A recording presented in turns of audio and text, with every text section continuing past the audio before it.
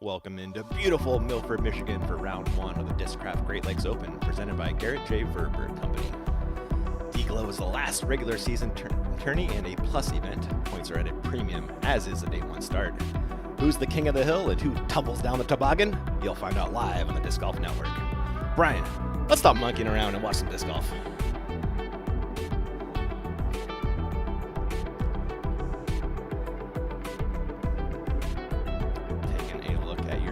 Current conditions, temperature nice, humidity is up as we're in the Midwest, Brian. This is kind of what happens. This is fantastic, and I was standing out in Kensington Metro Park, and some of the best conditions that we've had in a long time. Normally it's that steamy Midwestern summer, but it truly feels like 61 out there. It's fantastic. Yeah, it's a really nice walk around the course for me last night. Welcome to the booth. I am Ian Anderson. That is the ace king of Emporia Country Club, Brian Earhart, sitting next to me. Glad to have you here, my man. I am so excited. This is one of my favorite tournaments of the year. Toboggan, yes, it's changed a little bit over time to accommodate, yes, the FPO division, MPO divisions as we've grown professionally, but there's so much history here on the amateur side as well. So many of these players played the U.S. Amateur Championship. Right. I have a buzz with my name on it my face on it from 2011. Oh, I love that. It's just a great pinnacle of the disc golf culture. I can't wait. Yeah. We just had a great event a couple weeks ago in Worlds. Unfortunately, our world champion not here this week, but you know, we're sad about it. We're very sad about it, but we're proud of Evelina, and what a finish that was to watch her finally rise up and actually give us the performance that we know she could give us. I'm sure she's sitting in a sauna somewhere right now. And is she your player of the year right now, Brian? Oh man, there's so many players that we could talk about that are in this hunt, especially with the big tournaments coming up. But she's certainly the front runner right now, at least in my mind. 2 major championships, including Champions Cup and the world title. She won the first tournament of the year, but we can't forget that Kristen Tatar has 5 wins this year, including a European Open championship. She has 4 Pro Tours, Ian.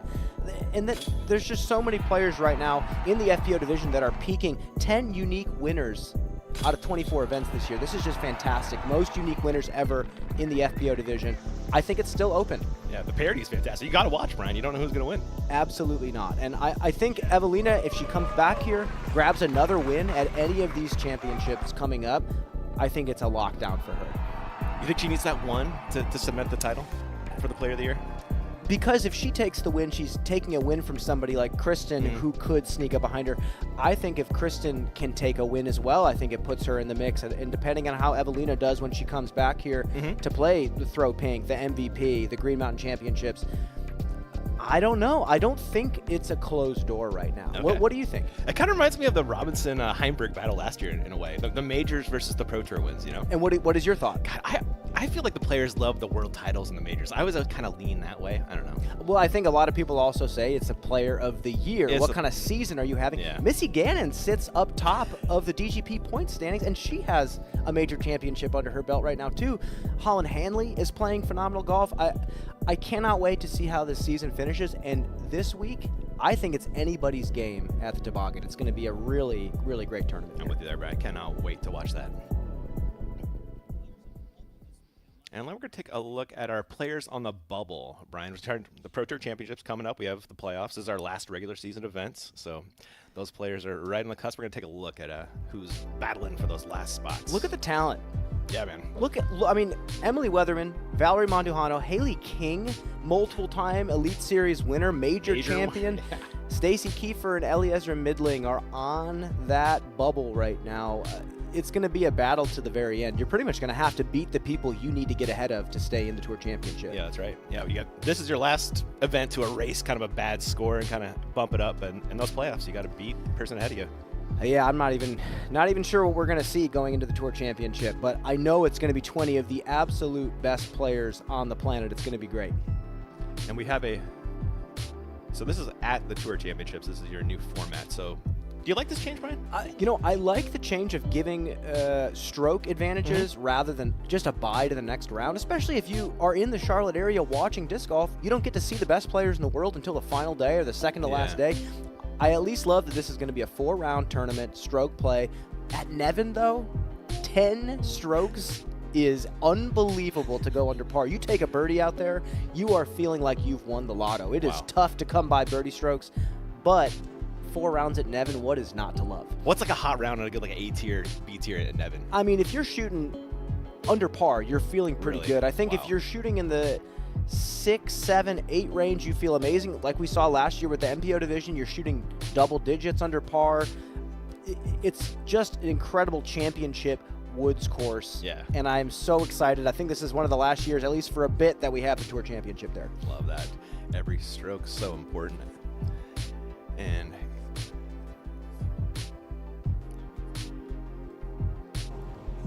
we're taking a look at Kat Merch. Had a fantastic Worlds. We're gonna look at she tackles D-Glow on the other side of this break. We'll catch you there.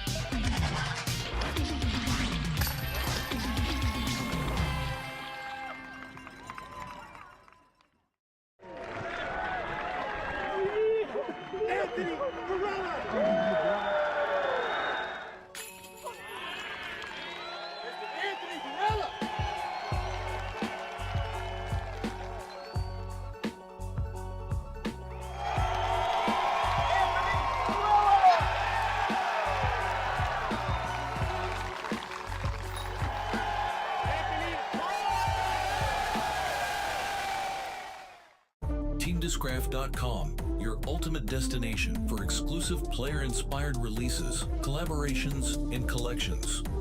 Discover limited edition discs, apparel, and accessories you won't find anywhere else.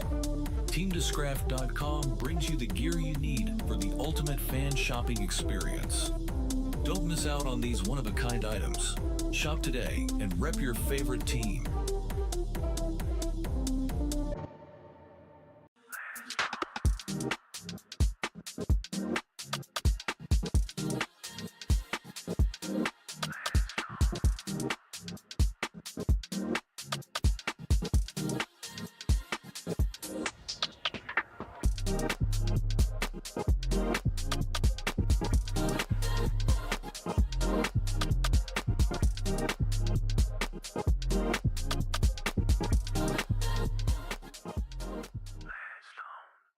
A Zuka cart lets you sit down on the course, anywhere you want.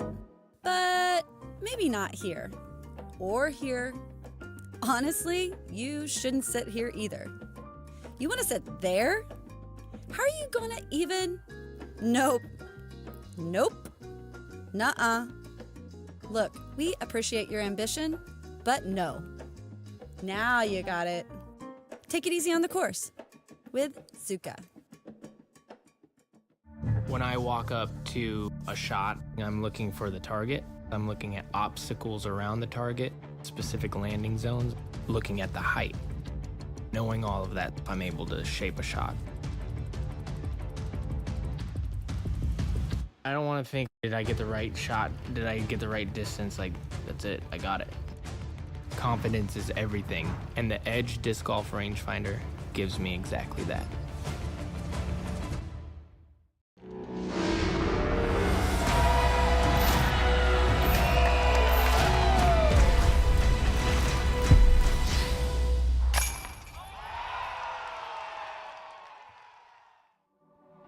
Discraft's Great Lakes Open is presented by Garrett J. Verber Company, Candy and Confections. Taste the memories.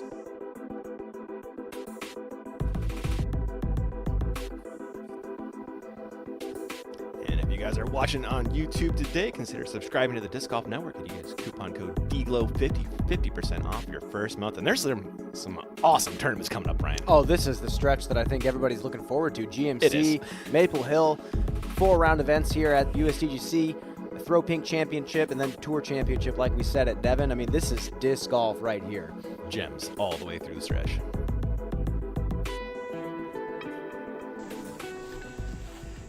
Haley King on the tee of 12 with a 2-stroke lead. And she's on that bubble, Brian. Wouldn't mind a good performance here. Oh, yeah. And I think this is, of course, that sets up very well for her, especially this line right here on 12. Throwing straight up the hill on 12. Way longer than it seems. Nicely done. What a beautiful park this is, Brian. This is my first time here last night, admittedly, man. I got to walk it, gosh, in person. I would say you need to watch the players in person. This is a course you need to see in person, Brian. Yeah, just driving through the entrance to Kensington Metro Park, you feel like, oh, this is going to be something special. It's like when you first drive through the gates of Milo McIver and you go, whoa, I'm about to be in for a treat. And this is what you get out here. I mean, this is not just disc golf. This is a massive facility sprawling hundreds of acres with beautiful lakes. There's even little beaches that you can hang out at. I played catch with Scott Stokely yesterday right alongside the water. And, I mean, this is just quite the place to behold. And, again, in 2011 when I played Am Nats here, I was blown away. I was so excited for the future of disc golf. And it's chase card time. Let's head down to one. This is the 9:40 tee time. And teeing off first, from Seattle, Washington, Ella Hansen.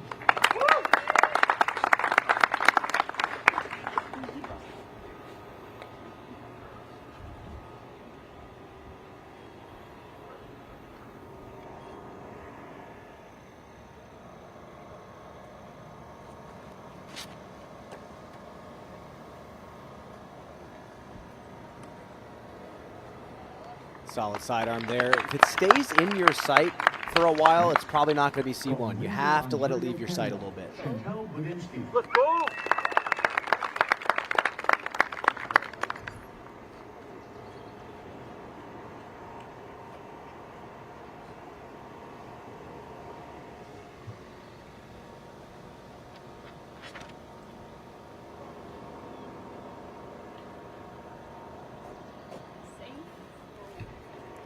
Dude, it's doing it. Well, Maybe it flips over, Brian? just take a nice seat right there. Roller. Intentional. No problem. Absolutely. Next, she's a 2-time D-Glow champion and 5-time world champion from Pensacola, Florida, Paige Pierce.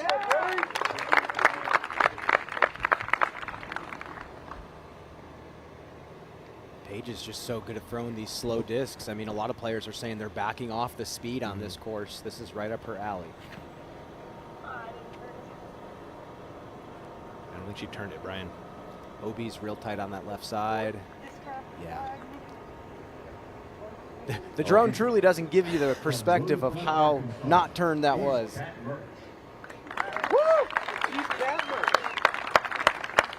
I gotta jump in here, Ian, and say I am so proud listening to Kat talk about herself as a person and an athlete. She has come a very, very long way. She's earned every good finish she's had so far. Flips out the forehand. It's a little short, though. Yeah! It finds the fairway, though, Brian. She is totally fine with 3, you can tell. Yeah, this is such a tough get on 1. Down there on the ground is our man, Nate Perkins. He's with Cat Merch with an Idio Walk and Talk. All yours, Perk. Hey, Kat, can you talk about the decision to go with the forehand there? You've really been believing in that shot this year. Yeah, I actually made a disc change before I stepped on the tee. I was like, I'm just going to throw the most overstable distance driver in my bag. Almost threw it short into the out of bounds, which is pretty astronomical for the old girl. So, You almost did, but it's safe. How cool. You got the screen right there. You can turn around and check to see that it's safe. And we got to look at Budinsky's thrower that almost made it into C1. We saw you cheer for that. that was pretty sick. That's just golf, though. Golf is a lot of good things and it's a lot of luck, so gotta just be happy with the looks. And I guess this isn't so much a question, but let's give a collective shout out to Michigan, huh? I mean, this is so rad. Yeah, I really like it here. It's pretty gnarly. I'm just thankful that it's not burning. Thanks, Merch. Good luck. Thank you. Thank you, Perk and Cat Merch. Proper birdie for King on 12. Comes up just short. pretty calm out here. The wind is normally a problem, but seems pretty peaceful out there as it was throughout the week. We're back to 1 for Pierce and her third after the OB tee shot. Just looking to clean up a 4. That should work for one of those. Brian, that OB so close to that. 6 paces. Yeah, it's closest. Yeah, I mean, Nate Heinold is running this tournament after all, and the OB is going to be a little bit treacherous and sometimes a little bit mischievous, but Paige Pierce knew that wasn't the shot. And I think punishing the players for not throwing a good shot, especially at the professional level, got to do that sometimes. Mm-hmm. Murch looking for the up and down par from here. And, well, that's exactly the closest the OB gets to the pin right there. Yeah. And she found it. Again, you look at the stats from last year. I think the beautiful thing about this tournament is this course has finally not changed all that much. Mm-hmm. Yeah. There's no B pin, I believe, on 7, or there's no B pin on 4, and there's OB added on 7. Mm-hmm. But other than that, this course is pretty much the same. You can look at scoring spreads from last year and scores from last year and build your game plan around that. Haley King again, now on the tee of 13. Big downhill shot. That was wild, Brian. A decent result, despite where that was headed. We'll check in when she gets down there. Back to 1 for Hansen and her second.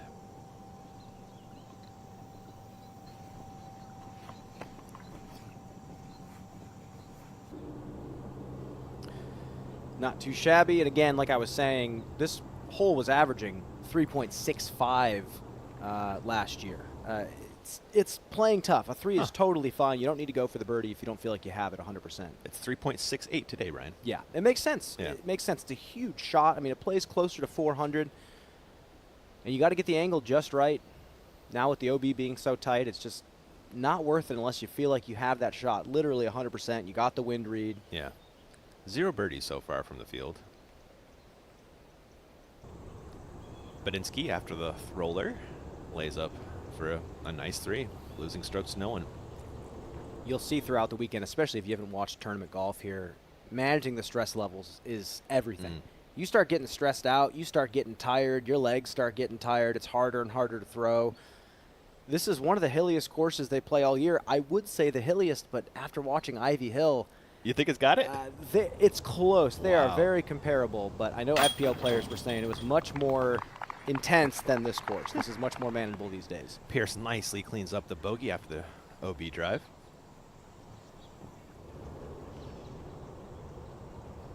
Murch grabbing a meter in for her bogey putt.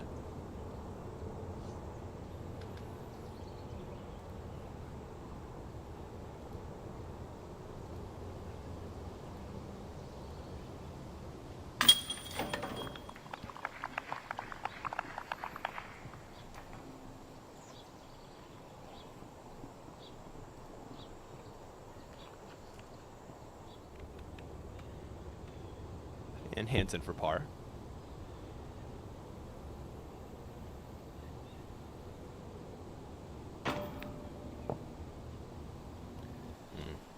Just a bit short-armed there from Ella. Shaky start. I do have to make a correction. There's no B pin here on 1. I said hole 4, but those are the only changes. No B pin on 1, addition of OB on 7. Otherwise, we have the same course. Badinsky, you'll take an accidental par when it comes your way. Whatever. Yeah.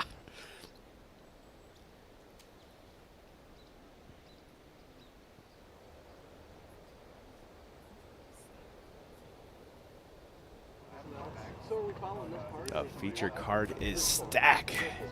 Teeing off on the other side of this break. We'll see you there. On behalf of Ledgestone Disc Golf, the Discraft Pro Tour, and Discraft, we'd like to welcome you to the Toboggan course at Kensington Metro Park for the 2020.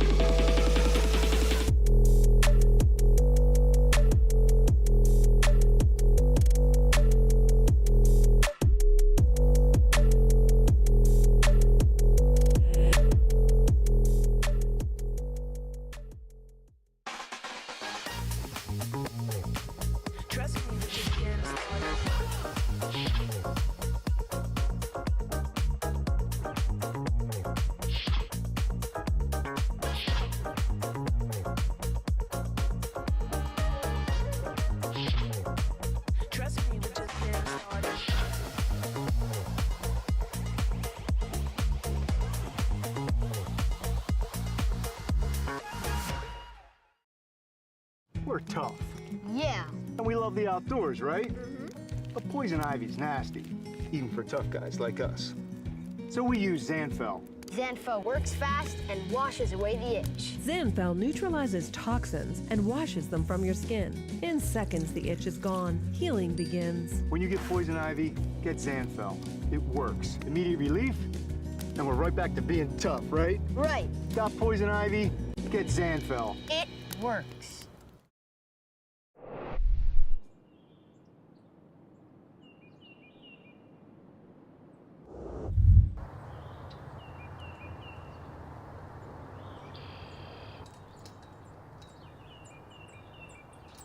Look at these. This is my stamp. The Entropy, it's a very stable, controllable disc. Very good for short game, very good for forehand up shots, very good for backhand up shots. You can check out my new Team Series disc on the MVP Pro Shop.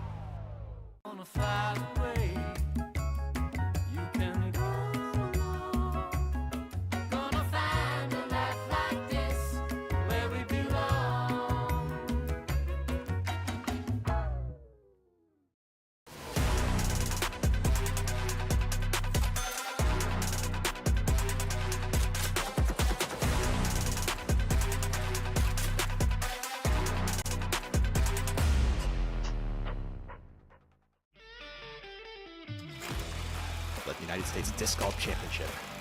A tournament with history unmatched in the disc golf world. Oh, You bet! Colin Hanley is on fire. Talk about giving the crowd a show. What a performance from Kyle Klein. Gannonberg, this kid is unbelievable.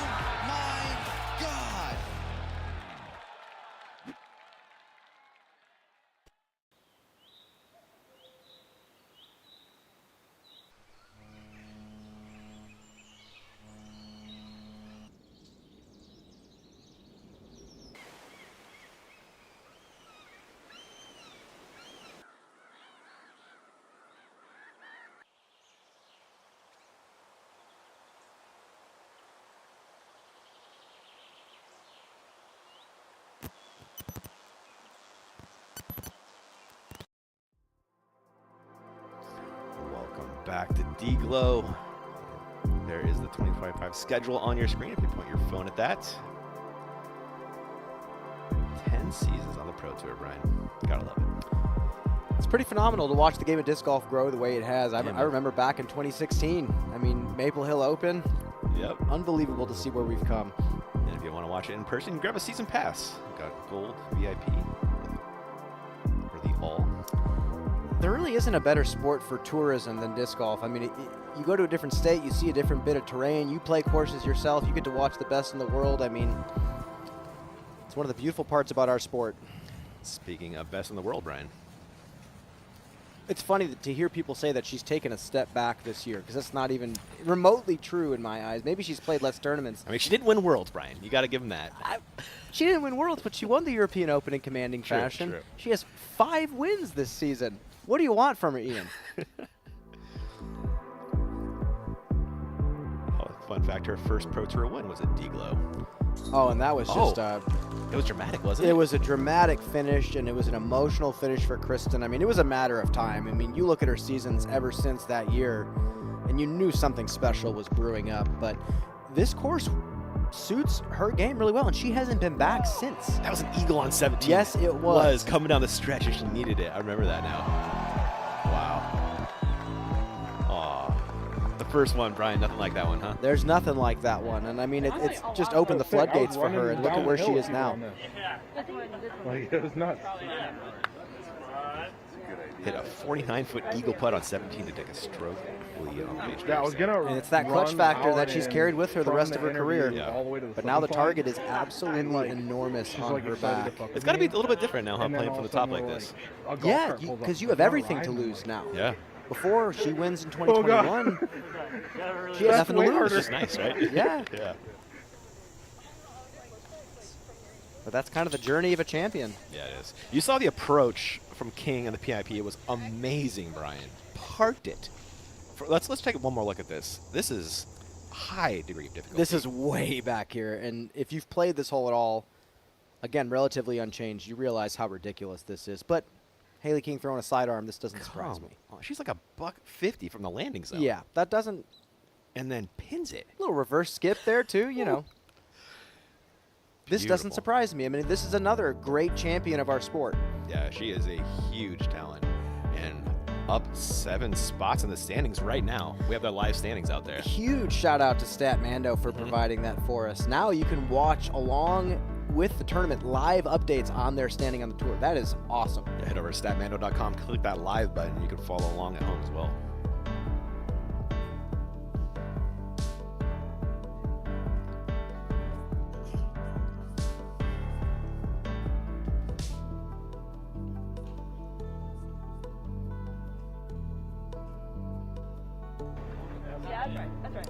Tatar and your defending champion Scoggins will take the tee at D-Glow on the other side of this break. We'll see you there.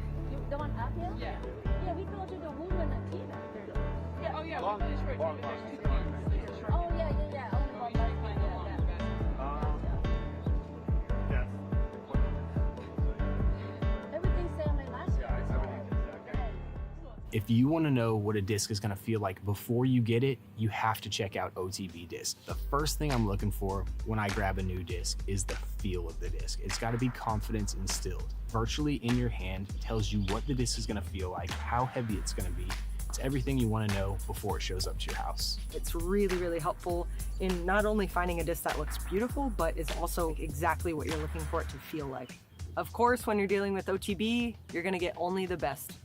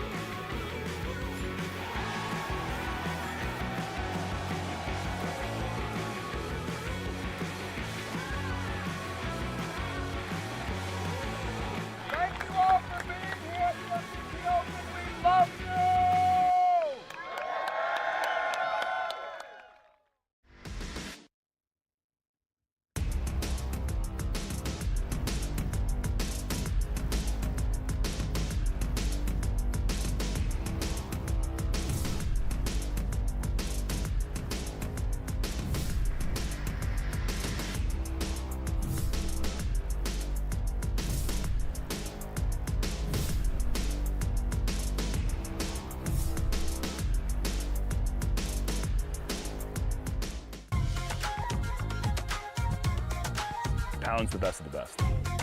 It's the quality, the craftsmanship, the vision for what a bag could be. I don't think anyone's disputing that it's the best made bag.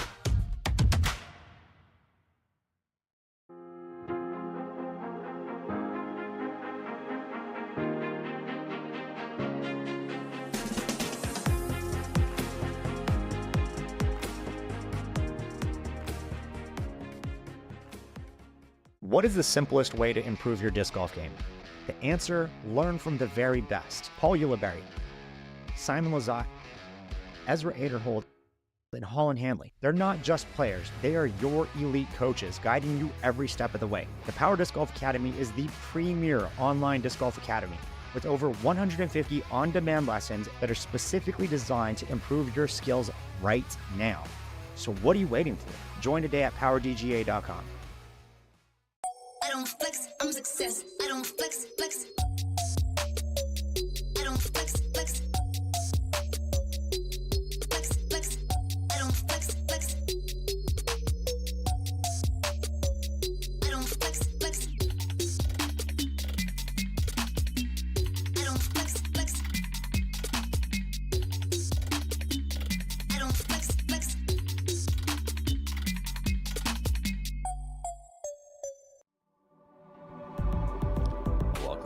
Discraft Great Lakes Open, and we are celebrating 10 years on the Pro Tour. You got a 10th season supporter box. Head over to the Pro Shop, dgpt.com/shop.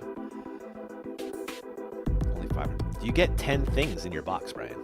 Not bad. You get, yeah. You're all fitted out to go play disc golf You and are. celebrate the 10-year anniversary. Some swag as well in there. Gotta love it.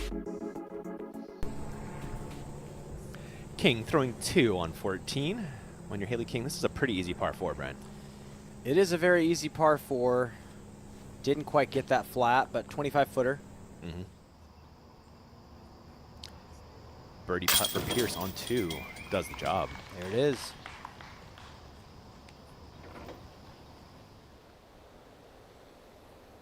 We are flying back over to 1 for our feature 1 card. Flying up the Toboggan Hill.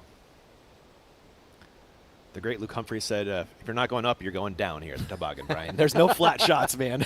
Really, truly, not really. And I look at this drone shot of hole 1, and I heard from Nate Heinold that they've thought about putting a pond in down here at the bottom. It sounds like Kensington Metro Park is really excited about disc golf here still. Wow.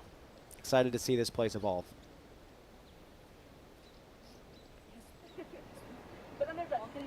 This is the Kennecott Tech Time. This is our feature card. Who's up?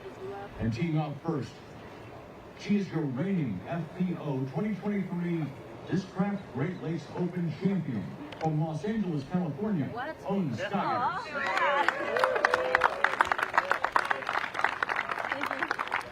7 down, 7 down, 7 down, 4 down for the win last year. Owen and Kristen just battled last weekend at the CCR. She averaged just over 1,000. She's feeling good.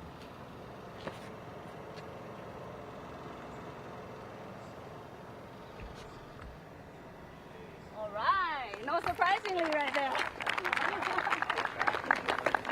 That's all Owen needs off the tee there, right? And that's what she does all over the place out here.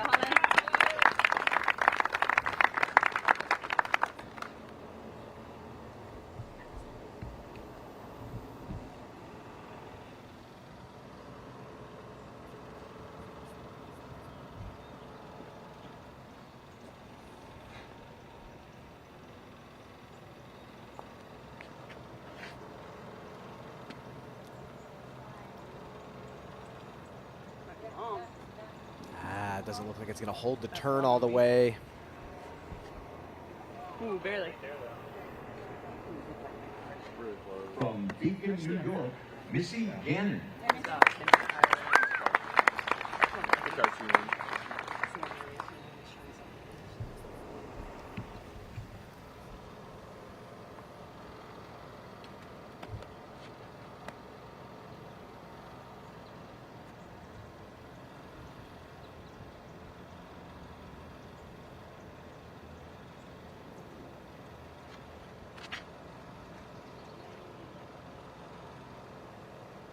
A little bit better line. Just needed to flatten out a little bit more.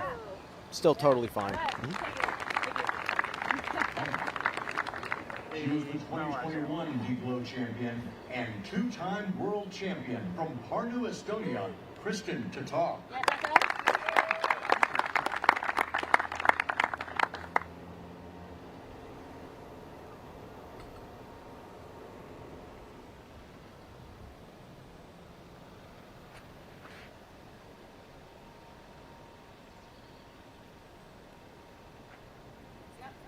Yeah, nothing wrong with that.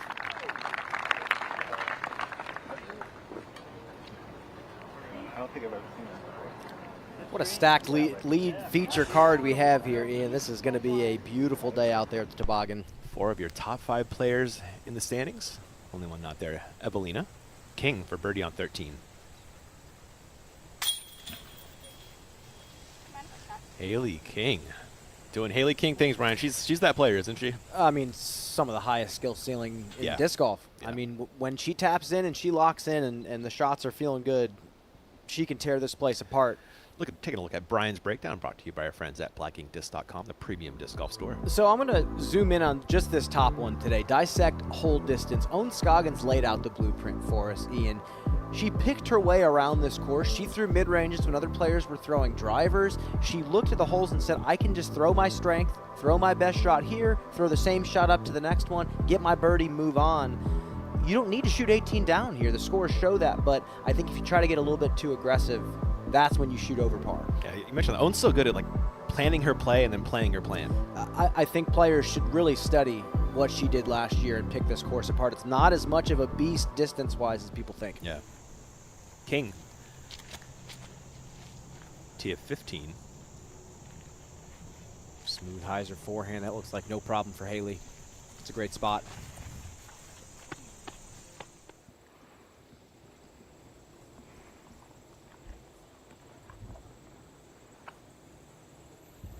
Tatar throwing 2-on-1.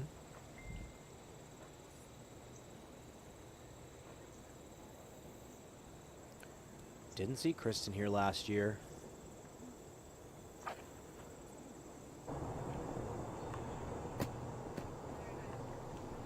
That's what she does with that disc and a forehand, Brian. Just automatic approaches. And when she's locked in with that, she's going to win the tournament.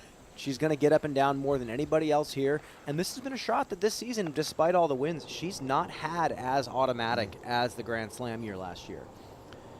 Gannon throwing 2.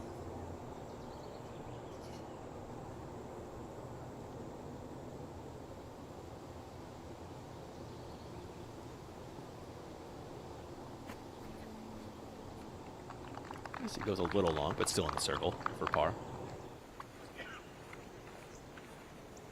Scoggins, jump putt approach for her second.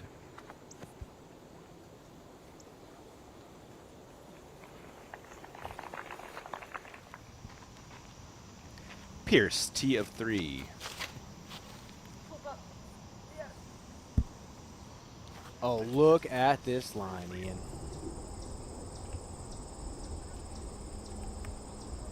Oh, boy. It looks so close, Brian. Yes. And being on that side is wonderful. It opens up the hyzer. Nice shot from Paige. Yeah, you maintain elevation as well on that left side. Exactly. It really drops off on that right fairway. It's that was surprising to me yesterday walking the course. Such an iconic hole. And again, people dream of throwing that tee shot year after year after year. Looks like Hanley was OB off the tee, throwing 3. Just trying to scramble up a 4.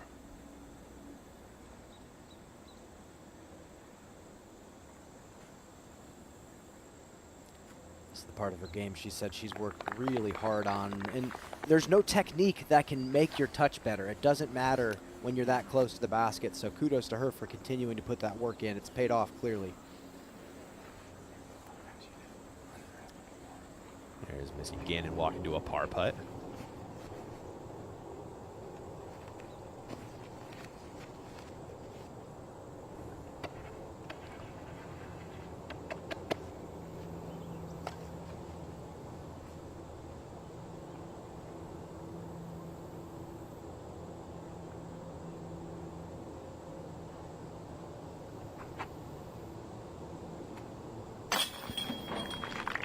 There she is, Brian. Perfect Missy Gannon putt. This is your #1 player on the tour right now in the point standings. Yeah. Missy's had such a consistent year, tournament after tournament. Got the major championship at U.S. Women's. And you're putting like that on hole 1, you know, it always bodes well for the rest. Stroke looks good. Yeah, looking great. There's a cleanup from Kristen. Hanley for bogey. As we look down from a Flight Factory drone.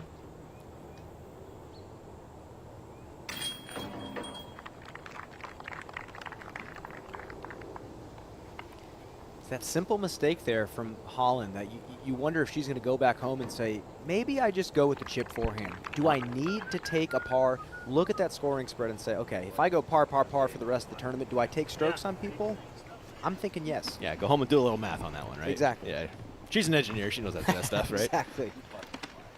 And you can use code DGLOW24 over at FlightFactoryDisc.com.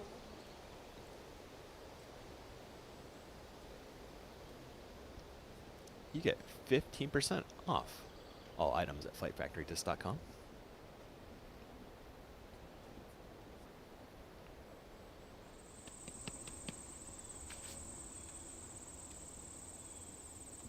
Second shot for Hansen on 3.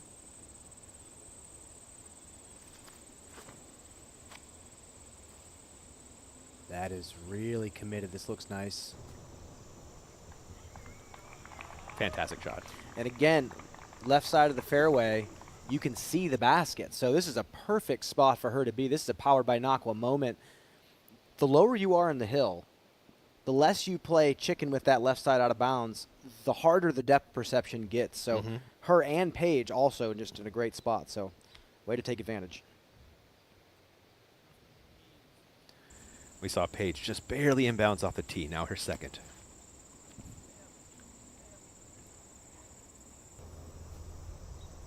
In the circle, Brad?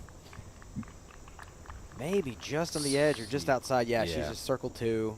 A little bit more height would have gotten there. King on 15, throwing 2.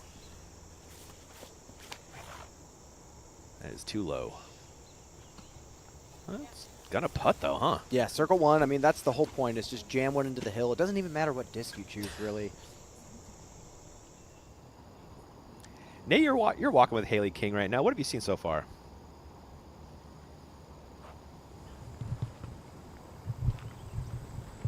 I mean, it's just so calm out here. It almost feels like a casual round. I mean, there's no spectators. She's just talking shop with her partner and her caddy, and the discs are flying pretty good for her right now, and she just feels really relaxed. And when she's in that mode, she can really keep it going. Up the hill on 2 goes Scoggins.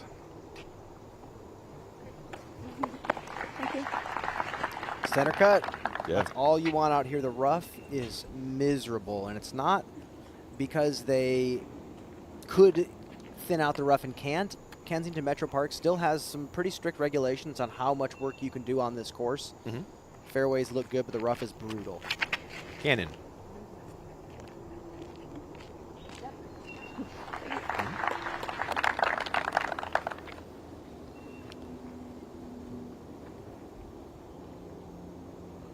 Tatar.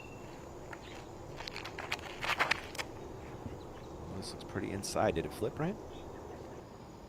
It flipped enough, but she's on the high side of the hill, and I think forehand is going to be a good play from her. I mean, it's hard to throw the backhand on this second shot. You got to have strong legs. A lot of times you can't even explode enough to get that back leg followed through. So having the flick is just fine. Hanley hoping to erase the bogey from 1, and that's a great tee shot off to a good start. Yeah, 4 solid shots. I don't think any of them are in too much trouble.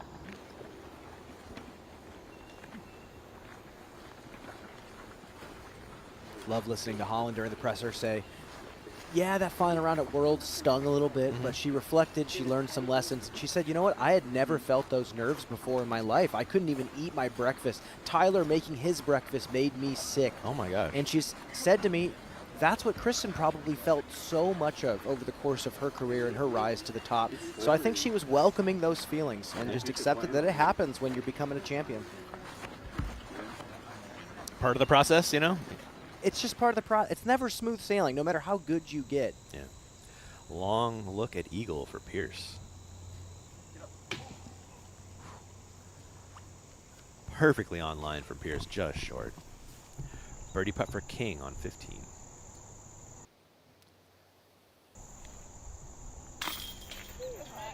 She makes it look so easy, Brian.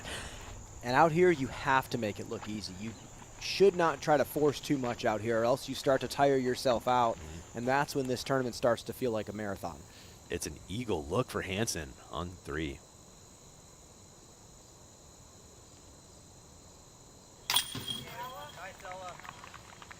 It's a great makeup for the miss on 1. Absolutely. And that's where having the distance matters. Being able to take a putter or a mid off the tee on 3 and blast it up to the spot where eagle is possible. Scoggins, her second, back on 2.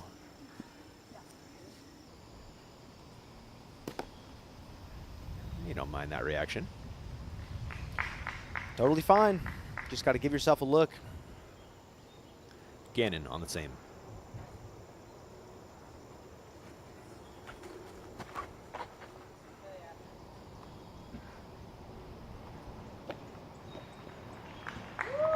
This is one of the ones you're thinking you got to get out here, Brian?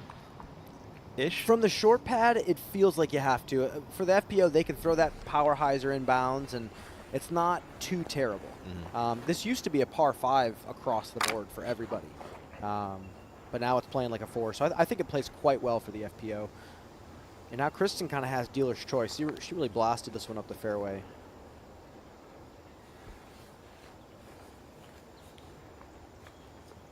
The tough part is you can't see the basket unless you're far enough up the hill. When it's in that long pin? Yeah, so you have to use these trees on the right as a reference point. Looks like Kristen is ready now for her second.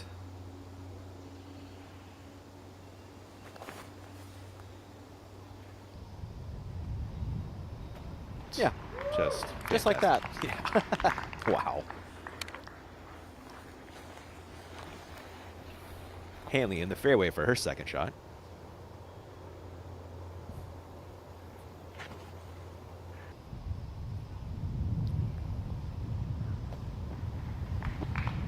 That works just fine for Holland. She said the touch and the putting is the thing she's most proud of recently, and she kind of laughed and said, didn't think I'd ever be saying that, but here we are. Her putting has been phenomenal. Phenomenal. Yeah. Especially under pressure. Yeah. Oh, my gosh, man. Going back to Beavers Day Fling from 45 to push the playoff? Come on. I think me and Perkins almost squeezed each other to death when that happened. That was quite the moment. Unbelievable energy. King now on the tee of 16. And I forgot to add, the island here is a little bit wider than previous years to accommodate for the FPO division. Nice shot from Haley. Oh. Haley King didn't need accommodation. Nicely done. No, I think that was... I looked parked or close to it. And this is exactly what you want to do. Again, we're talking about reference points. Throw that slightly stable disc at that tree on the right. Let it crash out. You don't need to hit a bullseye here. And also, there's the anti-Simon rule now, too. When you go out of bounds, you're going straight to the drop zone. Doesn't matter where you crossed in. Scoggins to get on the board on 2.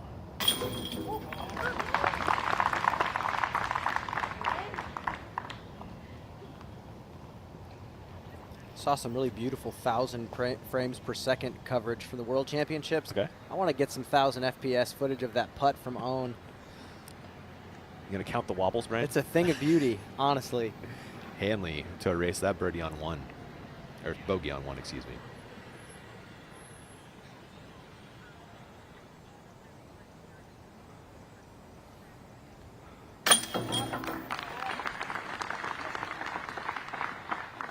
Holland back to level on the day. And that's the textbook play that's going to score out here on this course.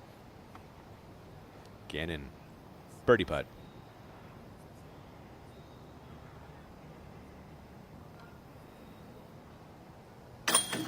Gannon fires that home, and we're setting off the break, but you won't miss a thing.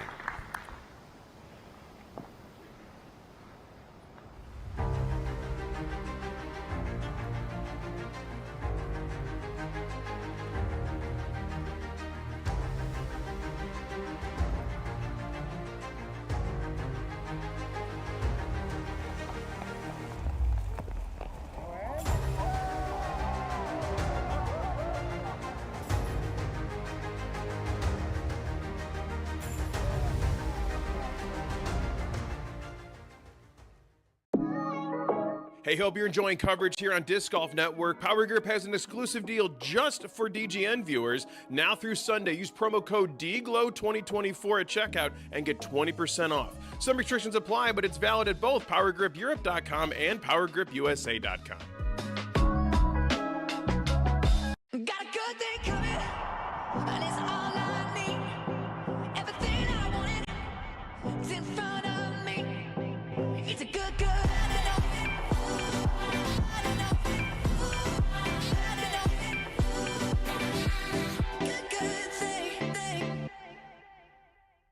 Want to play chess but don't know how to get started? Try chess.com. Play for free against someone at your level or check.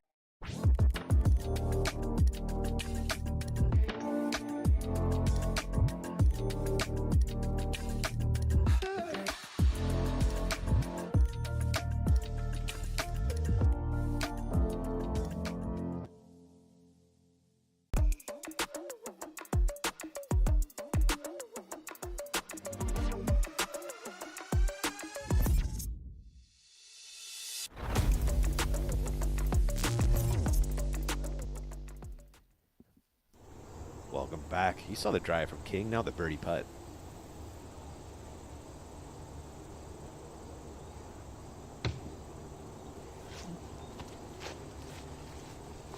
Not the full commitment there, but right now, I mean, she's sitting at 7 under par. And that was the round that Owen shot 3 rounds in a row to win the championship, so that's the number. Scoggins, tee of 3. Brian, I think she's going mid-range right here. Yep, and Oh, no. looks like she didn't get it flat. And this is what she did last year, and this is just the mistake you get. But I love it. This is a par 5. She doesn't need to eagle a hole. Just put it in play. So that's a rough mistake there.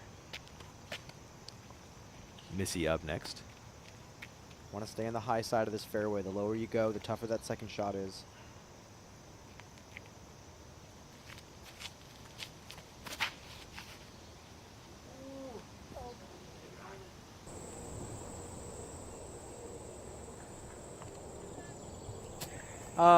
Yeah. Oh, my. Left side and everything. She's got a big power hyzer up to the basket for eagle now. That's what you get when you take the risk. Tatara.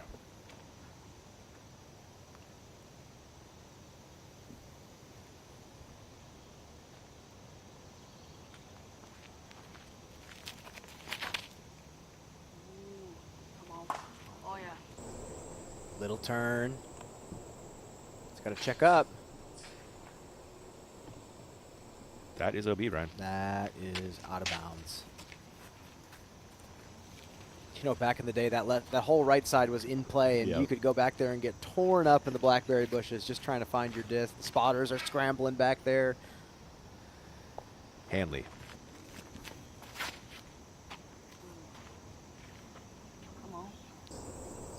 Holland trying to slow things down. All right, she's hanging out with Tatar, OB. Off fairway right. It's funny how quick that happens. Sure. This tee shot is so intimidating, Brian. Oh, yeah. I stepped up to it last night. I was like, no way. Paige Pierce throwing 2 off the drive on 4. Oh, this is tough. Just got to slide it up there. Good commit. That was nice. All you could do. Hansen on the same, her second as well.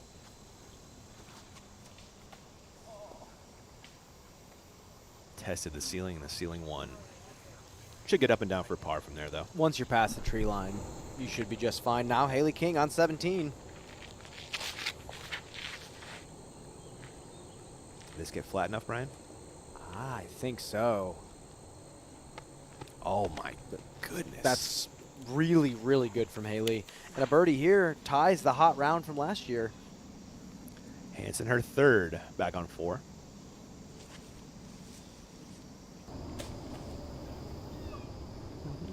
Okay. Better short than long on this one, I guess, with that drop off. Most definitely, yeah. And I mean, hoping for a little bit more slide, but yeah, chance for par. I'll look at the fairway of 3 as your feature car makes their way down. Here's what I love about this course. You see Own, who you feel like should throw the distance driver off the tee here, goes mid-range. Everybody else goes driver. Yeah. That has more distance than Own. That's Own trying to pick this course apart. Yeah, she made an angle mistake, but we watched her do that quite a bit out here. Hanley taking this one way back, Brian. And she was trying to do the same thing. She's trying to put it in play. And when the wind picks up, this tee shot's a nightmare. So missed opportunities for these players that went OB.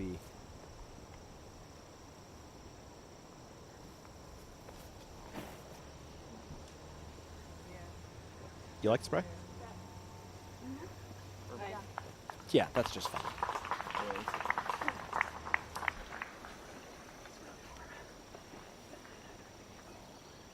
But, you know, you're still far enough down the hill to where you might not see the basket. It's not going to be a walk in the park up and down.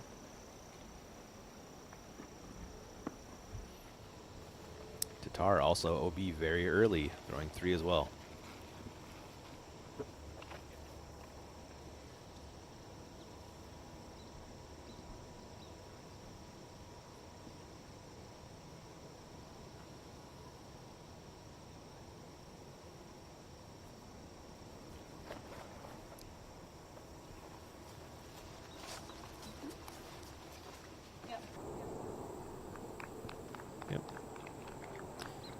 Yep, pretty conservative play down to the right side.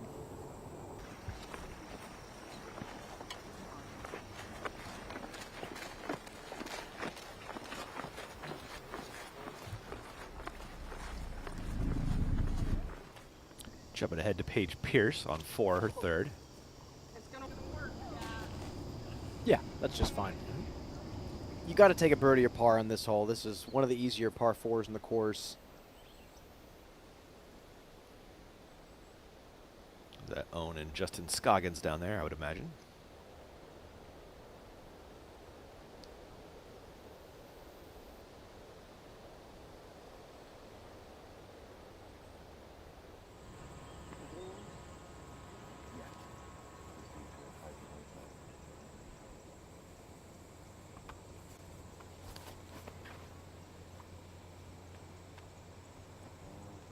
It's a good looking third shot from Scoggins. Yeah, it's just fine.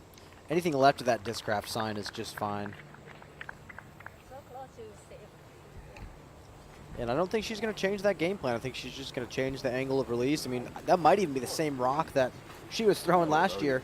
I think it is. It's the same red one she's had forever. Again, Yeah. all these players, these big power players go in distance driver, and I love to see her tone things down and prioritize just putting it in the middle. Hansen has a look at par on 4.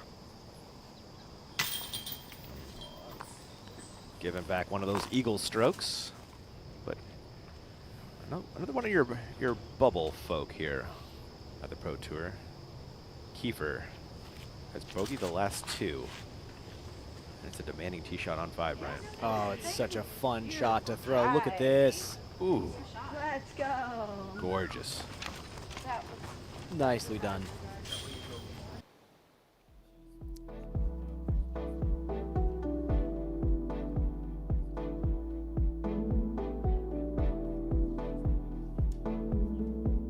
And here's Kiefer's position change today with that rough early start, already down 2 spots. Inside the Tour Championship. Good thing the players don't know about this while they're seriously, playing. It's funny how these things change so fast, and yeah, I mean, she knows how close she is to being in or out of the Tour Championship, which is getting more and more prestigious year after year. Paige Pierce has a par putt on hole 4.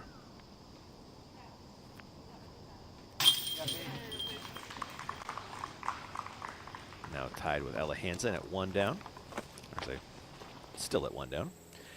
Gannon had a fantastic drive on 3. Throwing 2.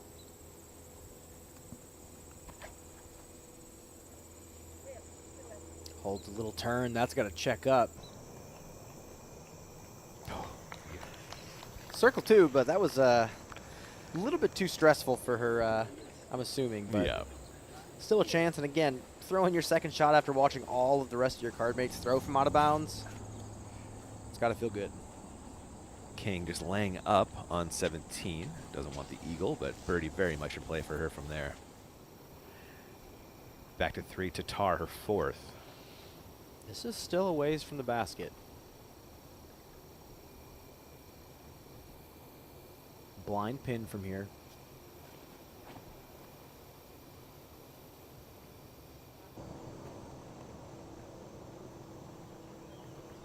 Out in circle 2 for par.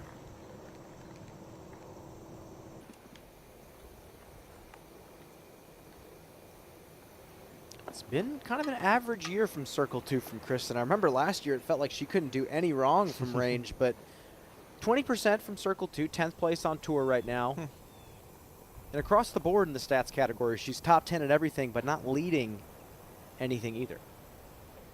She is kind of an overall champion, isn't she? Just Always has been. Yeah, just great at everything. Hanley.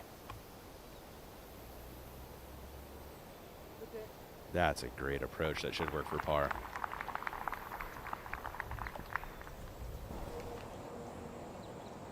It's interesting to hear that from a lot of the great players of our sport that say, you know, I feel like I'm good at everything, but I'm not the best at anything. It's interesting that that's common amongst multiple champions across the board.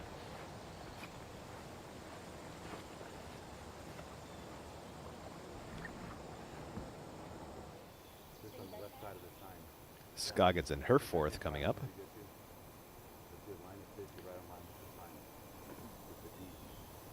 Yeah, this is that fun depth perception talk between player and caddy, just trying to figure out what is the right reference point. Where do you aim when you can't see the pin?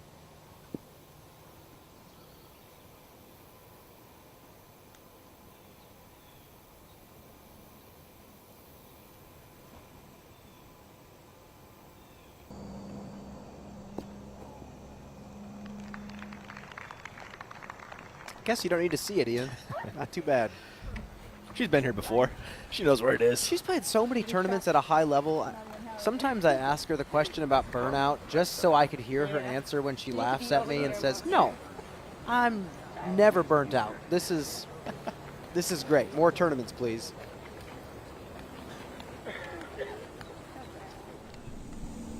Third shot for King on 17.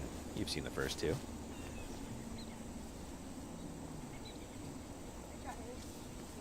That's in the circle. Point and shoot. Nate, what does Haley have left on that birdie look on 17? It's kind of hard to tell from down below. Once they crest that hill, sometimes they have the speed to just keep falling on the backside. But I felt like she had the nose up and just kind of nestled it, so she should be inside C1. Nice. We'll show you that once it happens. Thank you, Perk. Out in circle 2. Looks like Missy Gannon putting for eagle.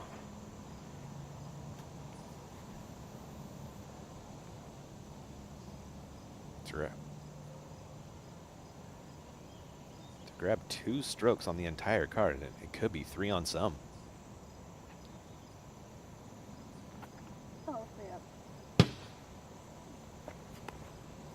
That's an easier birdie than anyone else has a par, Brian. Takes the birdie, walks on. Yeah.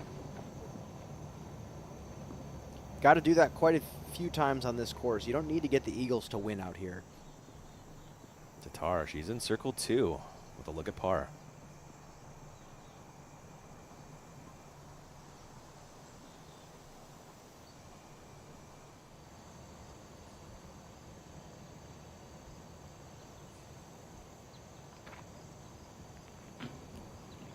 Ooh. Nice trajectory, nice speed. Not off by much. Something that spin putters like her have to practice from circle 2 is dropping it in the basket, especially from these ranges. I mean, this green is pretty tame, but if you're not careful, spin putters can blow way by the basket.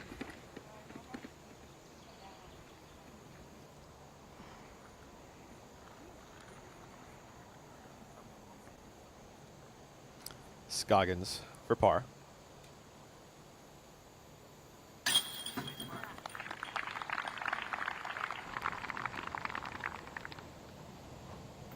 Oh, keeping it under par.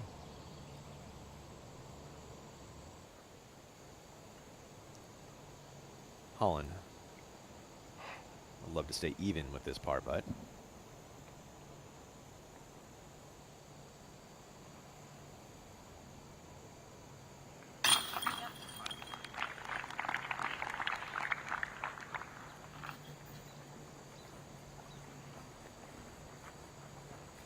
Tatar will slide back to even on the day after this bogey putt drops home.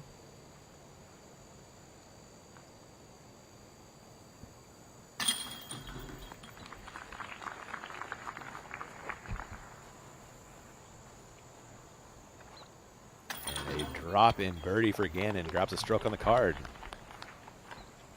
2 under through 3 is Missy. Kiefer throwing 2 on 5. You saw the drive. We love a 3 on this hole. Yes. Absolutely. Yes, we do. Hole 5 has, I think, 1 birdie today? Yeah, 1 birdie today. Taking a look at your Pro Tour Championships bubble. And Kiefer is down at 22nd right now. This is coming into the day.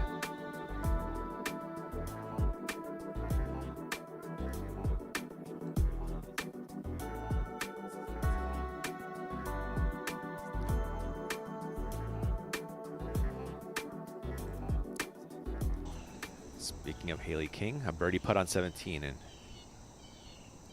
she was also the sole birdie on 5, Brian. Perkins wasn't kidding. It's so deceptive. You could feel like you're Haley's range from the basket, and then you walk up there and you're 40 feet short, putting uphill. Luckily, she got the fortunate side of it. Nice birdie. Nate, we just saw another tap-in birdie from Haley King. Seems like she's almost in flow state, Perk. Yeah, she's cruising, and I said it before, but it just feels so casual on this card right now. I mean, sometimes round one you can get away with that when you're not on that featured card, and it really feels like a practice round. All the competitors are just kind of chatting with each other, and there seems to be no pressure on Haley King right now. It's working, Brian. Yeah, and I think for her this year is when the pressure is on, does she perform? And I think she's taking advantage of the great opportunity that she has to play in kind of a calm condition. We'll see if she can keep it up. Talk about hole 4 here, Brian. This is an interesting hole. There's a few little nuances to it. If you can blast a hyzer behind this big tree on the right side, you can sneak through this little lane and get in front of the tree line. This gives you a much easier look at the basket. But if you hyzer early and you're in this tree line, the ceiling is low, and you have to throw something pretty fast and slide it up to the hill and challenge the ground play. Problem is, if you don't do that, you risk rolling down the hill behind the basket. So it seems like a really easy hole, but you see a lot of players miss it pretty routinely. Yeah, and these telephone poles making it a little tougher to skid up the hill as well. And it's playing currently as the 3rd hardest hole, which is very surprising for me. The tee shot is a pretty routine backhand hyzer. Gannon up first. Yeah, just 4 birdies on the day so far here.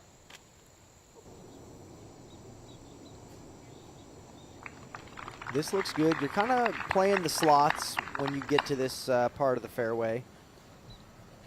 3 feet left, 3 feet right gives you a completely different angle up to the basket. Sometimes you see your lie and you kind of shrug your shoulders and move on. Scoggins.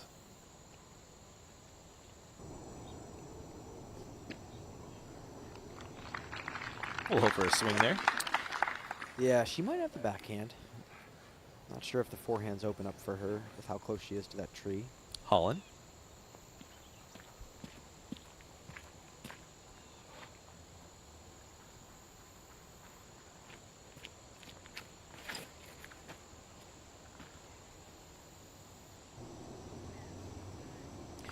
It's looking like with how rough the rough is out here right now, I think a lot of players are just opting to throw inside of that tree. Just give themselves something. Tatar.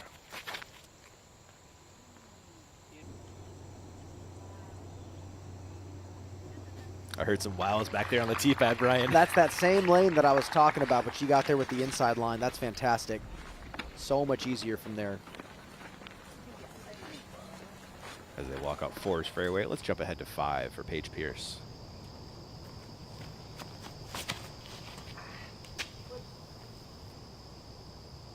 Trying to get over there, Brian. Just didn't give it the height. I mean, the speed was good, but 480 downhill. Perfect distance to throw that great control driver, distance driver, and shape a full shot. King on the ultimate, hole 18.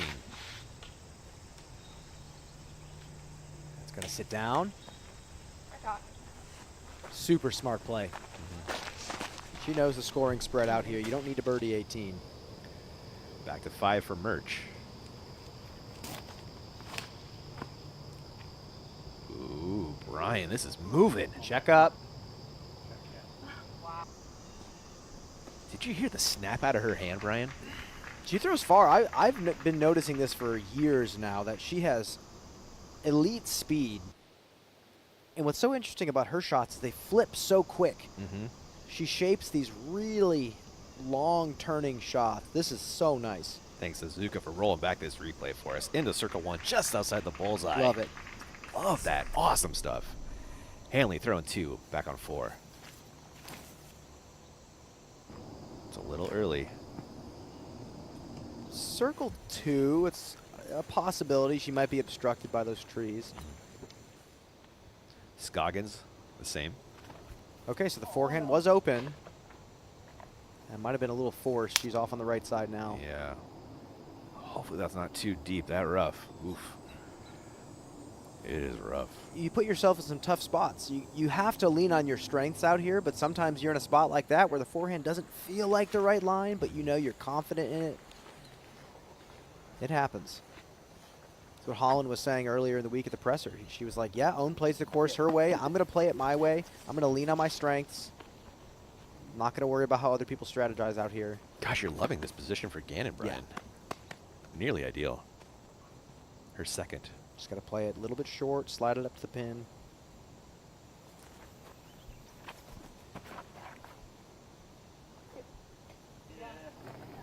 You know, just like that. Just like that. Perfectly jumping over one of those telephone poles. Gannon looking really good so far. She'll be 3 down through 4 if she can make that putt. Back to Pierce on 5. What's that, Brian? 60, something like that? Yeah, it's going to be a long look, but Dang. still gettable. Okay. Tough mistake. Tatar, after a monster drive, has this for her second.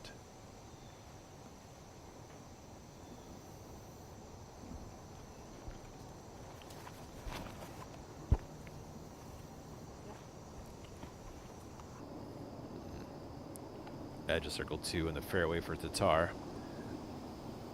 A little bit of a missed opportunity there. I mean, you had a stock chip forehand hyzer there, but still look from circle 2.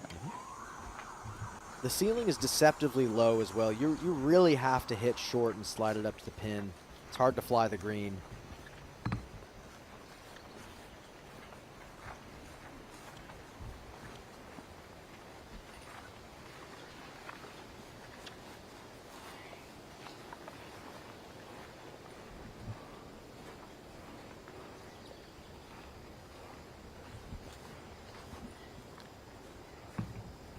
Ellen Scoggins in the rough over here, Brian? I think so. And any time the course design is making the players play from the rough, it's bad. It's really tough, and we'll see if she has enough space to actually slide this one up to the pin. I mean, I've seen players in completely unplayable lies. There's so much undergrowth here because you can't trim it. I was watching the Aaron Gossage practice round, and he was saying this whole right side should be OB. Yeah, and I think there's merit to that. I mean, people don't like the artificial out of bounds a lot of the times, but what would you rather have? Players getting scraped up and bloody coming out of the rough, or would you rather have them play faster, take the stroke for the punishment, and move on? I think that's just a philosophical debate in the world of disc golf. Yeah, sure. I have to be good. Yeah, I think that's fair, yeah. And I think sometimes either option is warranted. Yeah. It's got to be a balance. Can't lose scrambling. Hopefully we see a good scramble right here, Brian. You'd love We'll it for see. Own. She can get up and down. Oh. That was good, I'll Brian. take it. Yeah.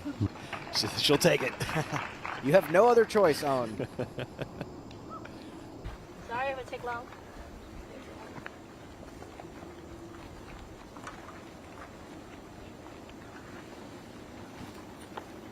She generated some pretty amazing power from that position. That was Brian. impressive. Yeah, that thing was ripped up the hill. Hanley has a long look at birdie after the earlier tree than hoped for. And found another one, apparently. Still a little bit of work left to do. Yeah, that's not a gimme. And frankly, I'm looking at these logs that have kind of tiered this fairway up to the green. And as little as they are, I think that's changed the way this hole plays. I keep saying slide it up to the green. You're not able to do that as much as in years past. Yeah. So I got to eat my words on that one. Now I see why it's one of the harder holes out here. Tatar, circle 2 again for birdie.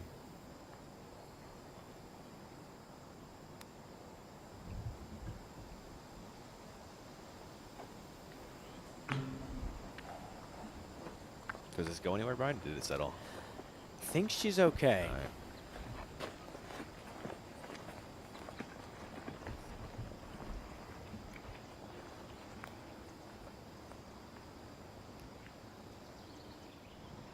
Scoggins for par. What an up and down, Brian.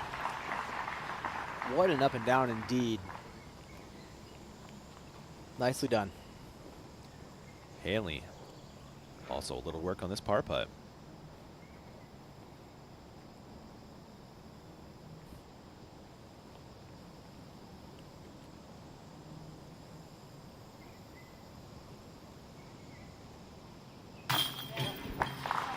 Just enough distance on the par save to get the blood flowing early in the round. Maybe the adrenaline's pumping now. Could be a good thing going into 5. Wake her up a little bit, you think? Wakes her up a little bit. All right, all It's right. better than coffee. Gannon for a quick turkey. And a 2-stroke lead on this feature card.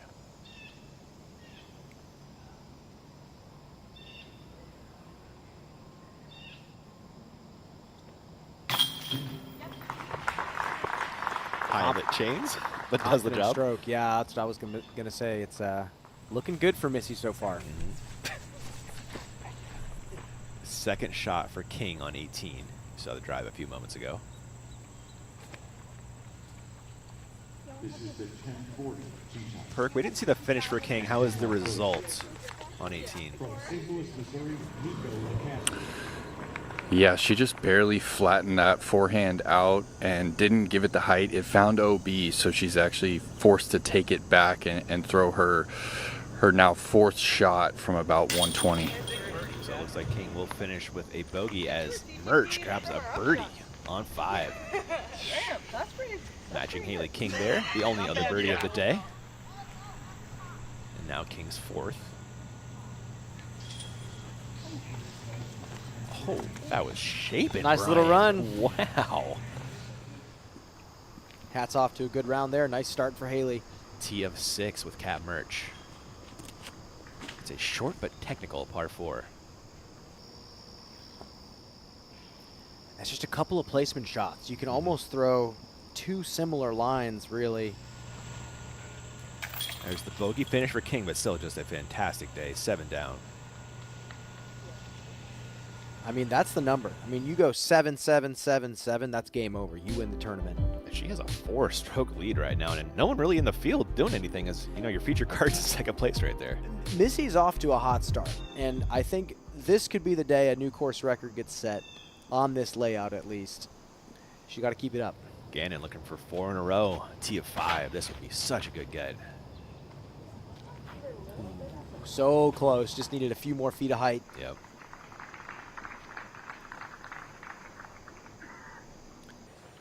Hole reminds me of hole 1 at Northwood. Yes. A little bit less mischievous. A little bit more fun. Scoggins. I'll take it. It's a great kick out. I mean, this is a 3.64 average today. I mean, you hit early, you're kicking off into nothingness, and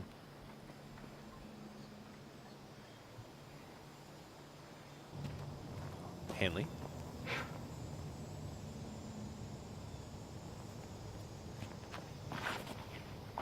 Very high. Will this turn enough?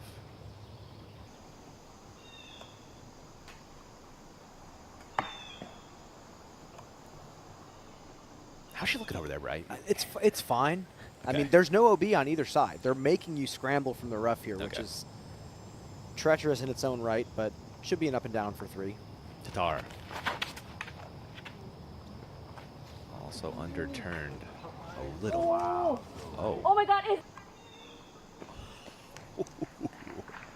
Only the tiniest, teeniest bit underturned. That was beautiful late stability. That's a great late flip, man. Late flip. That was pretty. That's those high RPMs that Kristen can generate. Such a tight Is that how that works, line. Brian? Yeah, I mean, such a slow flip. I mean, the slower the disc is Uh-huh. flipping, the higher the RPMs compared to the speed. Huh.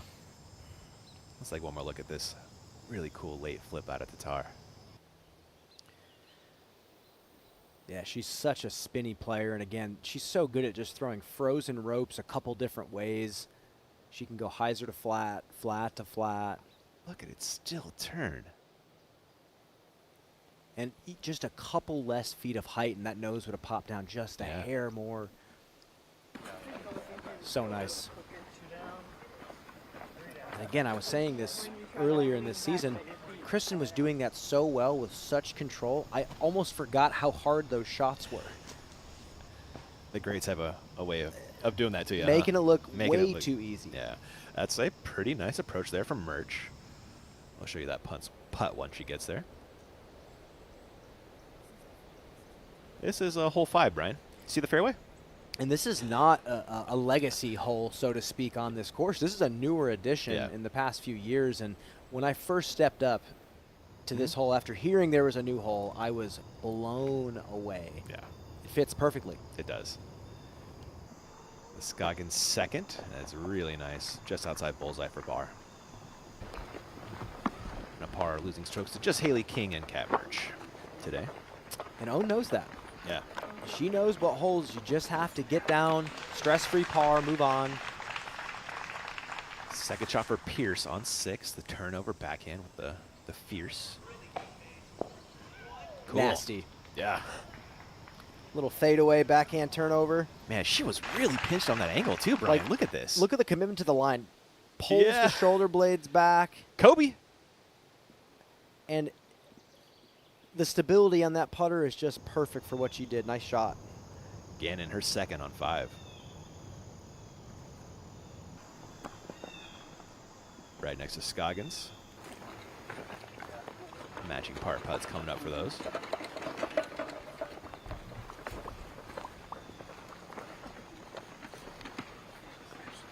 Yeah, there's a healthy mix of holes out here that play under par, and there's a healthy mix of holes that play close, over par.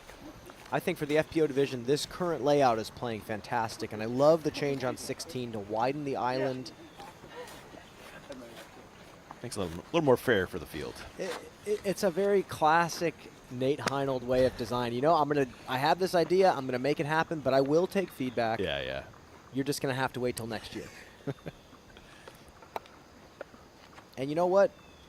You look at courses like Northwood Black, Lake Eureka, as much as some of these courses give people headaches, they've pushed the boundaries of what pro disc golf is capable of. And they get better every year, too. They get better every year. Yeah. Hanley has a look. Can she make it work? I don't know if she was totally running that, Brian. Looked pretty short. It was pretty short, and again, you just want to get up and down, take the 3. Yep. Tatar to join the Elite Birdie Club on hole 5. Looks like she snuck it just inside the circle. I hope she makes the adjustment tomorrow and turns it just a bit more so we can watch just a perfect rope to the basket.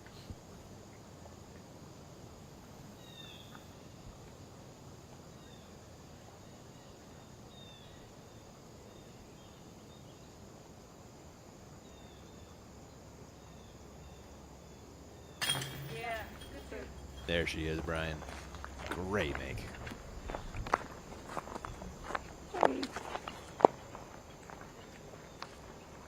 I guess Tatar back under par on the day. 2 birdies, 1 bogey. I mean, that's a huge bonus birdie. Absolutely. Gannon for par.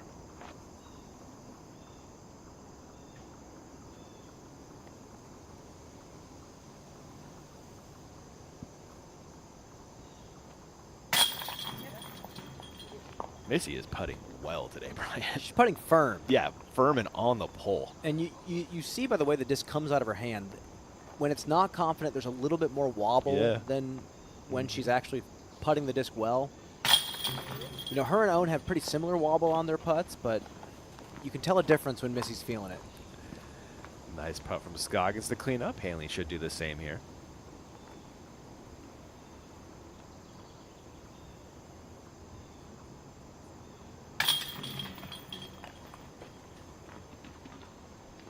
Par is in. Well played by the feature card.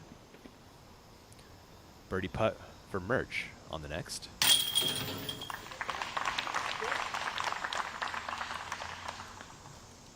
Merch under par for the first time today. Paige Pierce.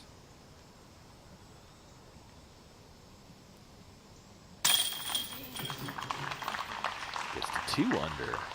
Pierce is cooking as well, Brian. She's dangerous out here. You love doing something magical on a second shot and getting a birdie. That always just makes you feel like a wizard. There is your top 10. And at the top by 4 strokes right now is Haley King. Nate Perkins caught up with her. All yours, Perk.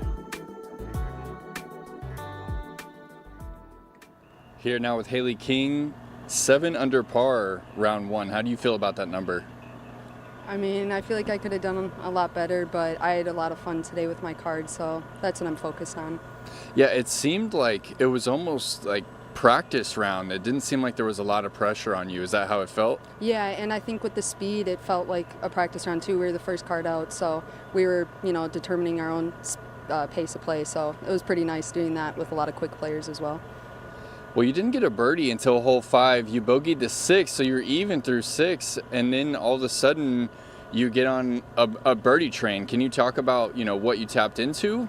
Well, I missed a 30-footer for eagle on hole 4, and then missed that birdie putt, chained out, so that got me pretty upset, and I guess I just turned it on from there. Can you repeat that number, 7 under. Yeah, I definitely can. I know Yeah. I can do much better too. It's just got to stay safe, I guess. All right, you're feeling good, Haley. Yes, sir. Thanks so much, and we'll see you tomorrow for round 2. Thank you. Thank you, Haley and Perkins, for that. Tatar, T of 6.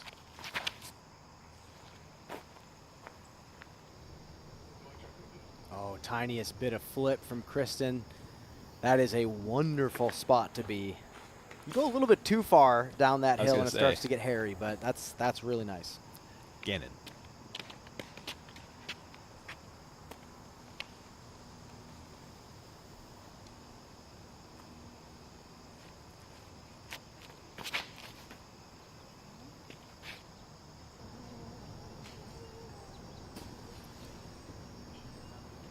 So she's at the very bottom, Brian? Yeah, it actually looks a little less hairy than it has been in the past, so Yeah. I don't think that's a problem. Scoggins. Part of my heart just wants to see Owen yak a forehand flex down that corridor and try to go for the eagle. The shape is there, isn't it?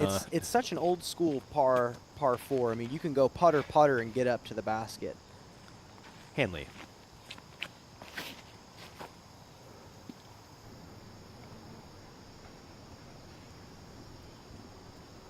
A little straighter than she'd hoped for, but I think the ankle's still there to make it work. Yeah, this one I tried to throw with the driver. Yeah. And my driver is way. We're gonna fly this one real quick, Brian. Well, this reminds me of a hole that I'd see at my home course back in the Chicagoland area at Squaw Creek. Just a really nice wooded par 4. It's open. You got to get this birdie. This is a 3.68 average today. It's the 4th easiest on the course. But it's treacherous if you get off the fairway. I mean, you got to go something stable, slide it up to this nice, comfortable landing zone, and then it's dealer's choice up to the basket. Forehand, something a little bit overstable. Backhand with something straight.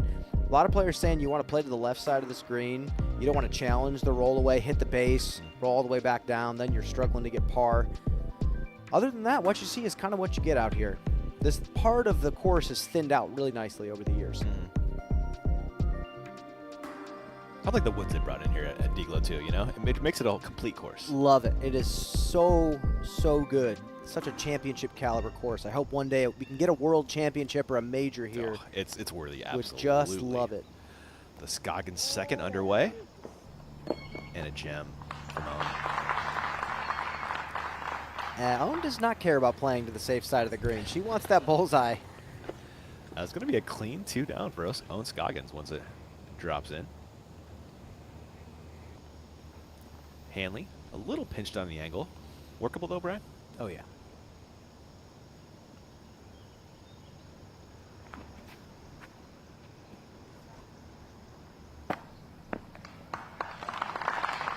Yeah, just like that. I think so.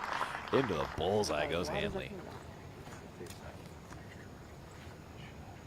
And sometimes a hole like this, 419 par 4, can be such a momentum killer if you don't execute those 2 simple shots. I mean, these are 2 field work style shots that you should throw over and over again. When the pressure's on, it's not as easy as it looks. Tatar in her second. Getting kind of left really opens up this angle. Really opens up the angle. Tons of fairway to work with here.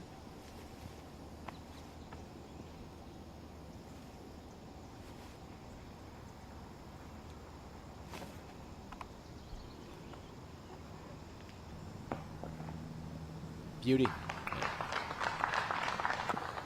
This is one of those holes you just got to clock in and clock out of and get to the next hole. Yeah, birdie feels like you got the job done, but a par feels like you really made a mistake that you shouldn't have. Paige Pierce throwing 2 on 7. Yeah, it's pretty much perfect. Yeah, it was pretty much perfect. Pretty much perfect. That's perfectly done from Paige. Missy's down at the bottom of the hill for her second. Ooh, a little forehand action from Missy. Where's normal buzz? The stable buzz. Going uphill, so the nose is going to get popped up. She has to put a little bit of turn on it. Otherwise, you chance catching edge, rolling down the hill.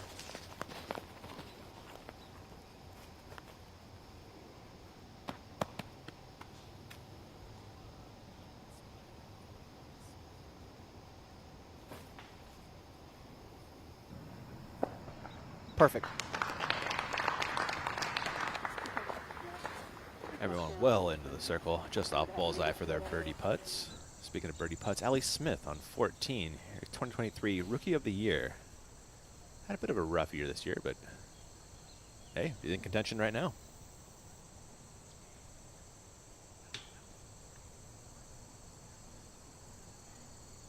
And she needs a good result. She's, I believe, somewhere around that bubble. Yeah, 28th, so up to 23rd today. Plenty of room to move. Yeah. I think Allie's a fantastic player. I think it's just a mindset thing for her. She's got to show up, believe that she could be a champion like she was in the past. Yeah. Saw her at the KC Wide Open. Just a fantastic finish there. Gannon putting for birdie, hole 6.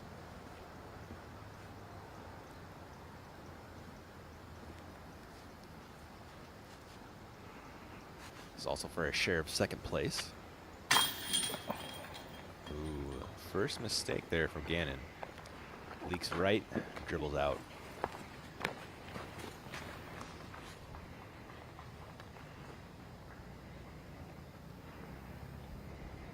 So for the moment, Gannon still in, tied for third with Sten and Smith. Tatar. This is for a share of 6th place.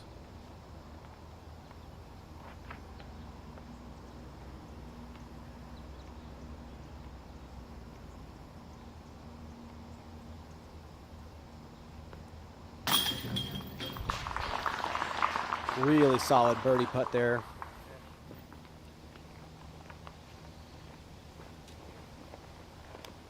A couple of short birdie putts coming up from Hanley and Scoggins.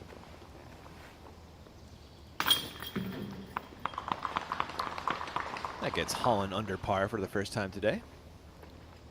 And Scoggins will move to 2.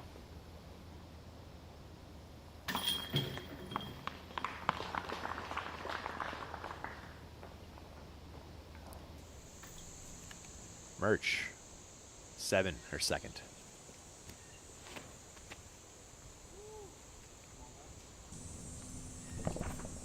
There is Opie long, and that settles just in time. 15, Smith throwing 2. Great spot in the fairway to be. Just got to throw something a little stable at that tree in the right.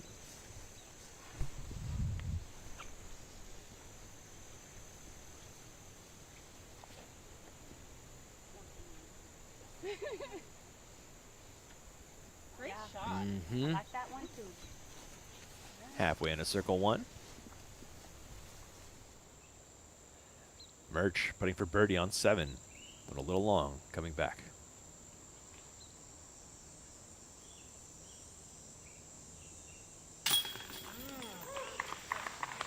Another putting stroke that looks fantastic right now. 3 birdies in a row for Merch.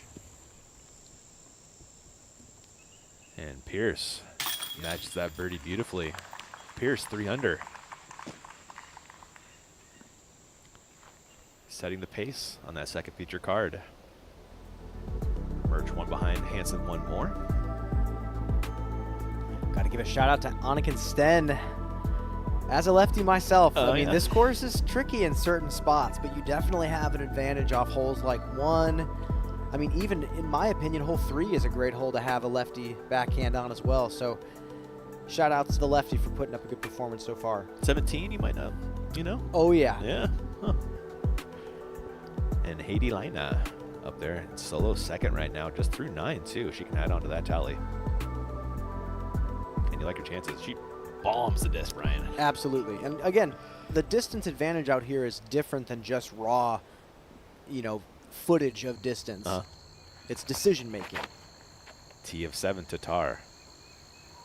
Beautifully done. Yes.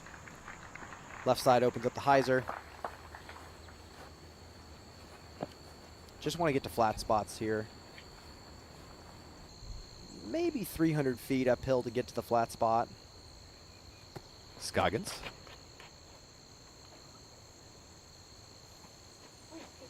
Just has to sit.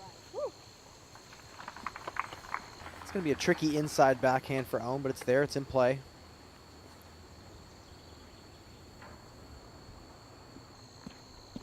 Hanley.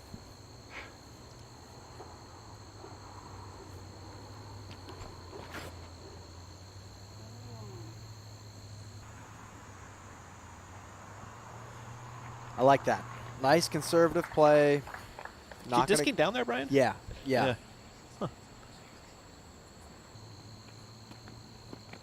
And now Gannon.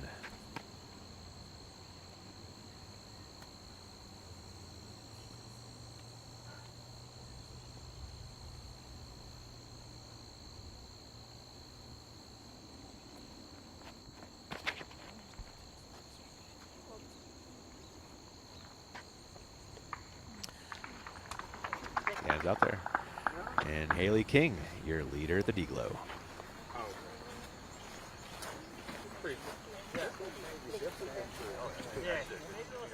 Oh, backup hole. Y'all ready for this? Girl, we're always ready. Yep.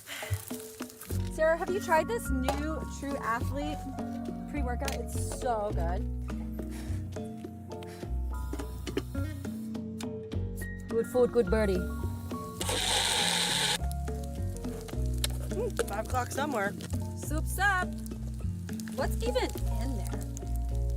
It is birdies. I think the Blackwell Pro is the best practice basket I ever had at home. What I love most about this basket is that it catches really well. It's kind of exactly what you want. If you're looking for a great solution for a practice basket, Blackwell Pro. What up, guys? We have the brand new MX2, good mid-range for power backhand thrower, very good for sidearm throwers. The MX2 is a very reliable, overstable disc that's finding its way into my bag, and I hope it finds its way into yours. Yeah, yeah, dude. Missy Gannon throwing 2 on 7. It's going to be a tight little window. I was almost thinking she was going to have to go forehand. Yeah, the backhand looks a little awkward. Okay.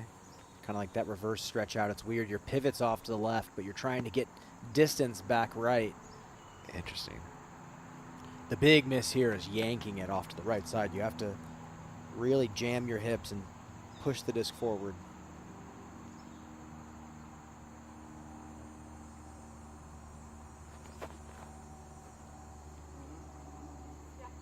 That was so good, Brian. Yeah, that was great. She didn't try for too much. And still has a chance at birdie. And that's why I love a course that has 7 or 8 being the hot round, because you can make some mistakes. You can play strategically like that. Murch on a tee of 8, coming off a turkey.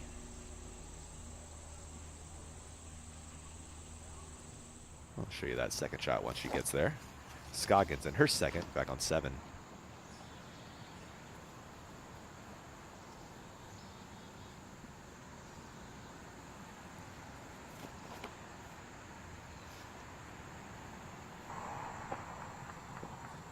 Yeah.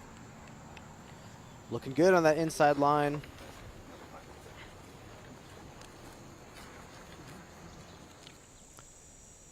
You saw the approach for Smith on 15, now the birdie putt.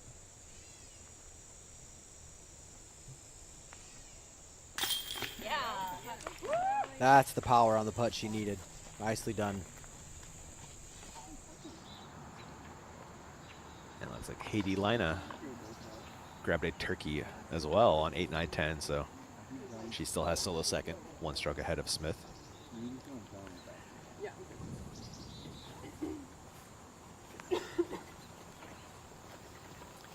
Hanley throwing 2. Oh, so she's going to have to throw this forehand. She's pinched a little bit too much left. We've got Obi left and right the entire way down.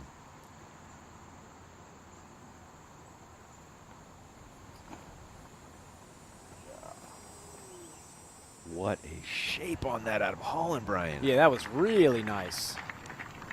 Love that she slowed down. Again, a driver probably could have gotten her to the bullseye, but probably could have also gotten her to the out of bounds if she got too much of it. A lot more squirrely, that's for sure. Paige Pierce. Yep. Talk about where you want to be on this fairway, Brian, here. I want to be on flat ground, and I want to be as left as I can, because then the angle opens up a lot more. You don't have to throw as steep, cut it as tight. Second for Tatar on 7 after a gem of a drive.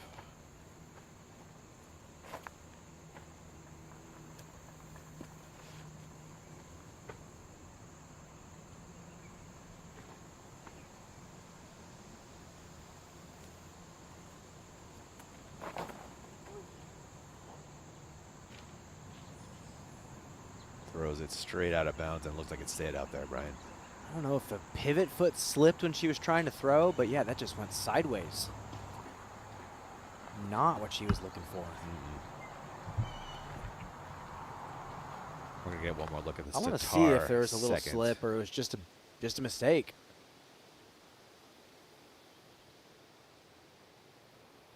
Didn't really look like it to me. No, just came out more flat than intended, or just too right. Yeah, one of the two. It's just a really specific line. She needed to push it a lot more forward and just didn't do it. Yeah. So likely bogey coming up for Tatar.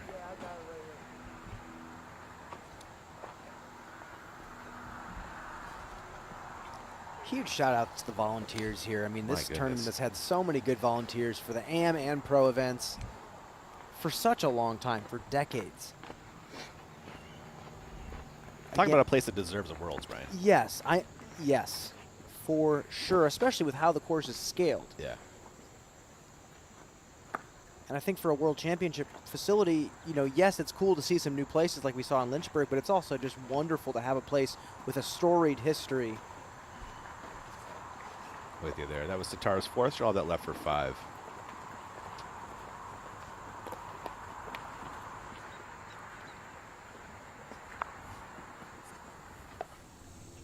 Second shot for Pierce on 8.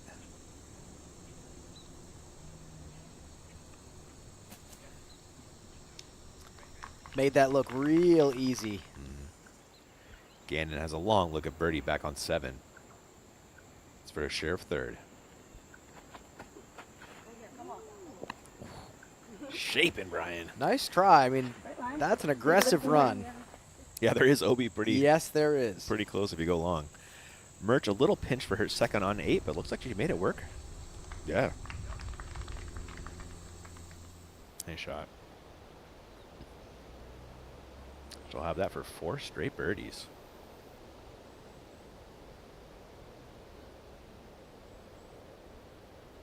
I mean, you look at the facility, you look at this course, there's so much room for more things to be done, especially if the Metro Park allows the tournament organizers to continue to grow this course.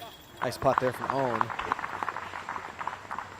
I mean, we're starting to see people talk about getting inspired by the mound greens at the Monster over in Finland.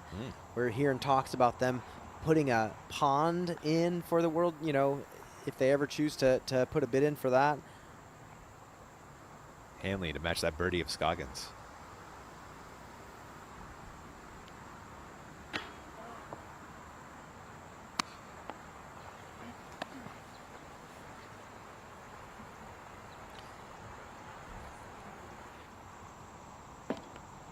Tatar. It is a Band-Aid putt for bogey now.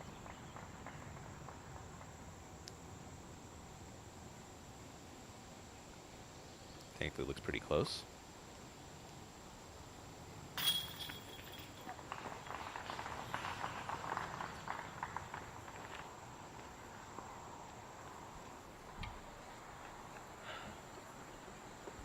It's going to slide Kristen back to 1 under on the event. Hanley, her par is in. Ooh. Yeah, same for Gannon. We were talking about World Championship facilities. Uh-huh. Well, let's jump real quick. We're going to jump to the TF16. Allie Smith.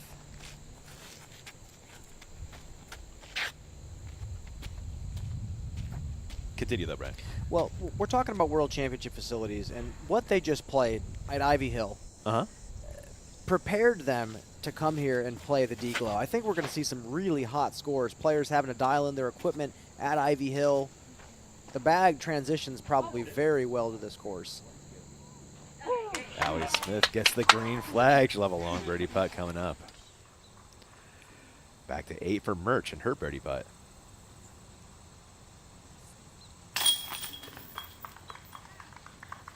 This is great to watch. The action's been awesome and all over the place. I love when Kat can tap into that champion style of play. I mean, we've seen her have some tough moments, but when she's on, it looks great.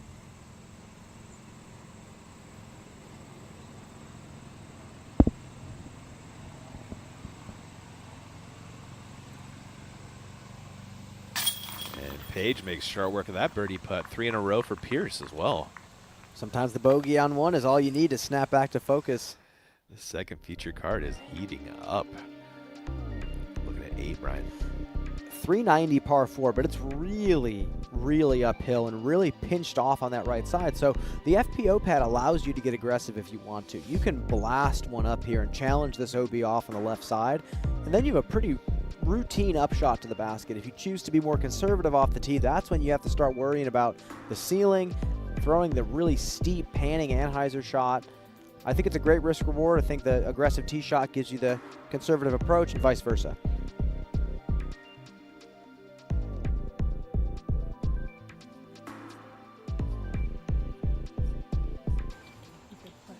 Hi, Missy. And Tom.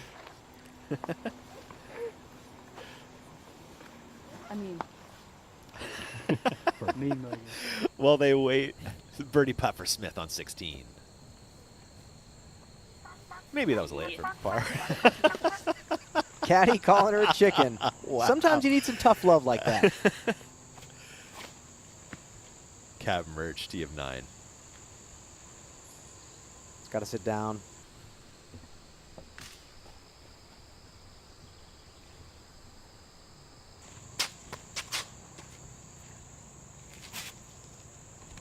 Now Pierce. And again, there is no OB on that left or right side. This hole is pretty wide open. It's hard enough already, right, Brian? Yeah, and I mean, you get off on the right side, its scramble is not going to be given. We'll see where Paige ended up there.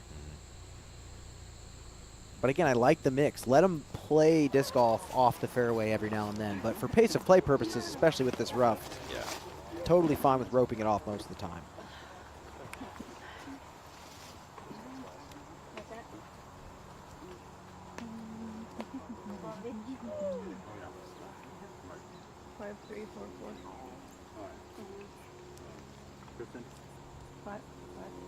Nate, looks like an absolutely beautiful day in Michigan. How's the temperature? And more importantly, how's the wind out there? It looks like we're seeing great scoring conditions so far. Yeah, perfect scoring conditions, Ian. I don't think I've been to Toboggan without wind, and we have none today. And just for reference, you know, I'm walking around the course with this mic. I'm 2.5 miles in, and they're just on hole 8 right here. So it's a hike out here, and it's actually starting to get pretty hot. Wow.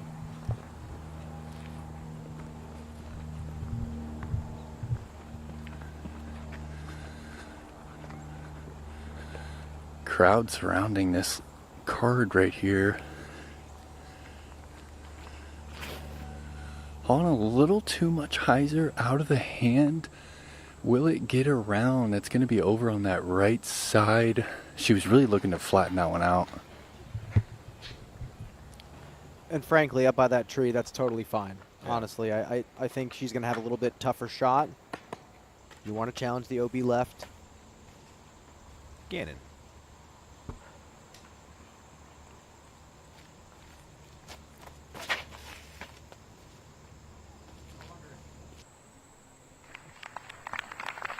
Past that tree and you're way up there. That's just fine. Tatar.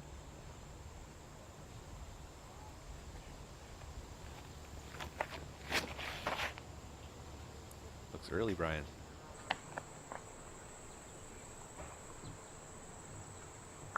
No 2 meter. No 2 meter. We're not in California. Yep. Nice camera work there. Stuck in the tree, and Mark's just straight down, and that should be fine. Might be a little annoying, but again, you're far enough up by that tree, you can give yourself something.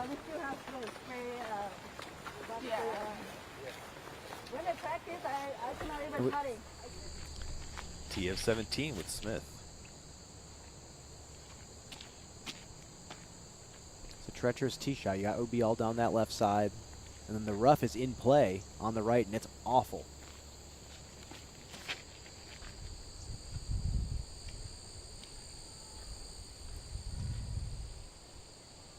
Oh, yeah, that's a pro line. So nice. A little bit of flip at the mid-flight. A little check up at the end.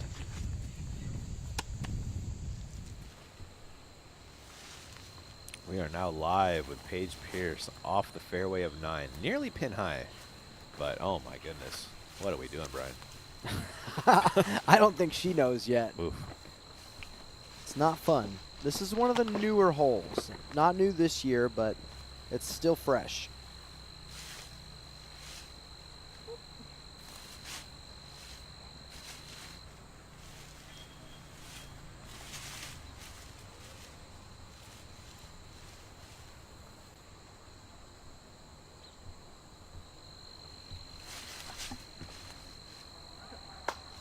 Oh, yeah. She completely blind the pin.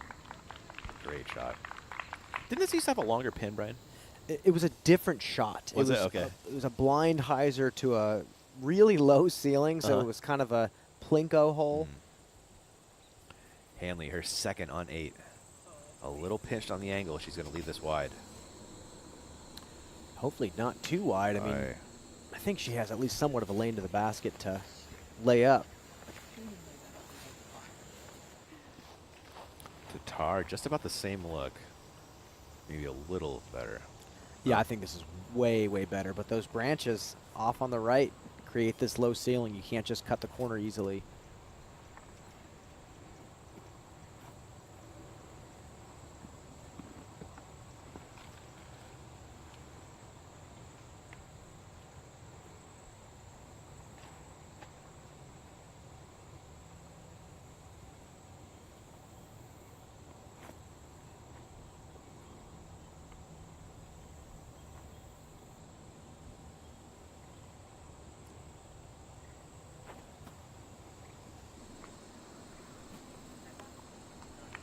That's really nicely done. That's all you need to do.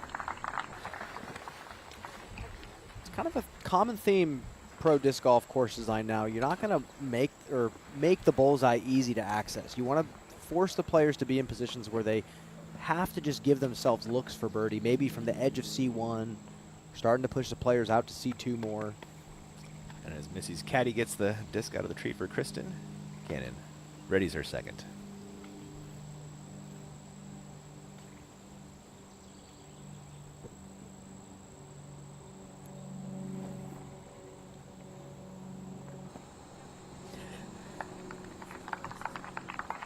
Another great flick.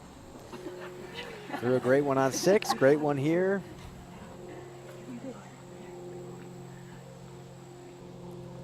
Scoggins throwing 2 up the hill.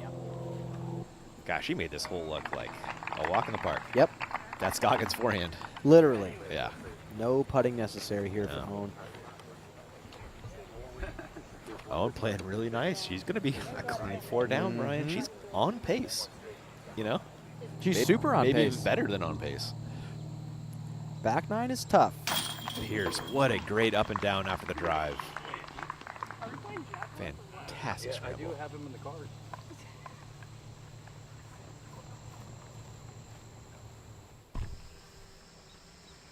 Merch earlier on the same. Merch, we're going to make par. Oh, there it is.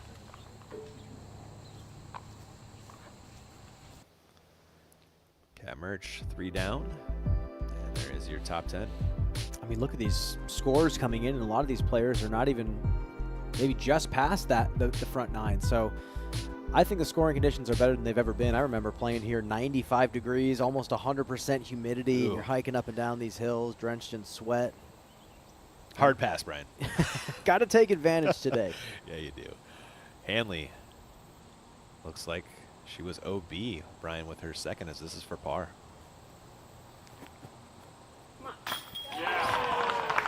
What did I tell you about clutch factor? What a monster.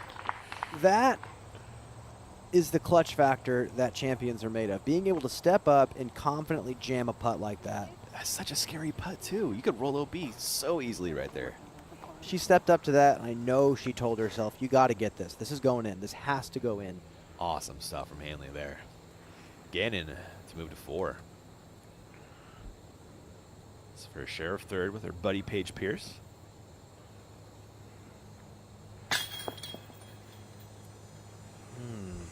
It's another C1 miss. Yeah, we saw him back on 6 as well. But the fact is, she's given herself a lot of circle 1 looks, so greens in regulation is easily the biggest indicator of who's shooting well and who's not.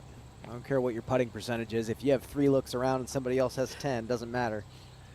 It's the Evelina effect, no? Of course. Yeah. Tatar to grab a birdie.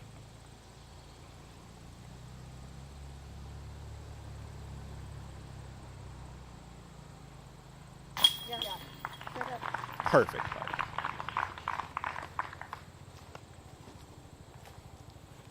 Tatar starting to get cooking now. 2 under through 8. Absolute drop in for Owen Scoggins.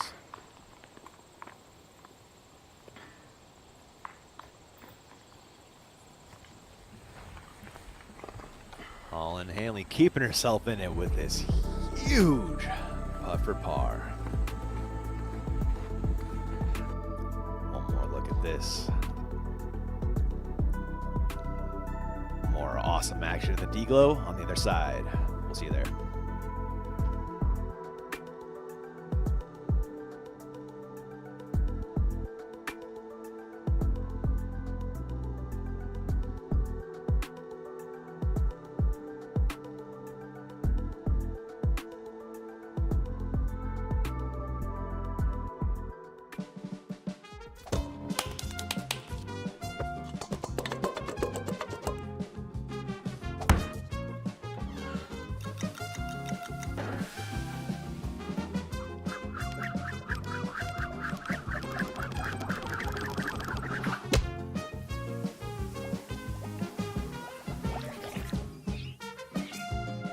Tone technology by Clash Discs.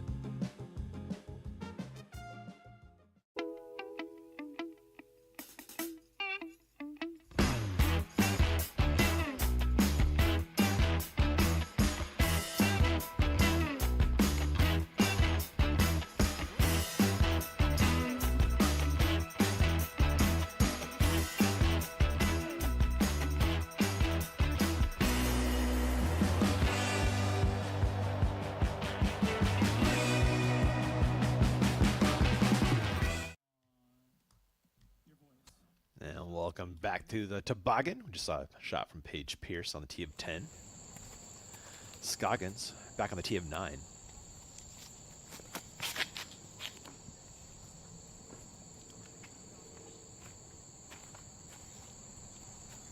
That is a lovely shot from Scoggins. Meat of the fairway. At 472, this one out of Scoggins' range, so just playing this one for par. Tatar.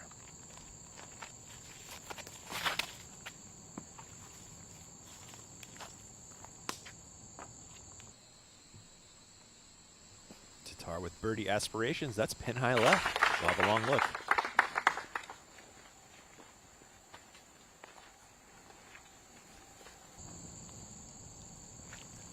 Hanley.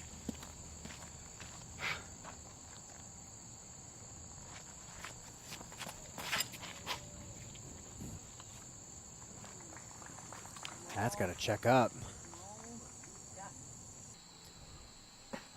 Fights out right on time, Brian. What a line to challenge the tree line like that. That's bold. Gannon.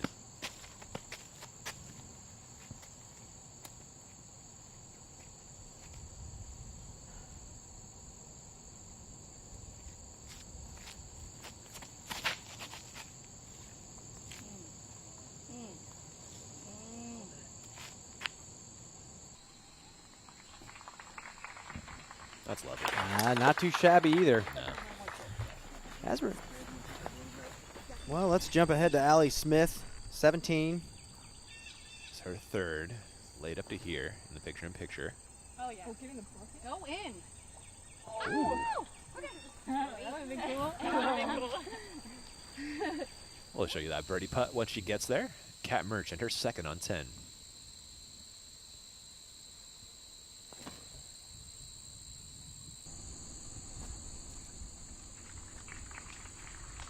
That merge sidearm is nice, Brian. And it's something she's been kind of self-conscious about for a while, but she's put a ton of work in, and you just love seeing the fruits of the labor. Paige had a mash of a drive, leaked off the fairway just a little bit, but didn't pay any kind of penalty. No problem there. Yeah. So they're walking down 9, Ian. I want to ask you, what do you think about a hole like 9 where there's no artificial OB, even with all that undergrowth and all the rough? I like it, man. Yeah, I think it's light enough. You know, you can find your disc and get out. It gives you a chance to scramble here and there. I dig it, man. I wouldn't mind slightly a shorter pin, though, for the field. Just for the FPO? Yeah, for FPO. Just a little more scoring separation. It's a tough par 3. It really is. It's a really tough par 3.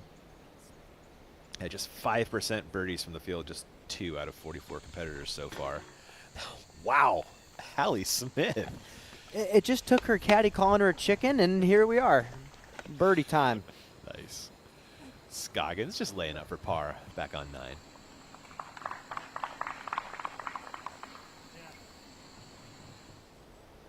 And 9 does have the second highest par rate in the field after 12. Yeah, I mean, to get to circle 1 on this hole with this distance, it's a very specific line. If you're off by a degree, especially with a lot of the FPO field throwing sub 70 miles an hour, you're going to have a lot of looks like this. Gannon has a long look at birdie. She is running this, though. Ooh. Or maybe that was just a nice layup. One of the two. Keep the heart rate down. Yep. I respect it. Yep. It is weird. Some days you're out here, you play around, you don't feel like you did great, but you don't leave the course feeling gassed. And then there's other days where you leave and you just feel horrible. I truly think the way you carry yourself, how tense you are, has a lot to do with it. Tatar. This would be a fantastic get.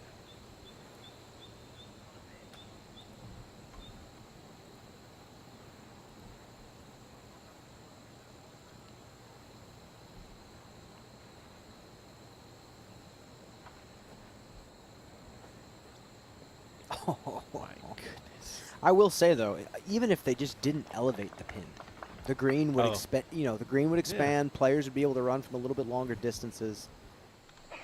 I'll tell you the two people that have birdied it so far, and you won't be surprised: Haiti Lina and Maria Oliva. They Okay. both throw real far. Holland Hanley. That makes sense. To make it 3.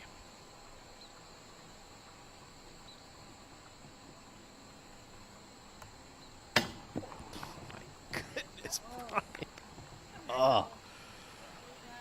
Putts like that just feel like a kick in the stomach. Hits the pan on the elevated pin. At least they're smiling it off. Yeah, I mean, 470 downhill, it's there. It's gettable for the FPO field, but it's not like almost any of them get the luxury of saying, hey, here's a fairway driver at the basket. Like you see Haiti and you see Maria, you know what shots they're throwing at the pin. So I would have to agree with you on the adjustment. Tatar in for par. Scoggins will do the same.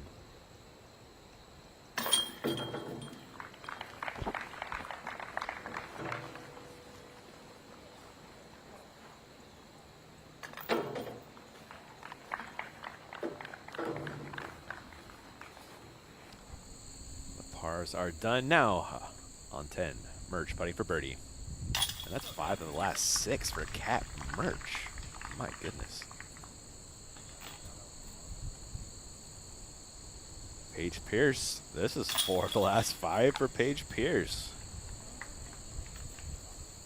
Like you said, that bogey on 1 woke her up. Got her going. We are flying 10 perk. I'd love to get your thoughts on this par 4 here.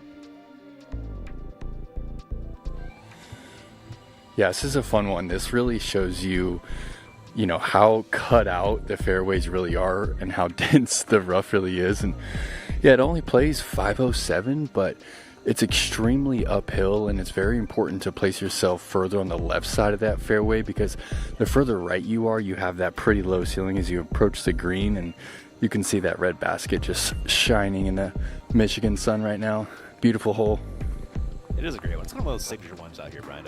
You know, it's been out here for a long time. Most definitely, and I think it's funny for the MPO division. When the players finally started figuring out how to get to C1, they push it back to a par 4.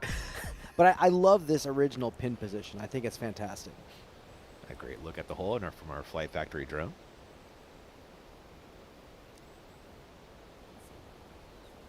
And we do have coupon code DGLOW 24 for 50% off all your gear over at flightfactorydisc.com. Home of Holland Hanley's gear. If you're watching Holland and having a good time, want to support her. Scoggins. That's going to be okay. That's fine. Looked like the edge of the This fairway. is a pretty short par 4. I mean, this, when it was here, was a par 3 for the MPO division. It was kind of a tweener. Tatar.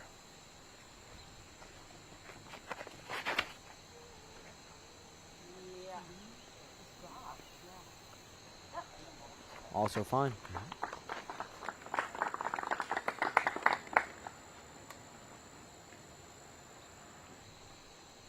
Hanley.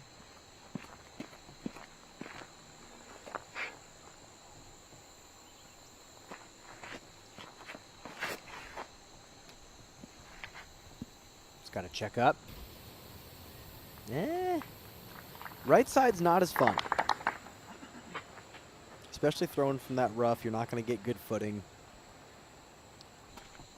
And Gannon stepping up after a 3 for 4 start. It's been 5 pars in a row. She'd love a birdie here.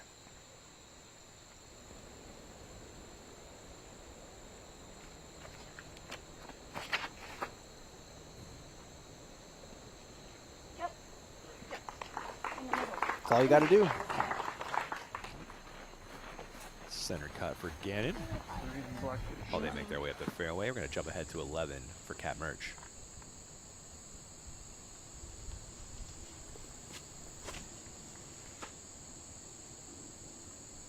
Well, there's no question.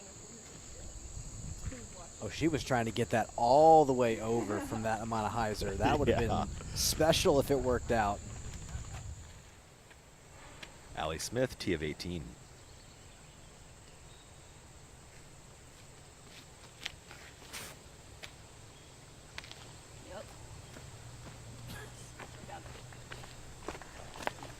I love it, just chipping your way around this course. Yeah. Following the own Scoggins blueprint. 11, Pierce. Oh, nice. That's not fun. And there's no spotter out there.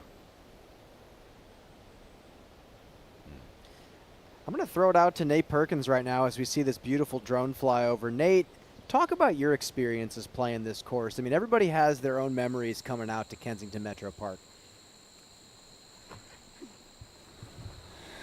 Well, I'll tell you, Brian, this is just a classic venue, but my personal experience was that I realized I just can't throw uphill. And you really have to be able to spin the disc to be able to play competitively out here at Toboggan. I mean, you got to get the disc up to speed, and, you know, like we were saying earlier, half of them uphill. Those downhill shots, though, they're so much fun, and you really have to control the nose angles. So, memorable track here. Good view there, Nate. Thank you, Nate. Gannon throwing 2 after we saw Scoggins with hers. Tough uphill lie. Try to really work this one over. Didn't quite get the full turn she wanted, but that's a putt. That's solid. Yeah, again, you're talking about these uphill shots. Sometimes they're so uphill you can't even really follow through on the shot. It almost feels like a standstill with a little momentum behind it. This is where that conditioning really comes in. Not bad for Hanley. This looked way worse off the tee. Yeah, and again, you see the stuff on the right side of her. She could have been just behind that. That would have been so frustrating. Birdie in play for Holland. Can't you take advantage?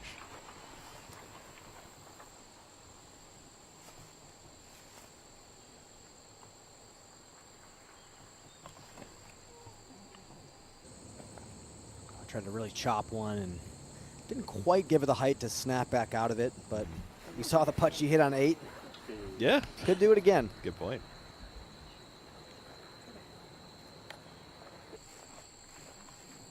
Tatar, a fantastic drive.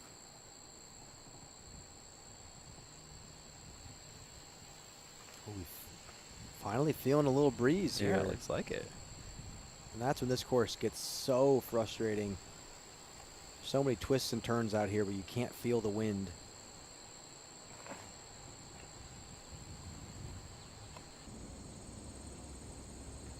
Should be fine. Yeah.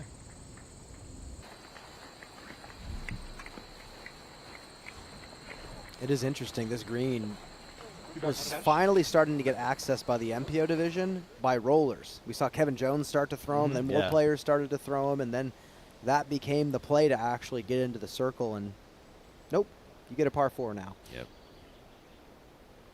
Calvin still got a 2 last year. Oh, I remember that. Believe me. Just like most people can't even get into the circle. Yeah, that he got into the bucket. That man. was special. Allie Smith on 18, her second. You saw the drive a few moments ago.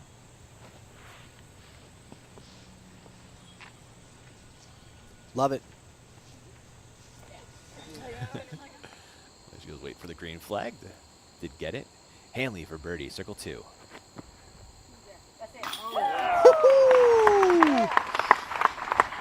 Brian just said it. Remember hole 8, and so did Holland. What a putt.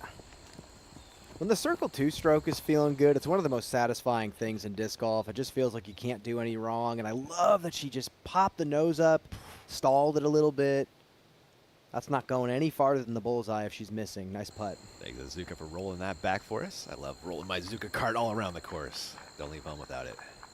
Gannon for birdie.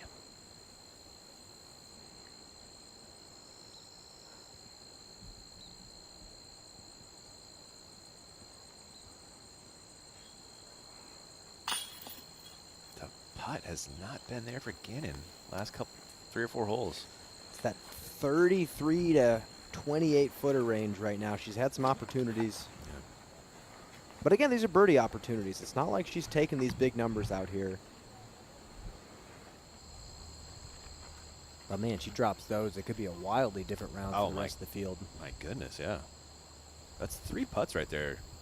You know, Gannon has on a good putting day. That could be 6 down right now. Tatar to get to 3 and tie Missy Gannon.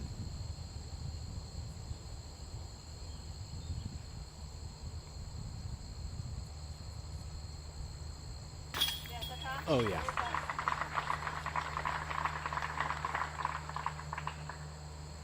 Perfect speed, no wobble.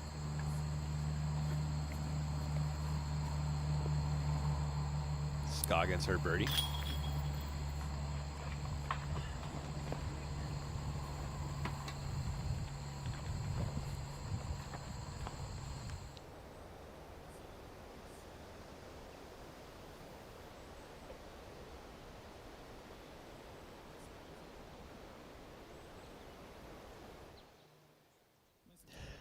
The action is hot at the Toboggan.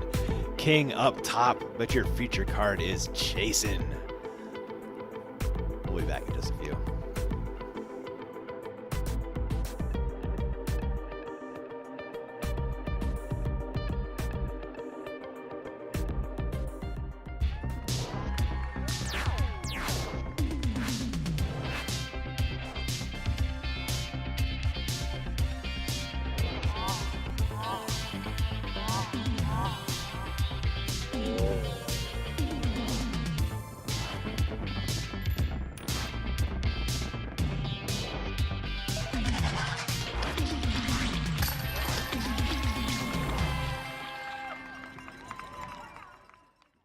OTB is very specific on how they list the disc because they want you to like the disc. Virtually in your hand tells you what the disc is going to feel like, how heavy it's going to be.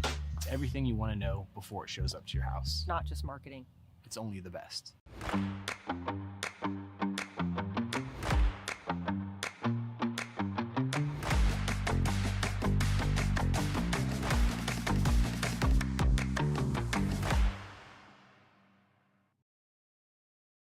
We're tough.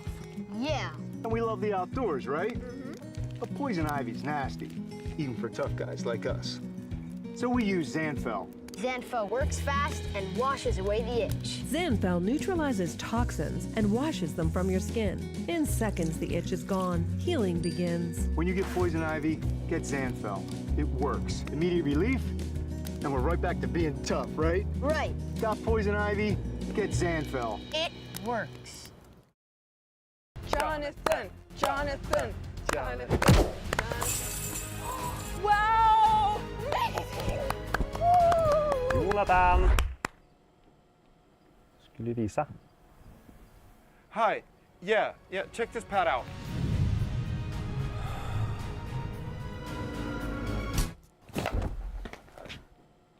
I think you should use your wrist a little bit more.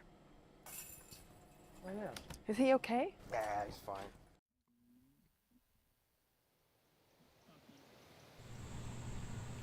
Allie Smith on 18. Or third.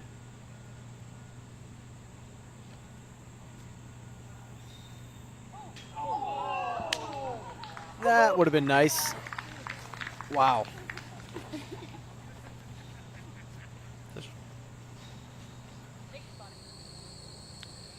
Let's go back to 11 for Cat Merch.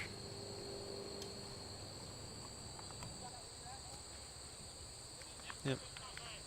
Totally fine. And there is the par finish for Allie Smith and a great round. Yeah, great finish from Allie, and that's a great start. 5 down, you do that 3 more times, you are easily top 10. Just one bogey on the day, keeping it real clean. Haley King still out up top, but our field's starting to reel her in, Brian. Starting to heat up a little bit, and Haley told you herself. She left some strokes out there. She's ready to come back with a vengeance, round 2. There's the move for Allie Smith in your Disc Golf Pro Tour standings. Trying to make those finals, Brian. Gotta be top 20. Just inching closer. Yep. I think the way she played the course today is exactly what she needs to do the next 3 rounds. You don't need to go any higher or any lower under par than that. I think that's going to take you to a nice spot.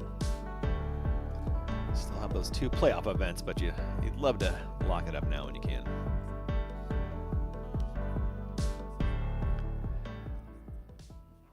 Let's go back to 11 for Pierce. She really was deep in the brush. Pitch to here and has a look at par. Oh, off the top goes Pierce. A little work left on that bogey. Michigan Tigers. However.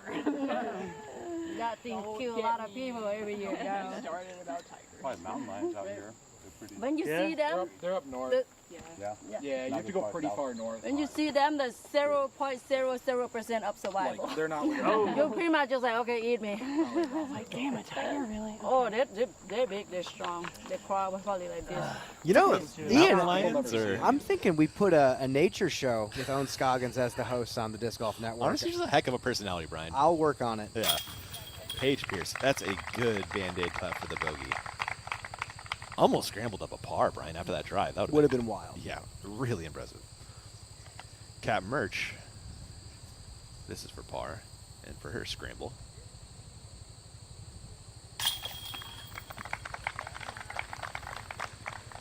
Pierce and Merch now knotted up at 4, thanks to the Pierce bogey.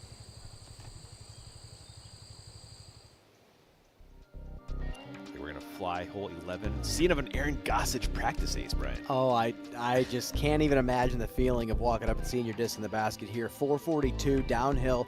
What I love about the shape of this fairway is the forehand and the backhand are equally challenged. If you want to throw the forehand, you don't have room to flex it too much because you have these trees on the left side. You have to kind of push it on hyzer, flip it a little bit. Backhand, you're throwing forward, and you have to flip and late turn it to the basket. So this is just a sweet shot. Control the angle, control the height. Love this par 3. And another hole, like we saw with Paige, if you get off the fairway, you're dealing with that tough rough. That's a great hole, though. Really kind of unique on tour. Yes. Scoggins flexing the forehand down the hill. Oh, man. Oh. It's a great kick back out in the fairway somehow. Nice little up and down there. Yeah, a lot of the distance has to be right. So the flex is tough because, you know, the more you fade left, the more you have to get back to the right to get to the basket. Interested to see what Kristen does here. Just 4 off the lead now.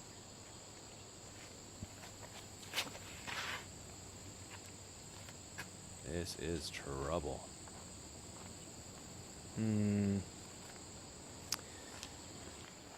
We will see. It is not fun back there.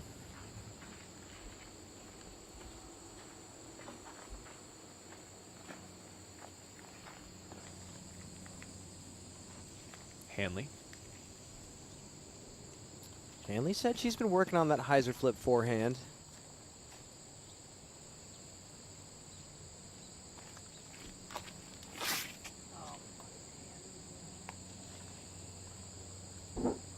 Overturned out of Hanley, but finds the fairway. He'll take it.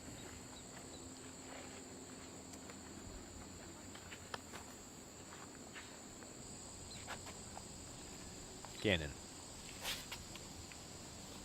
You love her hyzer flip game for this shot, Brian. Oh, yeah. Yeah, and I like the way that this shapes up for the backhand. It's a really techie shot. She doesn't get to just force this over on turn. She has to late flip it.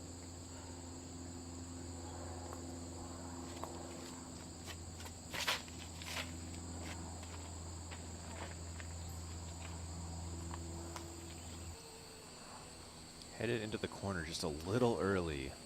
And you see these branches blowing in the distance. You're not going to feel that from the tee pad. That's what's so tough about this course.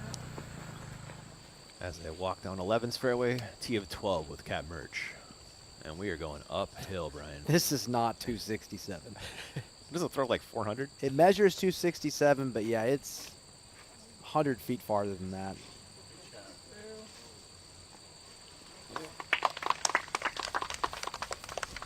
Solid drive from Merch. Can Pierce hop on those vapor trails?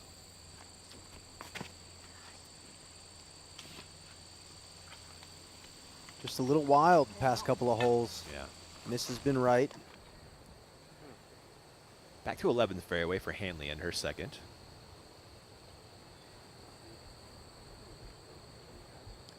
Perk, are we starting to see a little bit of wind out there? We're starting to see our players use some chalk to check that. Yeah, enough wind that it's relevant, Ian. Probably 2 to 3 miles per hour right now. Holland's going to stand still this hyzer. That's perfect pace just around the chains there. She's a couple paces outside the bullseye. What a shot there, Nate. Thank you. Almost got a 2 the hard way. Would have been nice.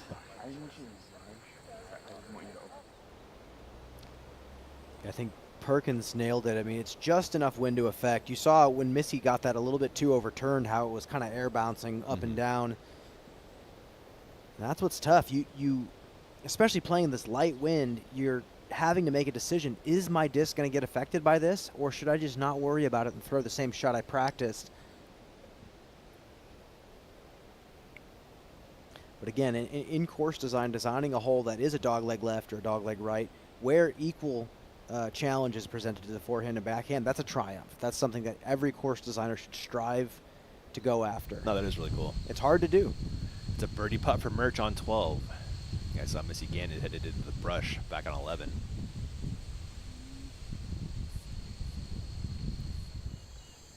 Sten throwing 3 on 17.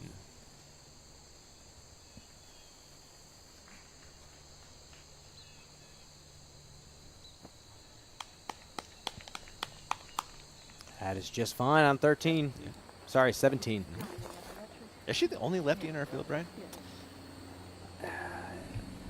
I don't see any others in the field. I could be very wrong, though, but I, at least in the top of the leaderboard, yes. Gannon off the fairway on 11 for her second. Perk, did you get a look at this second here for Missy Gannon? Yeah. Yeah, it's not pretty. She's going to have, you know, some room with the upper body to spin this, but she's not going to be able to put the hips into it too much. Oh, and she's got plenty of speed on it, actually. This is heading into the circle, and what a shot from Gannon. She just got 18 feet left for the par save. Nicely done from Gannon. Thank you, Nate.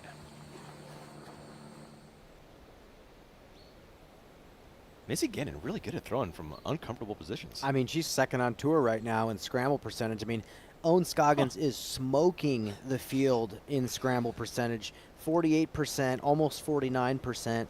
Missy is in second at 43. And Owen is, blowing everybody away. But if you're getting up and down almost half the time, especially from these types of spots, that's great. Nate, is Tatar in any trouble over there? Looks like she's a pretty similar position to Gannon. Yeah, just a few feet in front of Missy. I think her lie's a little better. She's going to be able to shape the forehand here, and she's got plenty of airspace right here with the upper body.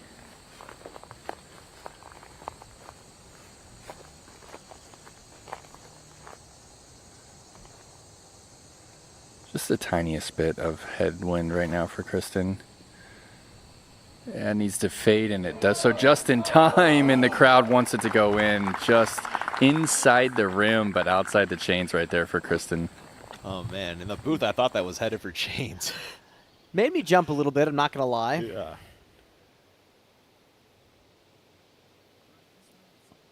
Ooh. Would have been great to watch, Ian. Yeah. Great speed.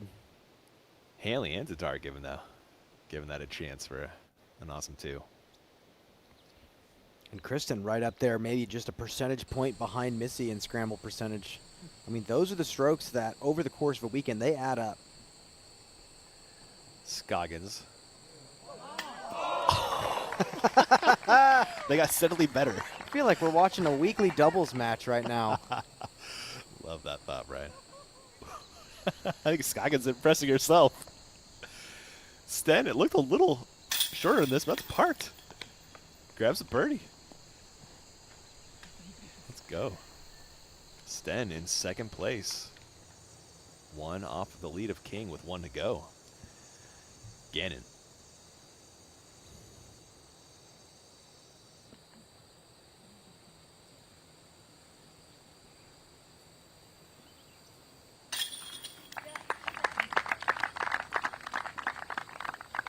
There's the putt for Missy, Brian. Solid. Even with a missed putt here and there for Missy, still has kept it clean. Great putters like Missy will all pretty much say the same thing. I mean, you can't sweat these missed putts too often. You're not going to tell yourself something's wrong. Putting is just that fickle beast that it comes, it goes. You're on a hot streak one week, you're cold the next. It's hard to explain when that's going to happen. Hanley.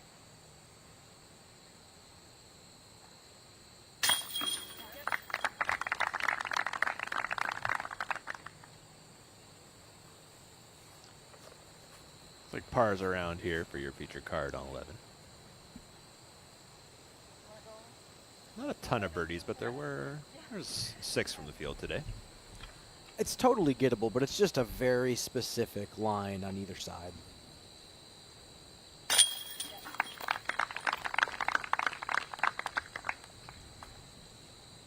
And Scoggins will maintain that feature card lead at 5 down. 2 clear of Tatar and Gannon.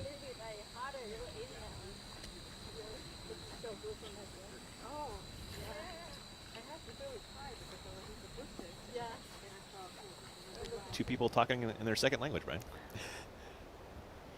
Man, Owen is cooking right now, Ian. Yeah, she is. Just silently cooking. She's just not the player you look at when you watch this course get played. Last year, Ella Hansen got second place. That's who people are thinking should be winning these tournaments. You gotta have a huge arm, I guess. But it's just, to me, speaks volumes about the way this FPO layout plays. Lots of different ways to score out here. Let's take a look at Owen taking down Deglow last year. The dog Scoggins. The Doggins. Just what a moment. I'll never forget that. Justin leans over, tells her to lay it up. She says, "Get out of here. I'm not doing that." And this was the tournament where I was starting to think, wow, she really is throwing farther than in previous years. Yeah. she said it earlier this year, I'm just getting better and better. And the beer was flowing, Ian. A questionable pour there, but a great result nonetheless. Beer anyway. And now here she is, tee of 12. This is a massive shot, maybe just outside her range. See if she can stretch the flex up here.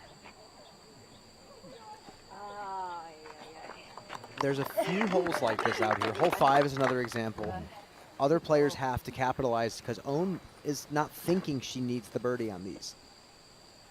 Tatar.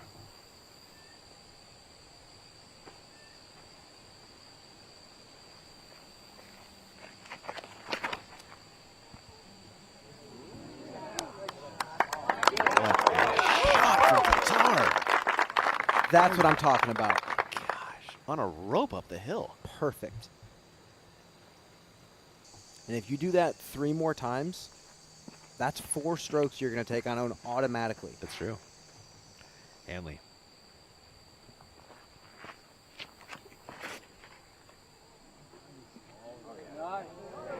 Go in? Oh, my goodness. Holland Hanley. Even closer.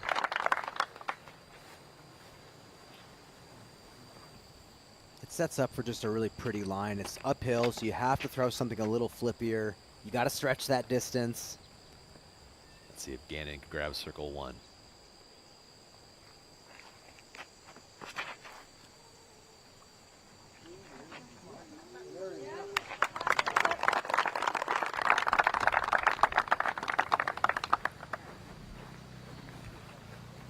They're making their hike up a Toboggan Hill. Let's check out 13, Cap Merch. Playing as a par 4 for the field. This needed to turn more, Brian. Although, for birdie. That's fine. This Yeah. can be reached. This Yeah. can easily be reached in 1. Well, not easily, but the line is there. I saw Paige Pierce have a jump putt at it last night. She's taking the sneaky. Oh, no. Oh, my goodness. You wonder if she's going to... Was she trying to stop, Brian? Yeah, oh, definitely. Oh, her back foot. Oh, my goodness. Her back foot slipped. Yeah. And that's your foundation of that final step. Right. There's... Oh, my gosh. That's... It's not wet. It's sandy. Is that what it is? The dirt is really fine around these tee pads. Oh. And some players actually collect this dirt in little baggies and use it as chalk for the rest of the year, but that's just such an unfortunate result for Paige. She was 100 feet away last night. I mean, there's that famous Grady shoe clip, you know, from all those years back in Montana. I mean, it happens. You're trying to stop yourself from throwing. Sad. Your boy was on the A-cam for that one. Oh, that's why I mentioned it. That was right before Heartbreak Hill. Nice shot there from Anakin. And Owen just laid up for par. So we'll check out a Gannon putt.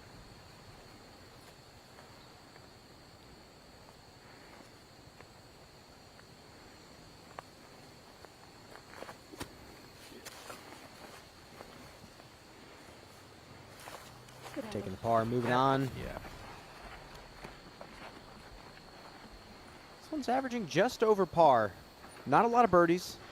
We're about to see potentially a couple here.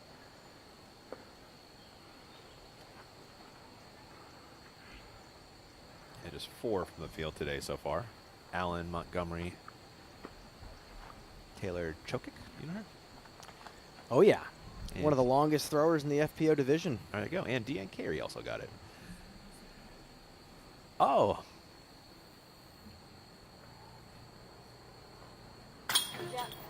I remember who Taylor is now. She's the D1 athlete from U of O. Yeah. Yeah. All right. There we go. Great birdie putt there from Kristen.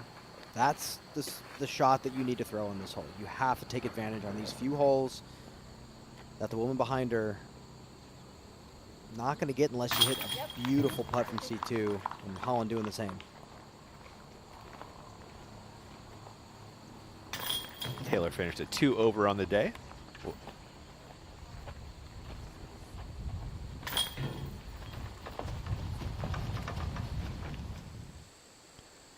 Paige Pierce, her second on 13.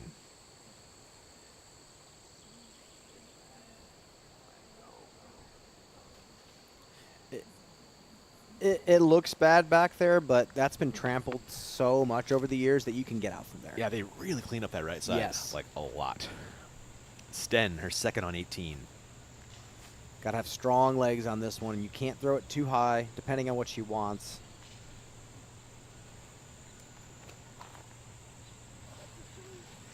Looks kind of straight, Brian. Is it too straight? It's not going to be a birdie look, that's for sure. Back to 13 for Murch. Oh, she lined up this gap perfectly off the tee. Throwing 2.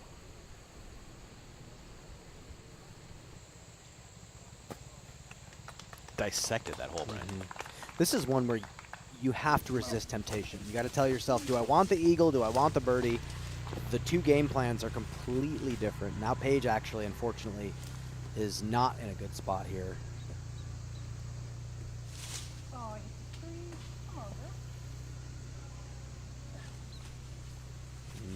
Tough stretch so far for Paige. Yeah. Sten has a long look at par after an OB second.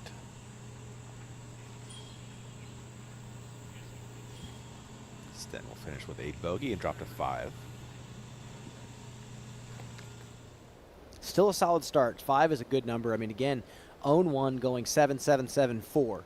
You can afford yourself 1 round off of that pace. I'm curious, though. You think someone's going to get 25 this weekend? You think they're going to match what Own did last year? Well, some of this tightened up OB. I don't know, man. Yeah, I'm not sure. I don't know. We'll see. But I think it can be done. It can definitely be done, that's for sure. Anson, long look at birdie. Count it. One of my favorite step putters in the division. So simple. Getting some love from Pierce. It is a par putt. Hey, how about that par, Brian, after the drive? Oh, my God. T-Pad doing her dirty. She's been saving par from some pretty nasty spots. It's a bogey putt for Sten to get off the course.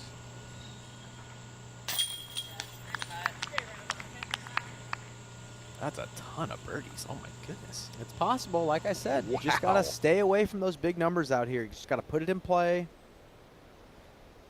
This is very much a second shot course, so you got to put the first shot in play. Otherwise, the bogeys and double bogeys come up quick. Yeah, that's 9 birdies for Sten today. Got half of them. Let's take a look at this beautiful downhill shot. I've seen people to this hole throwing a mid-range turnover backhand. It's very downhill.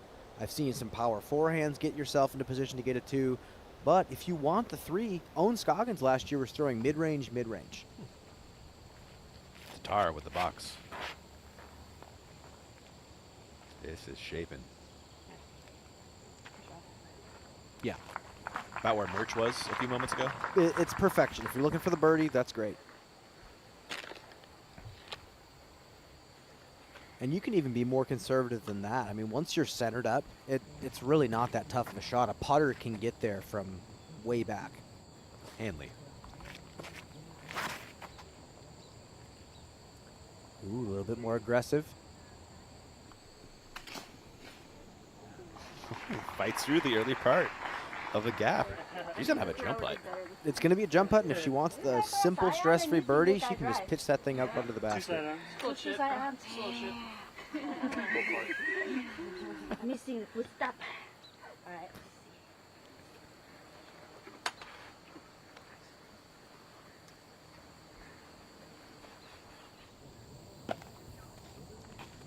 Okay, Owen is going sidearm here.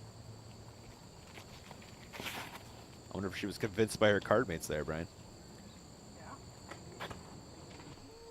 I mean, it could be that she just has one of the best, most consistent sidearms in the division. I was kind of shocked last year seeing her go mid-mid. Uh-huh. I wasn't after she birdied it multiple times, but... Gannon.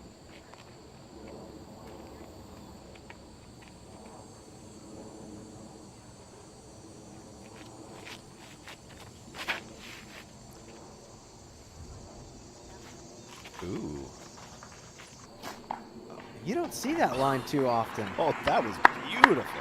That was masterful. Controlling the nose angle downhill like that. You don't see shots go right of that tree, and you wonder if that's what she was actually lining up. Yeah. Oh, no. I was Got a Flight Factory replay for you on this Missy Gannon drive. Well, it feels intentional because look how far left she's starting on the tee pad. I thought she was going to throw a hyzer. Yeah. No, she was lined up for it exactly. And this late flip down the hill. It's just so aggressive because a player like Missy, again, you can take a putter and just drop it to where that spotter is. Mm-hmm. That's awesome. That drive almost guaranteeing a birdie from there. That is awesome. You got coupon code DGLOW24 for 15% off your order at FlightFactoryDisc.com. Thanks to them for sponsoring the Flight Factory replay.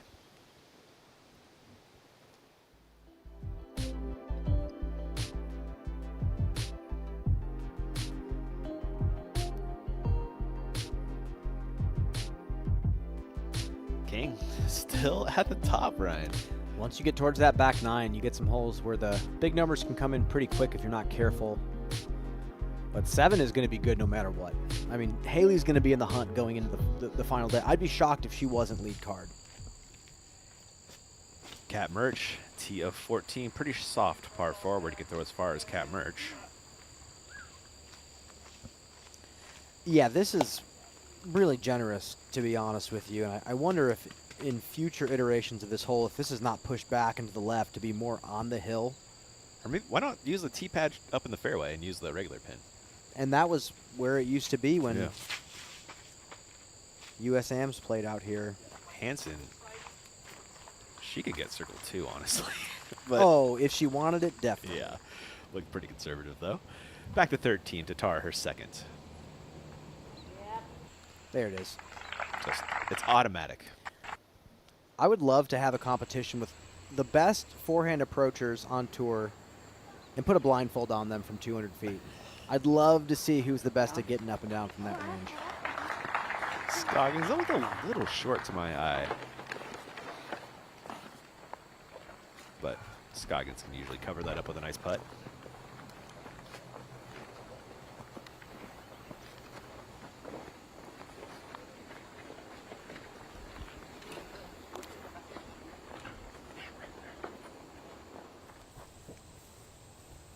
Cat Merch, her second.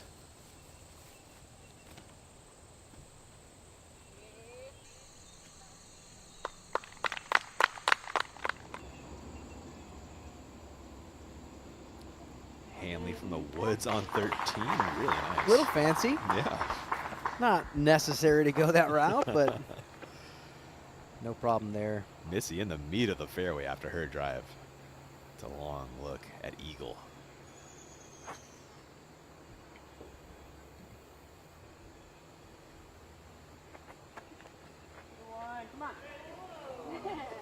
Ooh, you'll love the effort, Bri.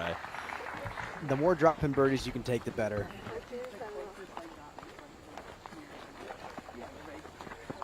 Have seen putts drop from that range, though, on that hole. Back to 14, Hansen, her approach. It's a little wide. And a little long as well. Hansen missing the angle on that approach, Brian. You got Yeah, yep. That's pretty much all you got to say. Haiti Lina went OB off the tee on 17, throwing 3 now. Whoa, Brian. Whoa, Brian. Little birdie look still, no problem. Of course. Goodness. I'm no longer surprised watching Haiti Yeah. throw shots like that. I mean, she's just, yeah. Yeah. Golf distance, she's right up there with the best. She is. Scoggins makes short work of that birdie putt. She's just cruising, Brian, you know? And I real quick, I have to eat my words. This is our world distance champion I was just talking about in Haiti Lina. That's true. I'm not going to just say golf distance anymore. My Yeah. apologies. Yeah, she throws all the distances. That's awesome. There's Gannon back on the board after a par break. And Hanley also grabs the birdie. Star frame for your feature card. As we look at Ella Hansen's long birdie putt on 14. I imagine a pretty annoying long birdie putt.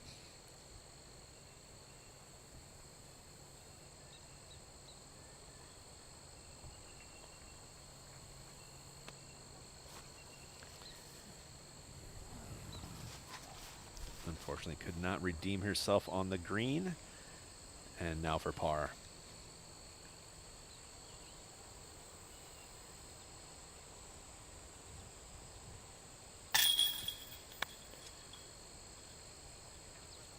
Oh boy. That's going to be the most annoying bogey of her day. I can almost guarantee it. That's birdie all day when you're Ella Hansen. I mean, she might wake up in the middle of the night sweating. Thinking nightmare about that. Cat Merch does what you're supposed to do. Grabs the birdie, moves to 6. It's those little things, man. Share of second. Really adds up over the course of a tournament. You could be playing just about as well as everybody else and then have one thing like that. That's 8 strokes over the course of a weekend. Yeah, they kind of short miss on one as well for Hansen. Gotta button up the simple things here if you want to be a champion out of the Toboggan. King still out up at the top, but Scoggins, Merch, Lina, all looking to reel her in.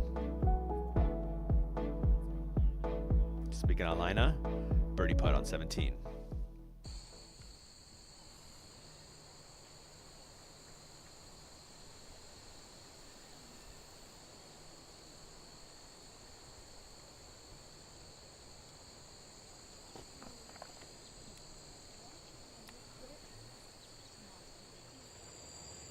Tatar, 14's tee.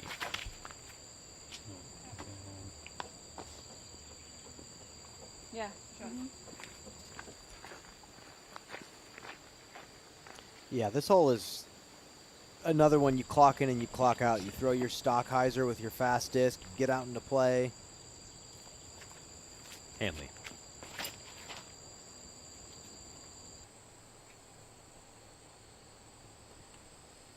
Yeah, no problem.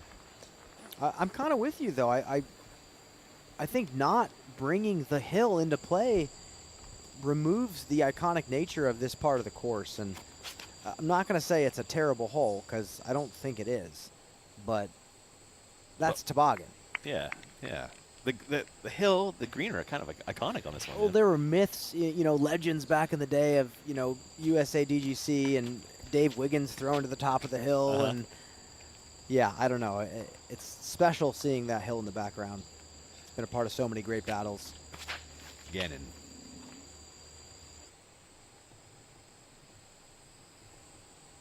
I'm going to guess they don't throw up there because the next tee is also at the bottom of the hill. So true, but then, you know, the MPO are doing that. Yeah, you know, yeah. MPO's throwing the same basket, so. But their tee for 15's at the top. True. But avoiding one hill hike for can't it. It's kind of nice, you know? Yeah, you can't have your cake and eat it too. I get that. Yeah. This course just looks so beautiful from a drone flyover. It does. Yeah, Michigan's just beautiful, Brian. In general, I mean, if again, we're talking about disc golf tourism, come up here and play the non-tour courses up here. There's a reason so much talent comes from this state. There's so much variety in terrain. There's hilliness, there's woods, there's open, there's park golf. Yeah, per capita, Michigan's kind of holding it down on the tour, Oh my Brian. gosh. It's a treat to come up here. Scoggins, a beaut into the bullseye for birdie.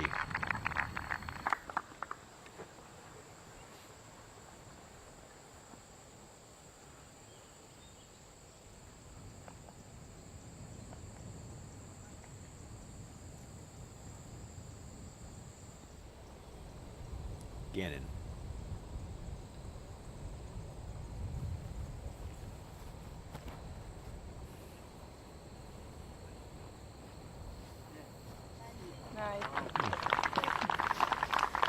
Job well done there for Missy. That's Yeah. what you got to do. Pretty straightforward. Yep. Line up for par. Smashes that one home. Yeah, nice thing about Kensington is like we're right in between Ann Arbor, Detroit. You can get all the metro areas in here super easy. It's a really wonderful location. Hanley looking for the up and down birdie on 14.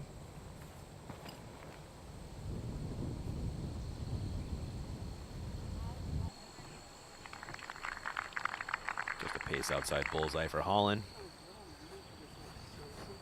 And logistically, I get what you're saying about why these holes are the way they are. You don't want to hike the hill, hike back down, Yeah. get to the short pad on the next one.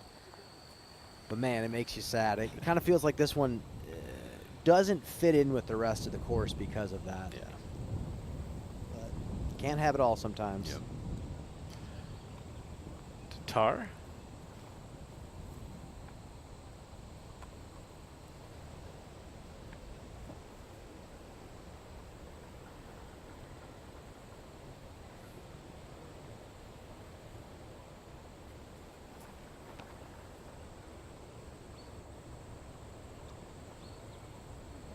Oh. Did that hang out into the OB? Perk, talk to us. Oh yeah, definitely held on to her fingers, and she just raised her arms, like wondering what just happened. And I think the crowd did too. It's wide open. No reason that OB should come into play. It reminds me of her approach on 7, Brian. Yeah, Do you remember same that one? miss. Yeah, it's the exact same miss. And you know what? One more of those, and it can start to get into anybody's head. Sure. I mean, first time it feels like a fluke. Second time, you're like, what is going on here? And this is one of the easiest shots on the course. It's a stock hyzer. Yeah. And we were talking about these little elementary mistakes that add up. Kristen is the queen of not making those mistakes. That's the reason she's been so good for so long. And we've seen 2 of them today that have cost her OB strokes. It's true, yeah. Both yanked right OB. You know, it's not like you're missing right and then you're 35 feet right of the basket for birdie. You're way back now. Yeah, she's looking like a 60-foot par putt now. I don't know if it's just not trust in a certain disc that she's trying to throw, or it's just something that doesn't deserve that much thought.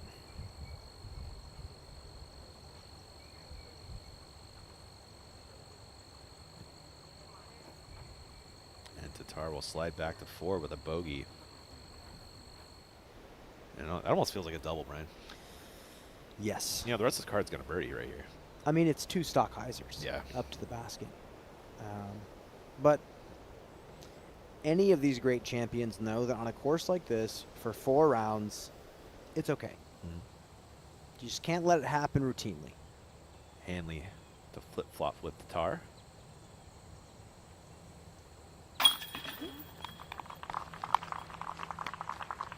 Steady climb for Holland as well. Gannon. Back-to-back birdies.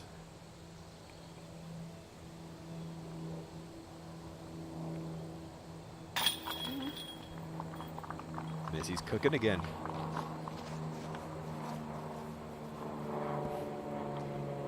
Gannon moves to 5.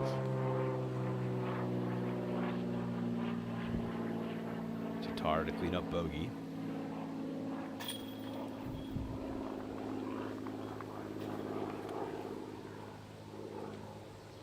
And Scoggins making short work of this one. That's a share of the lead, Brian. That's a share of the lead and a clean 7 down through 14. She's doing it. She's doing it again. Just like it was last year. Better. And then she gets to go up to 16, smaller island. Yeah. Lina, tee of 18. Ooh. That was big. I love the backhand on this hole. Yeah, you did hit the gap, and then you did a little bit something extra. That was awesome. Merch, her 3rd on 15.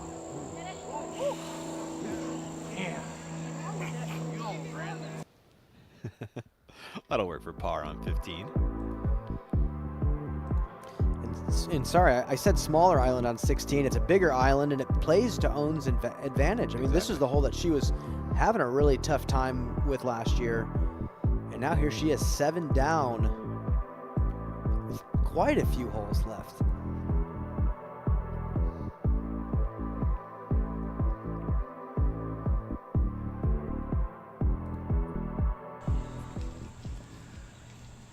Back to 18 for Lina's 2nd after a huge drive. The luxury of seeing the pin, Brian.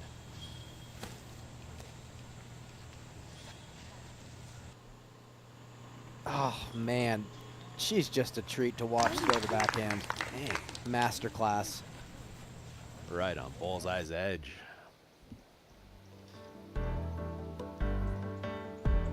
Lina can birdie. That'll get her to 7. We'll have a 3-way tie at the top. I mean, look at that talent up towards the top of the leaderboard. Awesome stuff, Ryan.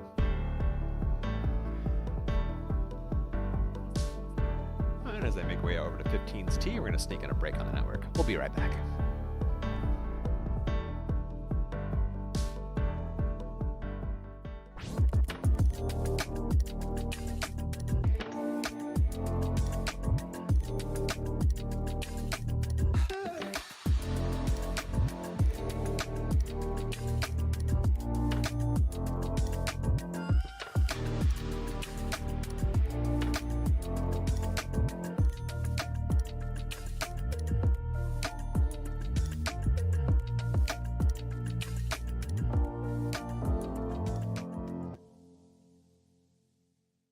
Hello, we're Kenna. We're a Dutch growing company.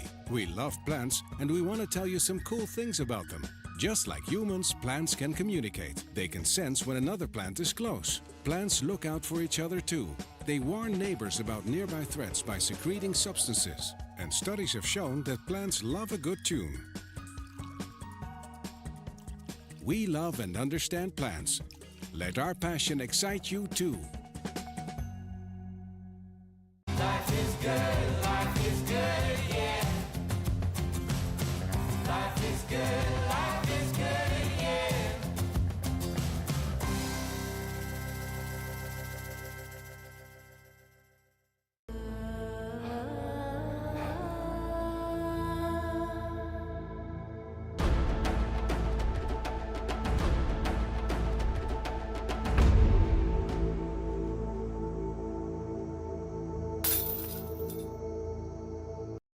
Discraft, built for flight.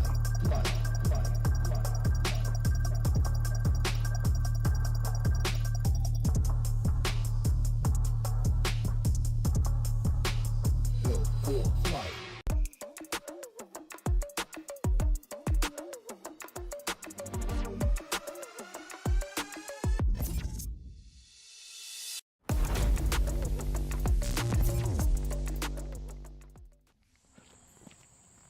Welcome back to the Discraft Great Lakes Open. Holland Hanley on the tee of 15.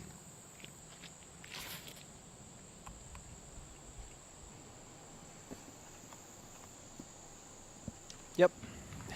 Yep, that's the spot. All you got to do.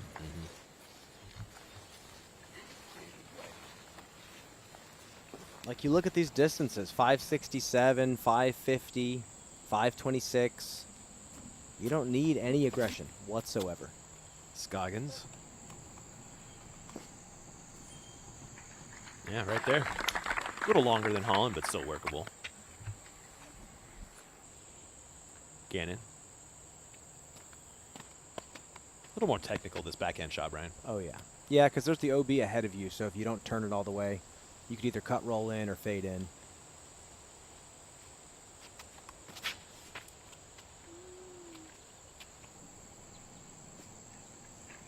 That's great. Gannon. Yeah. So good at any backhand angle. And this fairway driver she has is flippy enough to where she can throw it like a mid, and it gets the extra distance, but the flip is pretty similar. And now I'll see a bounce back for Tatar after the errant bogey on 14. She's been making a few of these mistakes. I mean, at Worlds, we saw her do it with the forehand a few times. It's just one of those things.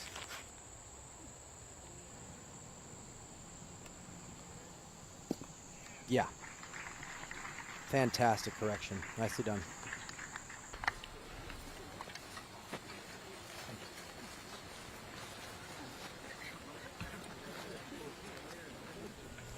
For a share of the lead, Lina on 18. Oh, apologies. For the outright lead. No, it's not. This is for the share of the lead. What's the... We're experiencing some scoring issues right now. All right, there it goes. It is 8.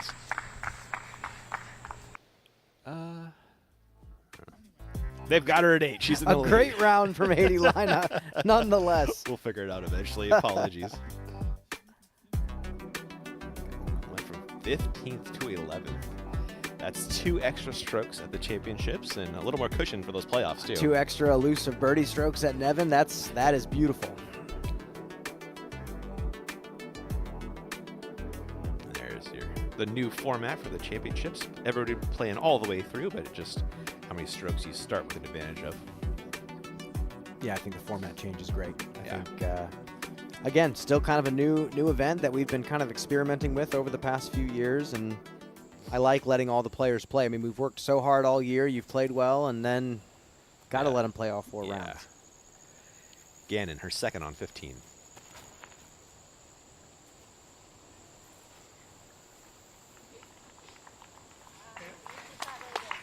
It's good, not great. Circle's edge. 16, Cat Merch.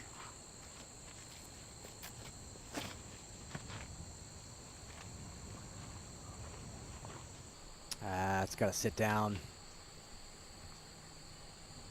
Does it get lucky? It looks like no. Merch head to the drop zone. Back to 15, Scoggins.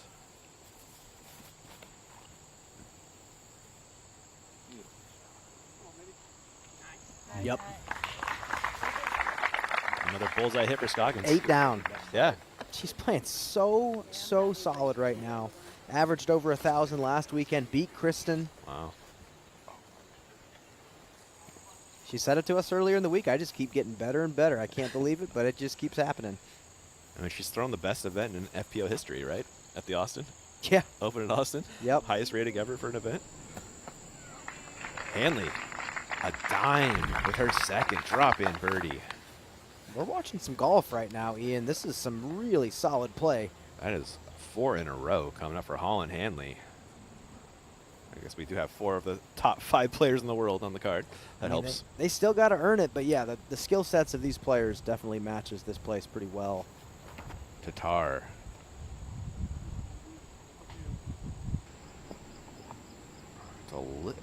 It wasn't. It didn't feel as bad.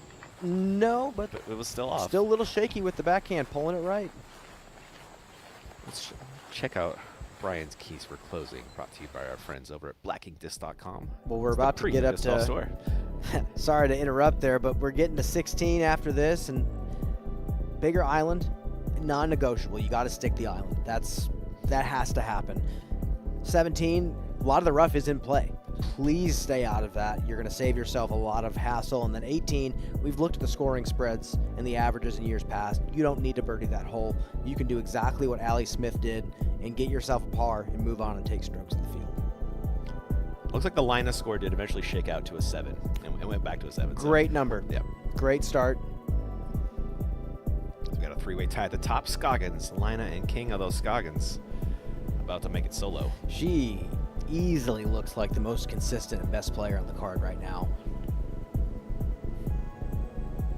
And it's these sub 600 foot par 4s that Ona's just been really solid at. She's about to get another birdie on 15. That's 3 in a row. She got hole 10. Got the birdie on hole 7.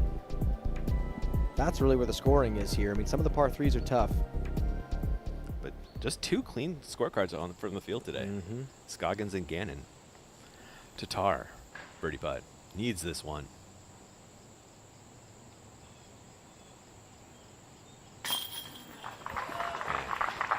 It's a tough putt to stick when your weight is slanted down to the left side, especially when you putt flat.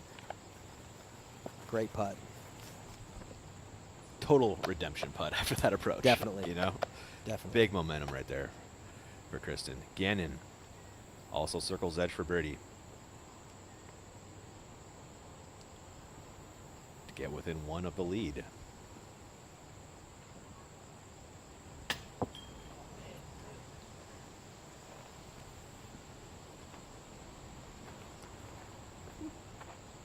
At least it didn't roll down the hill, Brian.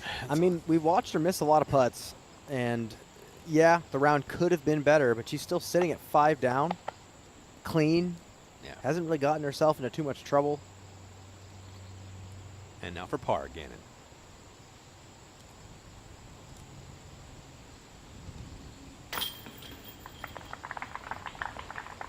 I mean, if there's a local putting league tonight, maybe she goes out and practices those 33 footers. You know, it's that range got her today. Still a few holes left.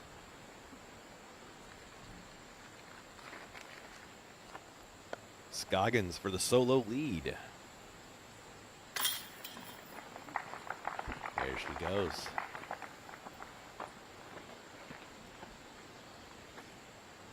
Hanley dropping in a birdie of her own. Moves to 6. Keeping her 2 behind Scoggins.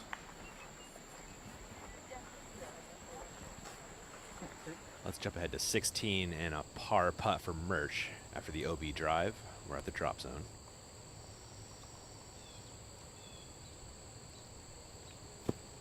No way. Oh. I wanted it. Catching the backside of the tray here? That would have been nice. Nice little par save to move on to 17 with, but wait, yeah, how did this even hit? Yeah. Oh, that was an inch away from sticking in the basket. And hole 16 is our one-shot energy hole. Use code DGPT for 25% off your order over at oneshotenergy.com. Right. See how much bigger the island is. Players are not going to have to hope to hit circle 1 or mid circle 2 to stick the green now. You at least can put something in play relatively easy, but it's 396 downhill. You're going to throw something faster than you're used to, and you have to get it to flip up and fly straight. You fade it off too far left, you're going to be out of bounds. I really like this hole, and especially with the island nature of it, even with the bigger island, coming down the stretch Sunday, it's still going to be nerve-wracking. No doubt. We got some real stroke swinging holes down this stretch, right? Yes, and that's classic for this course. Yeah. This whole finishing stretch can go either way really easily. Looking back at Holland Hanley.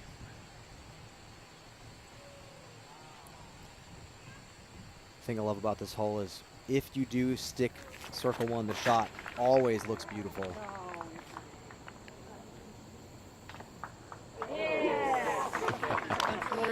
That's it. That's it.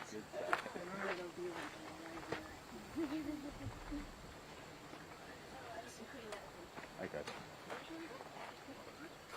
Holland getting away with one there.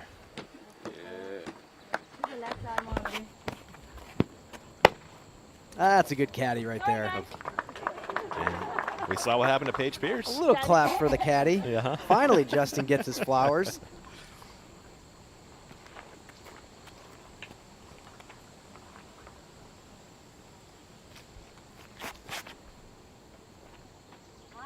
Go, baby, go! This is that new island paying off for Owen. Yep. Big time.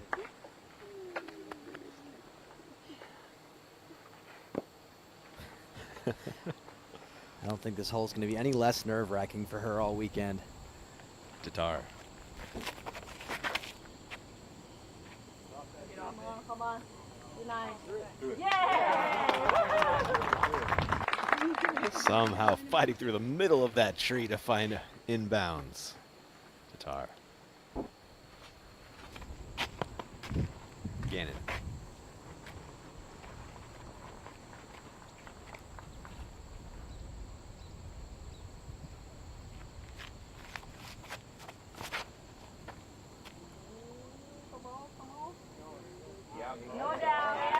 Oh, yeah. Really solid. Maybe a foot higher would have gotten her a bullseye. Great trajectory. Speaking of casual rounds, I mean, this group, they play a lot of golf together. They do, don't they? That's Yes, kinda how it they ends up. do. Yeah. Looking at 17 now with Cat Murch.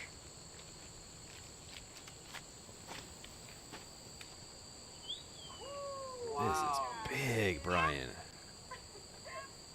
It's like an identical version of what Allie Smith threw earlier in the day, but a little bit higher, a little bit more speed.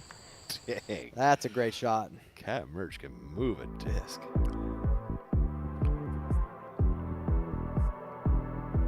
There is your top 10, and in second place, as you can see right there, is Haiti Lina. So send it on down to the clubhouse. All yours, guys. Haiti, 7 under par. You just looked at your phone and said, "How did I do this?" Yep. Tell us how you did it. Oh, I hit the gaps, I make putts, Oh, it was all time par or birdie. That's great. So, No yeah, bogeys. One bogey on hole 1, and then I start play better. But my practice round was par and +4, so it's surprised that I played under par. 11 stroke improvement on your practice round. Can you talk about how your distance kind of sets up well for Toboggan? This course is hard because every hole turns right, so I have to throw understable disc or unhyzer or something weird. So it's hard. Well, Heidi, it looks like you're going to be throwing those left to right shape-in shots tomorrow on the lead card. Congratulations. We'll see you then. Thank you. Thank you, Perk and Haiti. The long look at birdie for Hanley on 16. That's a layup for par, though, isn't it, Brian? Oh, yeah. And Tatar also laid up for par. There's OB right behind that basket. You could ramp off the top of these, especially these Discraft baskets. They are very nice ramps for putts that are a little bit too high, so I feel that. There's another layup, and let's see if Gannon gets aggressive for birdie.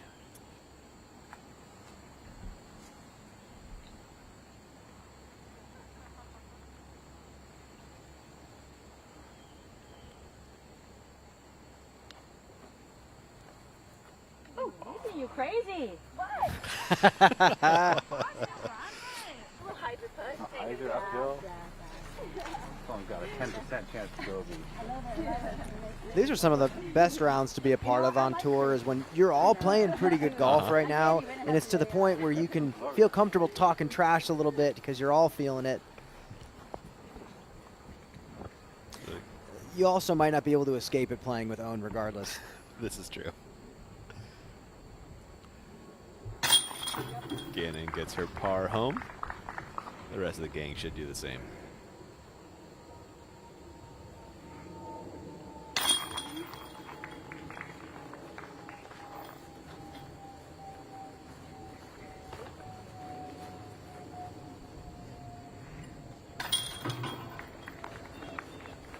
Just 3 birdies on 16 today. Lina was one of those, though. Valerie Mandujano and Emily Weatherman, the other 2s. Speaking of 2s, second shot for Murch on 17.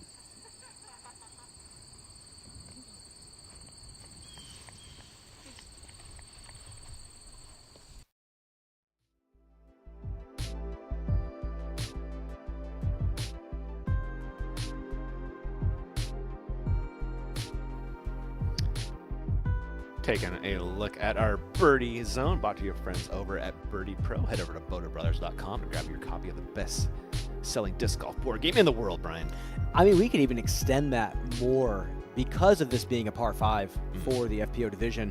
You can just put your first shot on balance. You can chip one, and then the second shot, you can get way up to the flat, put yourself on top of the hill and take that 4. This is just textbook chipping around the course here. Live look at the hole from our Fly Factory drone. You can see your second feature card right there at the corner, making their shots up the hill.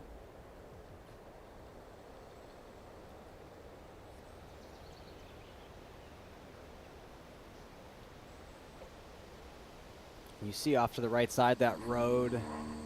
Famous shot from Eagle McMahon. Oh, man. We saw him recreated earlier in the week. Now Chantal Badinsky, silver event champion last year in Rochester.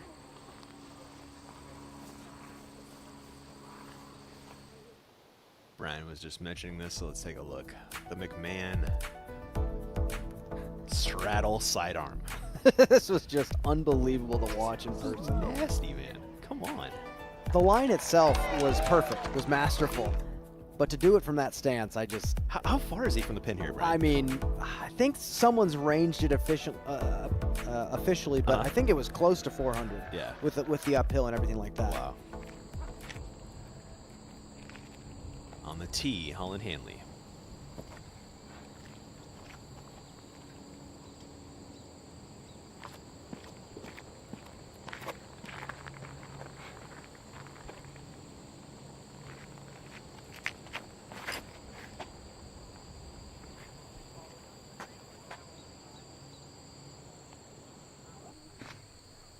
that got some weird wind play. Very late flip.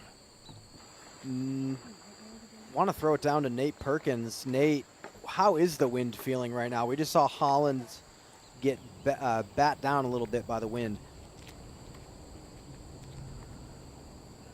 Yeah, I think we're all kind of praying for a little bit more breeze right now. It's getting pretty sticky out here. She might have had just the tiniest bit of tailwind kind of get on top of that one.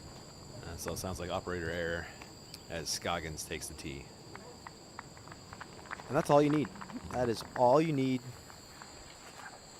Surprised we don't see more players throwing just a forehand off the tee, just kind of chipping it in bounds.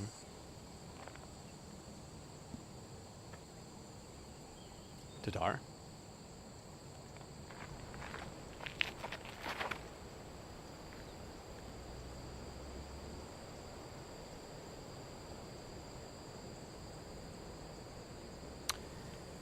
Another backhand. It's just not working today. Timing's just a little bit off.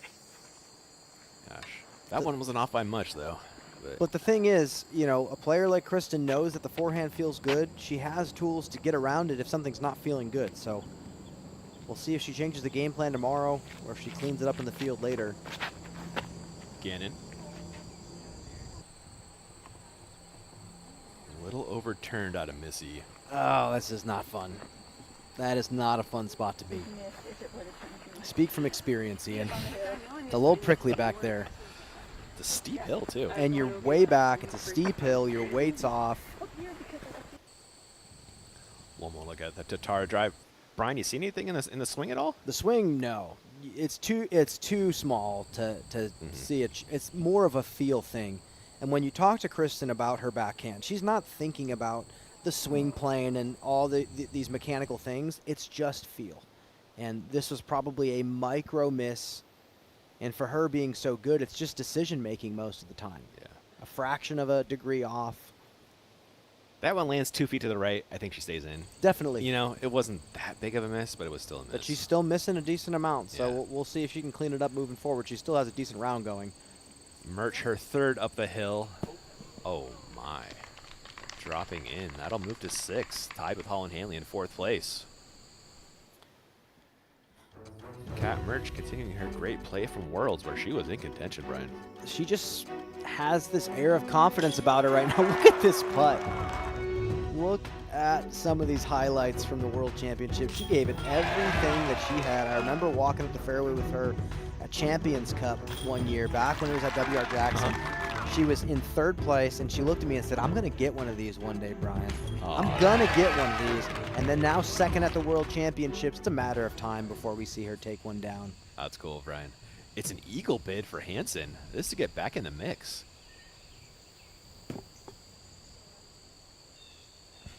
Has the good sense to fall over at least. Fairway for Gannon 2nd.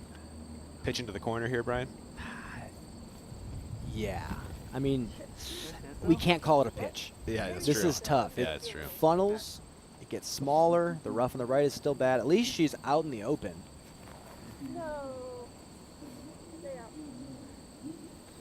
Oh. Yeah. Yep. It's like you have to completely overcompensate the angle because your weight's getting dragged down that way. That's a tough shot. It's par. No. No? Okay. No. This is going to be a bogey or worse. Hansen, a birdie. That gets her to 4. And Paige putting for par on the same.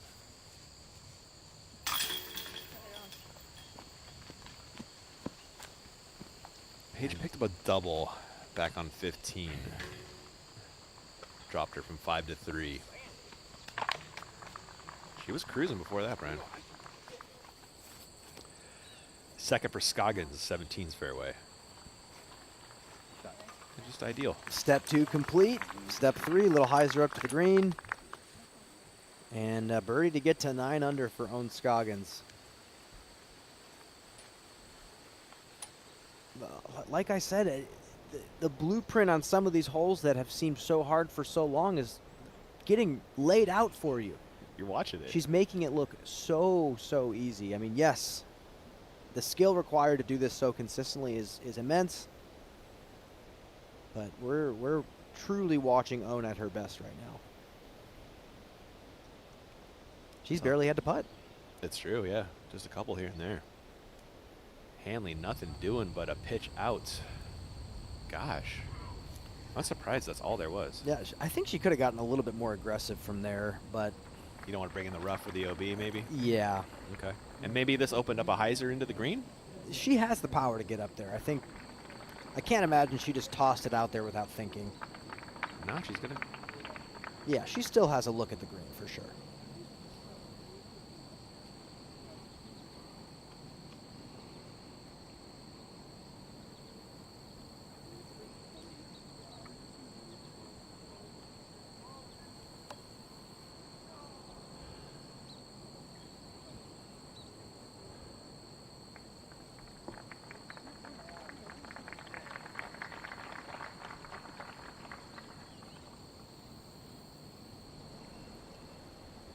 Holland's got to go with a turnover into the green.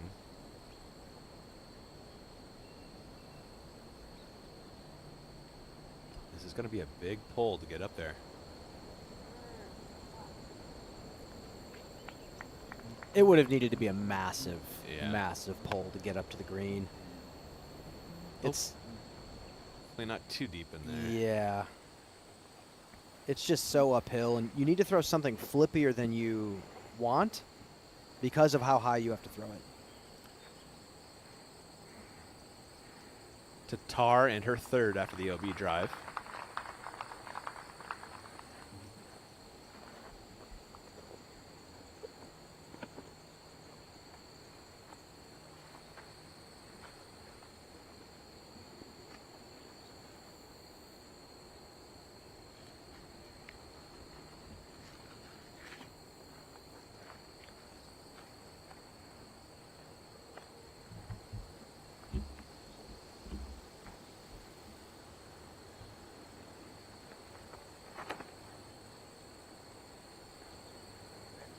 Got to snap out.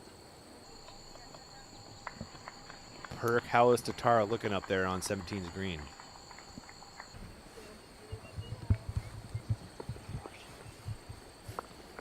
Yeah, she's in a similar spot as Paige, maybe even behind that little cedar right there. So I don't think she's going to have a clean look, but should at least be able to get up and down. Thank you, Nate.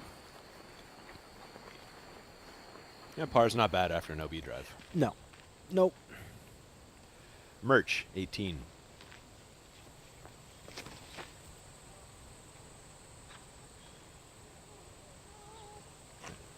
Stay safe. Gonna be a long approach into the green though for Cat.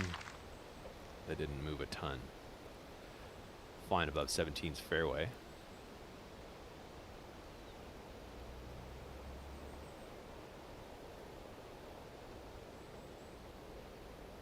This is definitely the calm before the storm out here at the Toboggan. As the week goes on, crowds are not going to look like that. It is always chaos out here come Sunday, and it's just such a fun experience for the players, the fans.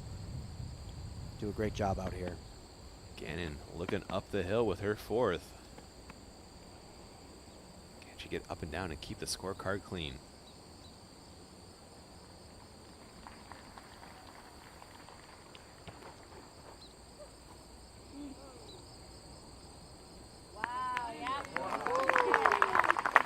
Pretty nice, Brian. That's pretty nice. That's what you got to do.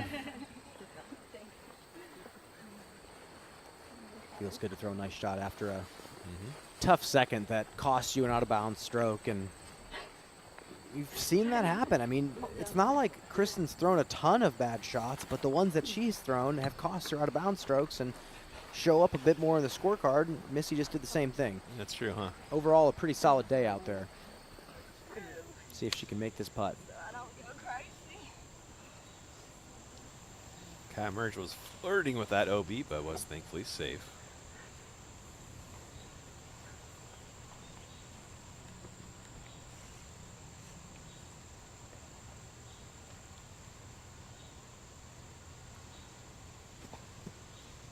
playing for par here, Brian. Yeah, I mean, that's playing to beat the field. Yeah.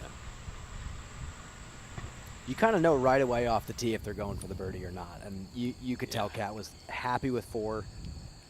Third for Scoggins. Sneaks it into the green. Man. No, rugby maybe just a little bit. Backhand is just snapping out of her hand, It Ian. sure is, man. She throws far enough, and she is hyper accurate. You notice that she's so many bullseye hits. I'm seeing some speed. I'm seeing a little bit of speed, and Yeah. she's noticing the same thing. Hanley pitches through. That was her 4th. She's gonna have a long look at 5 now. Yeah, it's going to be long. You might not see too much of the basket.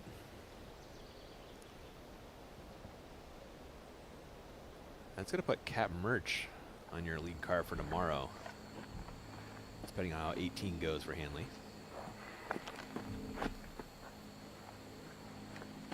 Okay, there's a little bit of hope.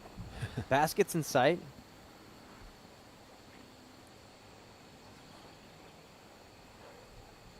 Little drop off behind the pin.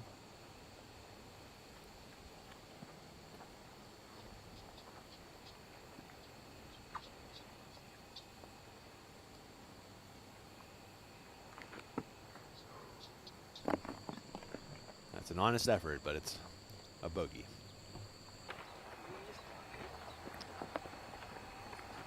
So Hanley will need a birdie on 18 to get back into lead card territory for tomorrow. Merch looking for the up and down par.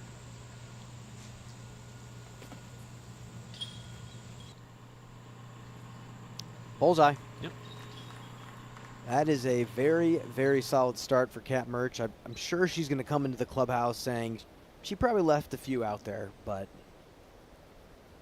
it's hard not to, right? Yeah, it's a tough course, but I think it's something to be proud of to start out with a 6 like that. Tatar. It is a birdie look in circle 2, despite the OB drive.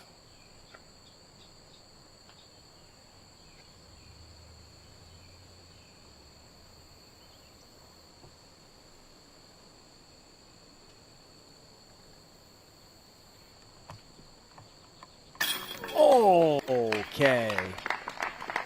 There she is, Brian. I was just thinking before she took that putt, she putts so well from that just borderline uncomfortable straddle stance. Yeah.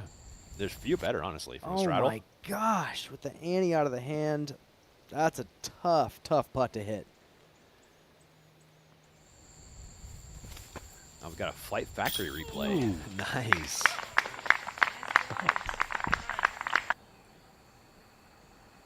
God, if not for the OBT shot, that would have been an eagle. Gannon to keep the scorecard clean and grab a par. Yeah. Yes. Thank you.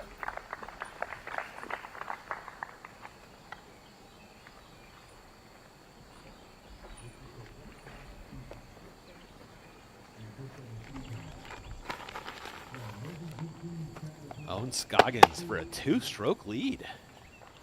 And a clean 9. Never a doubt. Never a doubt, Brian. Come on. Doggins, man. She's doing it.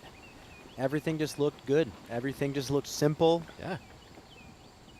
The putt looked good. The speed on the putt looked good. She was dropping quite a few on the weak side. I can see it because I've been down it. I'm like, how can you make that? That's why. Woo, gave me goosebumps. That was amazing. Birdie thing.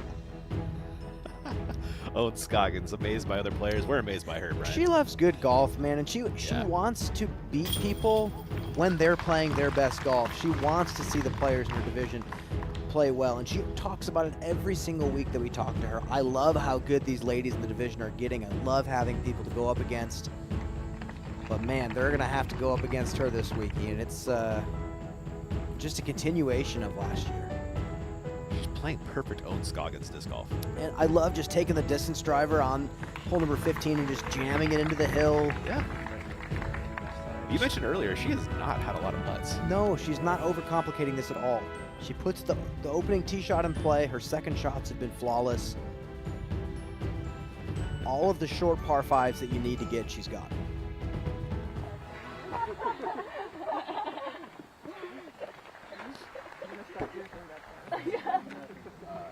A clean 9 down.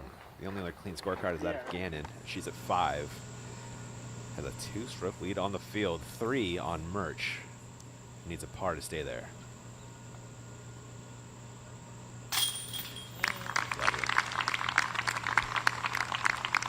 For the moment, that's top of the chase card for Murch.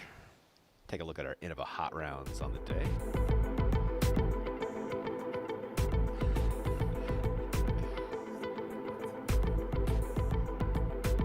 Got an Innova player at the top of our Innova hot rounds, Brian.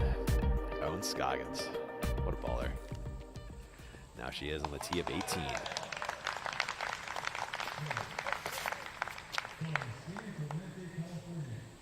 Not the prettiest tee shot we've seen from Owen today, Brian, but it's safe, I think.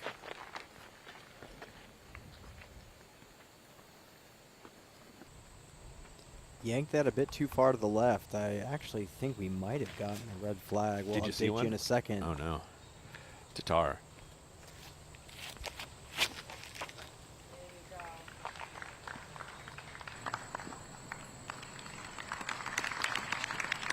Perkins, did you happen to see where that Scoggins disc came to rest? Yes, she's safe. She didn't get much distance. She just kind of turfed it, maybe 200 feet up the fairway. Okay. Well, silver lining on that cloud, Brian. Inbounds. Gannon. Lovely. And with a little bit of aggression, she could get up and down to take a birdie, but see if she actually wants that. 5 down, kind of stale for her in that middle stretch, but no bogeys. Hanley.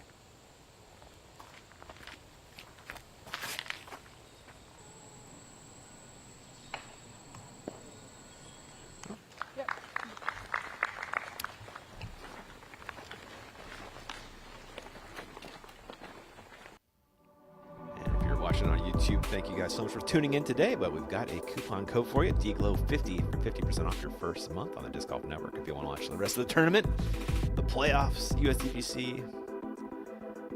Gotta love it. I mean, this is the time to subscribe to the network. These are some of the best courses that we get to watch all year long. I mean, that top row is just unbelievable, and then the historic Winthrop Arena. I mean, I can't wait.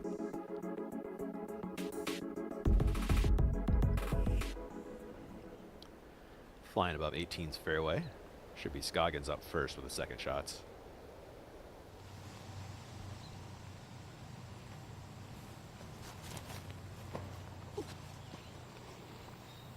Yeah.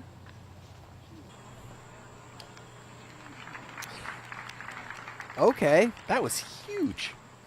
That's a look for birdie from Circle 2 for Owen to get to 10 under par. Wow. I want to throw it to Nate Perkins as we walk up the fairway of 18. Final thoughts. How was the first round for you out there? Well, I'm going to check my all trails right here, Brian, just to kind of update you. So we're looking at 4.5 miles, 450 feet of elevation gain. And it's pretty warm and humid, but you know what? The golf is worth it. This is a classic course, and Frisbee's hard out here, so it went great. Thank you, Perk, and thanks for hiking the course for us, man. We appreciate it. Hanley, her second, got away with the drive. This is far enough up there where she could potentially attack the pin.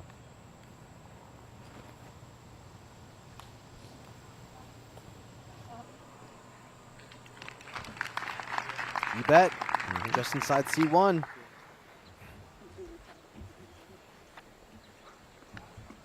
Man, speaking of what an incredible hike this course is, we're at the end of the regular season. It's a great time to thank our camera operators, Brian. I can't thank them enough. I mean, me and Perkins work with them so closely all year. They need way more praise than they get. We have guys that have worked in pro sports other than disc golf, and they say disc golf is easily the toughest game to film because how often are you hiking 4.5 miles with the live view pack on? You got a 20+ pound camera and a monopod you have to carry around. Shout outs to those guys. Twice a day they have to do that. It is wild. They'll have hiked 9 miles today. Tatar leaves at Y but is inbounds. I'm going to give you some names, though. Sam Gaddis, Cam Varner, Blaine Williams, Tom Rapp, AJ Risley, Bobby Cox, Josh Eisengruber, Hobie Hagen, Greg Diaz, and our man Trent Nickel. Oh, there's Hobie right there. That's my roommate this weekend.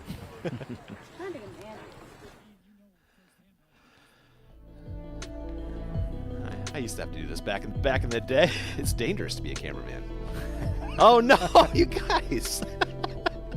Here's me. I'm trying to get fancy going down the hill in Montana, and they really did you dirty on that one, Ian. I did myself dirty, too. My phone fell out of my pocket, too. Paving the way, Ian. You were paving the way, my friend. Appreciate that, Bri. Those are some good times up in Montana, man. Oh, man. Always. Gannon throwing 2 on 18.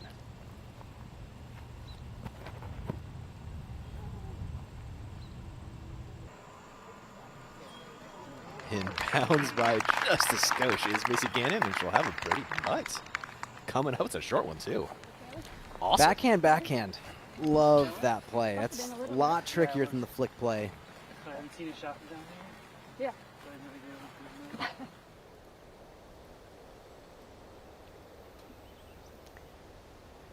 What a finishing hole it is. I mean, one last hike up the hill after having to blast a shot. I used to always tell myself on that tee pad, strong legs, strong legs, strong legs. You had to get your legs to fire throwing that last tee shot.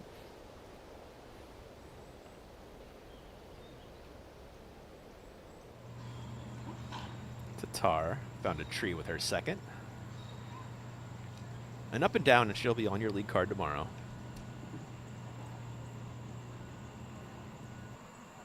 Ooh, almost did both of one throw. Could have been a little bit more than that. Yeah. She'll be 3 or 4 off the lead of Scoggins, depending on her birdie putt here. They've got Scoggins in circle 2.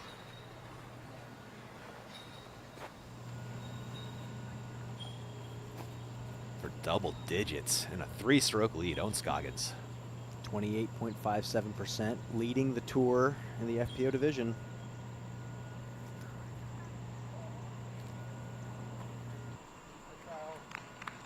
Honest effort, but not to be. I think a 9 is a cause to celebrate. That's 2 better than she did. That's winning solid. any round last year. Exactly. That's wow. Hanley. To move the top of your chase card along with Cat Merch.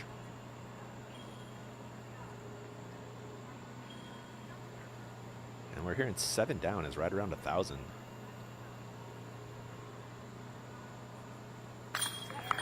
Hanley. Great birdie to get off the course. Just 3 back of the lead in this. Absolutely. And you look at a few of these players, they made quite a few mistakes today that they're going to go home and say, that can't happen again. I'm not going to make that mistake again. I mean, Kristen's going to be on the lead card tomorrow. She's 3 strokes off the lead, and we were talking all day about how her backhand timing didn't look great. Yeah. She cleans that up, and it's going to be a bloodbath. Gannon to join the pack at 6. Oh. Gosh. Couple putts for Missy, and she could have a share of the lead right now. What could have been. Yeah. I think she should be proud of the throwing today. I was going to say, the throwing was masterful today. Gave herself some looks, just couldn't quite capitalize right at the edge of circle.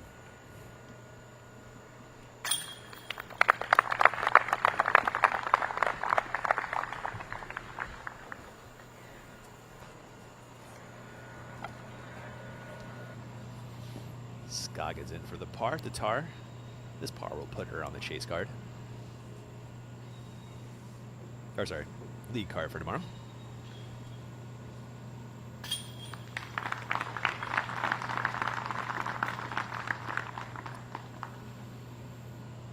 And an off day for Tatar is still pretty good, Brian. That's why she is who she is. Gannon in for her par. That way. Oh, that way? Oh, okay. Cool. Sounds good. clean 9 from Owen Scoggins.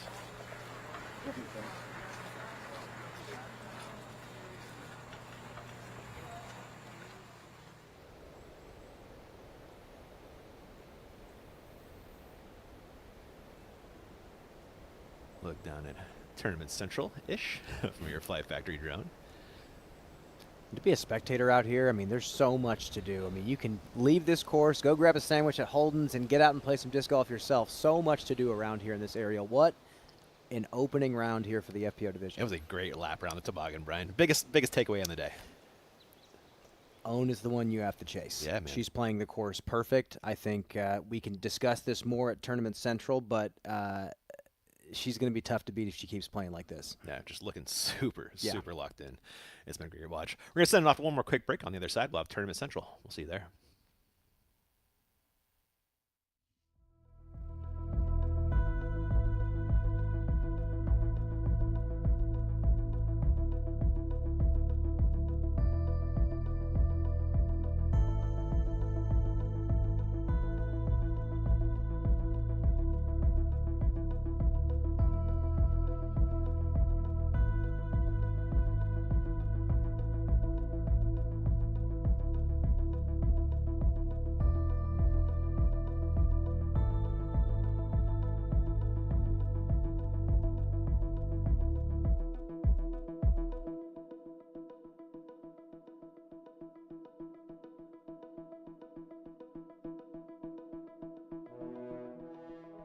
What up guys, I'm Aiden Scott here. We have the brand new MX2.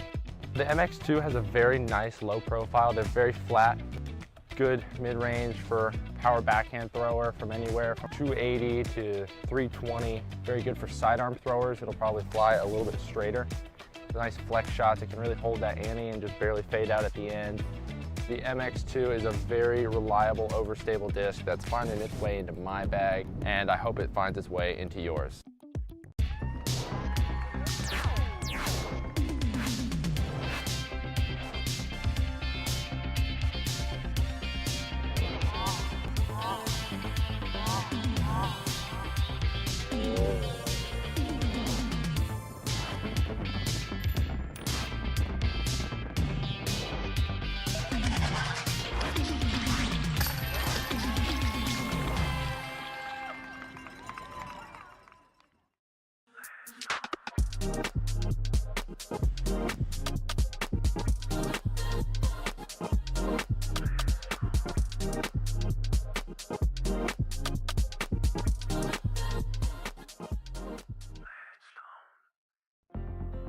Great news! UPlay and the PDGA share a mission to provide education and support for healthier lifestyles through the sport of disc golf. By joining the PDGA, your membership dollars are directly at work for these amazing programs, introducing and producing disc golf players all over the world. Support our programs by joining the PDGA or donating here.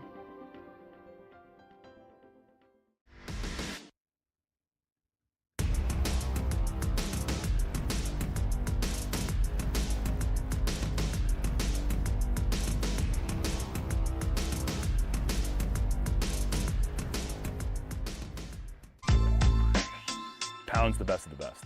It's the quality, the craftsmanship, the vision for what a bag could be. Let's start from the beginning. I didn't choose Pound, I chose Levi. I trusted Levi to make the best bag possible. He's always trying to innovate. He wants it to be perfect. And I think he's the kind of guy that nothing's ever perfect. I trust the product, I trust the people behind the product. At this point, I don't think anyone's disputing that it's the best made bag.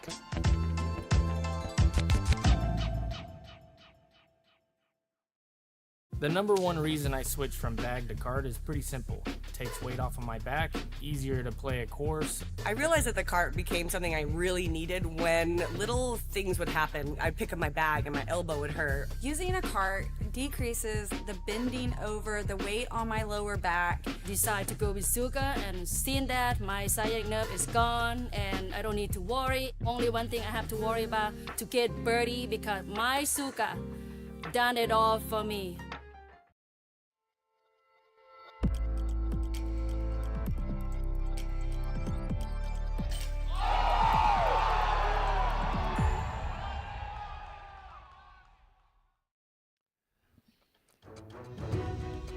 Taking a peek at your scores, Scoggins, 2 strokes over the field. Katie Lina, 2 strokes back. Let's check out some Scoggins highlights, though. Ian, let's zoom in a little bit. Okay. We kind of broke down her round today. She played a near flawless day of disc golf. There are multiple holes that she's not playing for birdie. Yeah.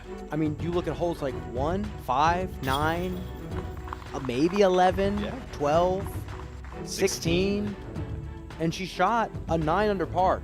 I mean, that's incredible. And she's like 3 or 4 strokes off of, what she can play. Yeah. Yeah, and I think it was just a masterful day from Owen and leaning on the strengths. Again, we talked to Holland, and she tipped her hat to the way Owen plays this course and said, you got to lean on your strengths out here. You have to stay comfortable because this course, especially with the rough and how much out of bounds there is, you can get uncomfortable really quick, and it just looked like Owen was breezing through this course. Yeah, we noticed her barely putting. She was on bullseye almost every single hole, it felt like. So it was a really solid standstill backhand with some pop on 17. All smiles all day from Owen. Showing off the guns. You gotta love it. She was on the last card out on the day, but the first card out, we saw Haley King. Oh, excuse me. Oh, we still have the Owen Scoggins scorecard. There it is. Clean 9 down. Of course. She's just carrying on what she did last year, and yeah, we'll see. We'll see what she does tomorrow. Yeah, it looks like our man Nate Perkins did catch up with the one and only Owen Scoggins. Always good to hear from Owen. She's pretty candid in her interviews, Brian. My favorite. Yeah. Let's send it on down to our man Nate Perkins. Owen Scoggins, you dominated this tournament last year, and you never shot a 9 under par. You just opened this year's event with a 9 down. Wow. How you feeling? I'm feeling good. I feel like my putting was pretty good today. My driving was pretty good, pretty solid. Overall, pretty solid round for me today. Why is it that you feel so comfortable out here? I don't know. I think this up and downhill, you need to play like a accuracy, and I very like to play accuracy because I'm not a big arm, so I'm known as the accuracy. I feel like when you throw a shot and then you don't have too much option to go big bomb, so I just tell myself to just laying up and then just get the par I can get and then get the birdie I can get. So pretty much play safe, yeah. Well, we're pretty late in the season, and you were struggling with the elbow last year. Where's your elbow at? And you have 3 more rounds here. Are you going to be ready for those? You know what? It's crazy, and my elbow is never gonna be gone. I don't know why. Well, I know exactly why. That's why I could not afford to play mud. Like I said, if I get hurt more than another day, I just take ibuprofen, the pain. But so far, I don't need to take medication. But I need to be out here longer than a lot of people, so to be warm up my arm more. Otherwise, I can get more injury easily. So overall, still very excitement. Looking for like 4 or 5 more tournaments to be finished this year. Yeah. Owen, thank you so much. We'll see you on that lead card tomorrow. Thank you. Thank you for that, Perk. I love her thought about the elevation, kind of exaggerating misses. And the Yeah. accuracy, right? It reminds me of when I talked to James Conrad about the forehand. He goes, well, I don't have to worry about maybe I should throw a forehand here. My options are limited, and because of that, I can thrive within the skill set that I do choose to throw. And out here with Owen, she said, I don't have to throw the big bomb out here. That's where the big misses come. Yeah. I'm not going to go for that. And I find it interesting that the big miss that she had was on 3. When she was trying to back off and throw the mid-range. Yeah. I don't know if we're going to see her make that mistake again. But I think, again, she's the one that sets the pace because other players think, oh, I can get down these fairways and make these holes easier. But we watched time and time again today that kind of screwed players over. Yeah, it did. Really, really interesting. Now we will transition over to our friend Haley King. The first card out on the day kind of felt like a practice round out there, and she plays better not under the spotlight, right? At least as of late, we can't say that's true. We can't say that as a general statement because she's a multiple-time champion. She's won multiple Elite Series events. She's won a major championship at the U.S. Women's. She's performed well in the Open. She's performed well in the Woods. I think for her right now, you just have to show up and keep the same energy and keep the same motivation. I mean, it feels like when things start to go south, they go really south, at least for this season. I feel like we haven't seen it as much in previous years, but when she's feeling good, it's some of the most beautiful disc golf there is to watch. I mean, she loves shaping the disc, she loves throwing flat, she loves mixing up the hyzer flips. She has everything, but with having everything comes having more decisions to make, and more decisions to make under pressure is tougher than someone else like Owen, who has less to make. Yeah, it is interesting, right? Yeah, a little less pressure. It's just a balancing act, and I think that's the beautiful part about disc golf.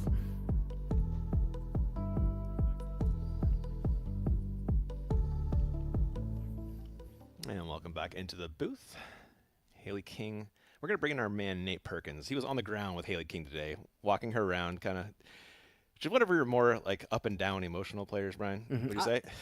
Yeah, I mean, not everybody's going to be a robot. Yeah. I mean, she's been doing this a very long time. She's been out here on the road since she was literally a kid. That's and right. now here she is, an adult all these years later, making a full career out of this. It happens. That's just, think about yourself in your early 20s. You know, it's always up and downs trying to figure things out. And I think with Haley, this is just one of those years. Her moments of brilliance come out all the time, as they do. But golf is hard. It's not like you're going to always be in the pocket every single weekend, every single year. And I think she has totally earned her spot here on this lead card going into the next day. It was a great round. We are bringing in Perk. There is our man, Nate Perkins. You walked with Haley King that, the latter part of her round. Anything special you saw from her today, like attitude-wise, throwing-wise? Well, I'll just touch on it again, that it just felt so casual out there, and I think that's one of the advantages of being an early card out.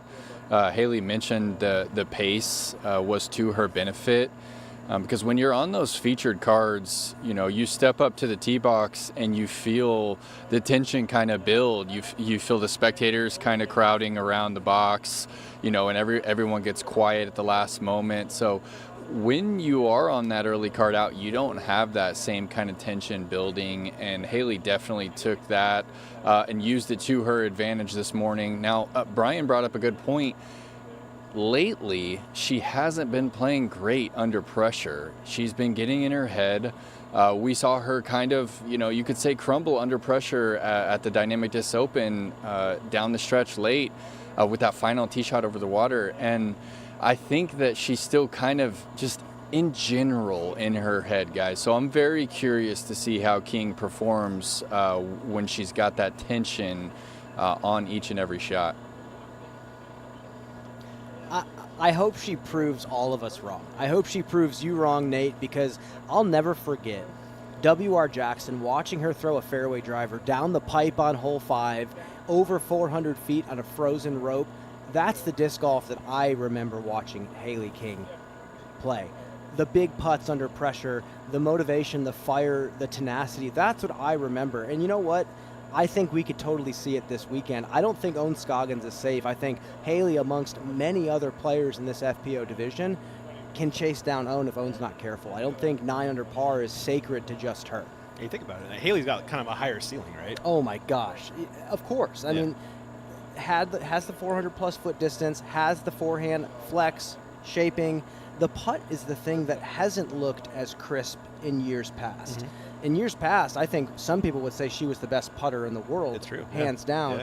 And I think she can get back to that. But as all of us know as disc golfers, putting is fickle. And if something changes and you can't quite put your finger on it, or your confidence in your stroke is not there, it's not good. And when you're chasing down Owen Scoggins, she's not going to have that same problem. It's an anomaly when someone who is as great generationally as Owen, it's not common to see her putt like that. Someone also chasing down our leader tomorrow is Tristan Tatar. Nate, what did you see from Kristen today? It was a little off at times, but we also saw some brilliance. Yeah, we saw a couple of those kind of, pulls, I believe on the backhand, just a couple 15, 20 degrees off her line there, especially that one in the wide open field where she pulled it and found the OB.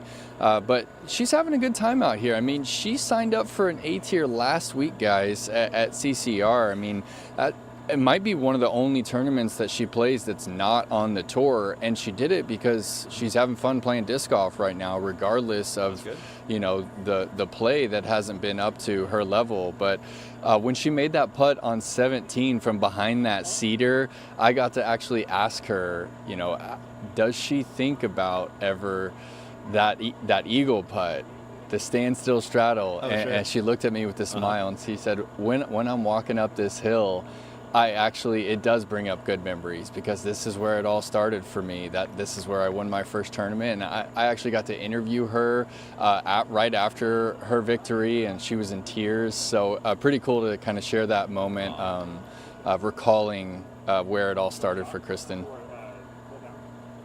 It's a fun watch. Any words you could add on about Owen Scoggins, Nate?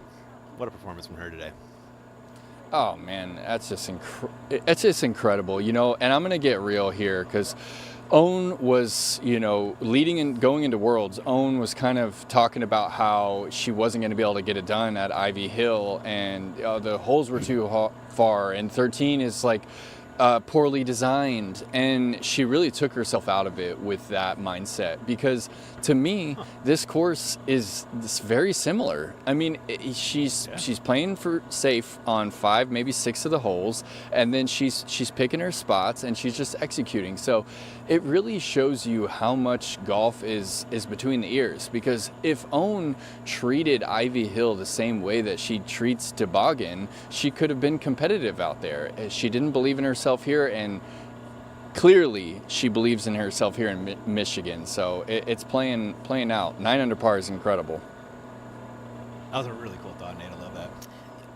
You got good feelings on certain courses, Nate. I mean, being a tour player yourself, there's certain courses you step up to T1 and you're like, you know what, for some reason, the way I like to throw the disc matches the way these fairways are shaped, and even a course that seems similar like Ivy Hill just might not be that. So love to see Owen playing the way she's playing right now and continuing on what she did last year. Good there, Brian.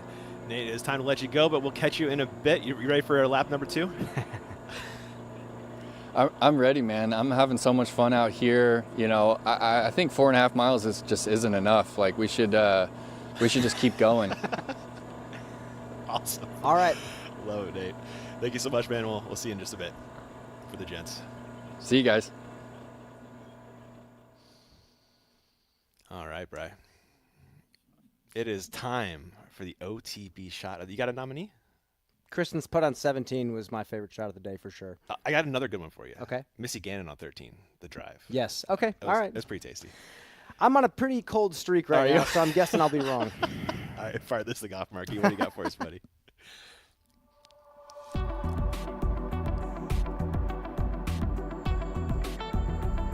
Ah, you nailed it, Brian. The streak is broken. Yes! Let's go. That was a big one, man. That got her on the lead card tomorrow. I mean, that level of difficulty, it seems like a good putt, but the level of difficulty is way higher than it seems. That is an awesome putt. Yeah, her and Owen were talking about the low ceiling on that putt off the way up. Owen was saying it gave her goosebumps. Yeah, that's right. Super cool stuff there. And here are your show times for tomorrow as well as later today for the gents. Discraft Great Lakes Open, Brian. You gotta love it, man. Thanks for watching the women, and we will catch you in a bit for the gents. See you there.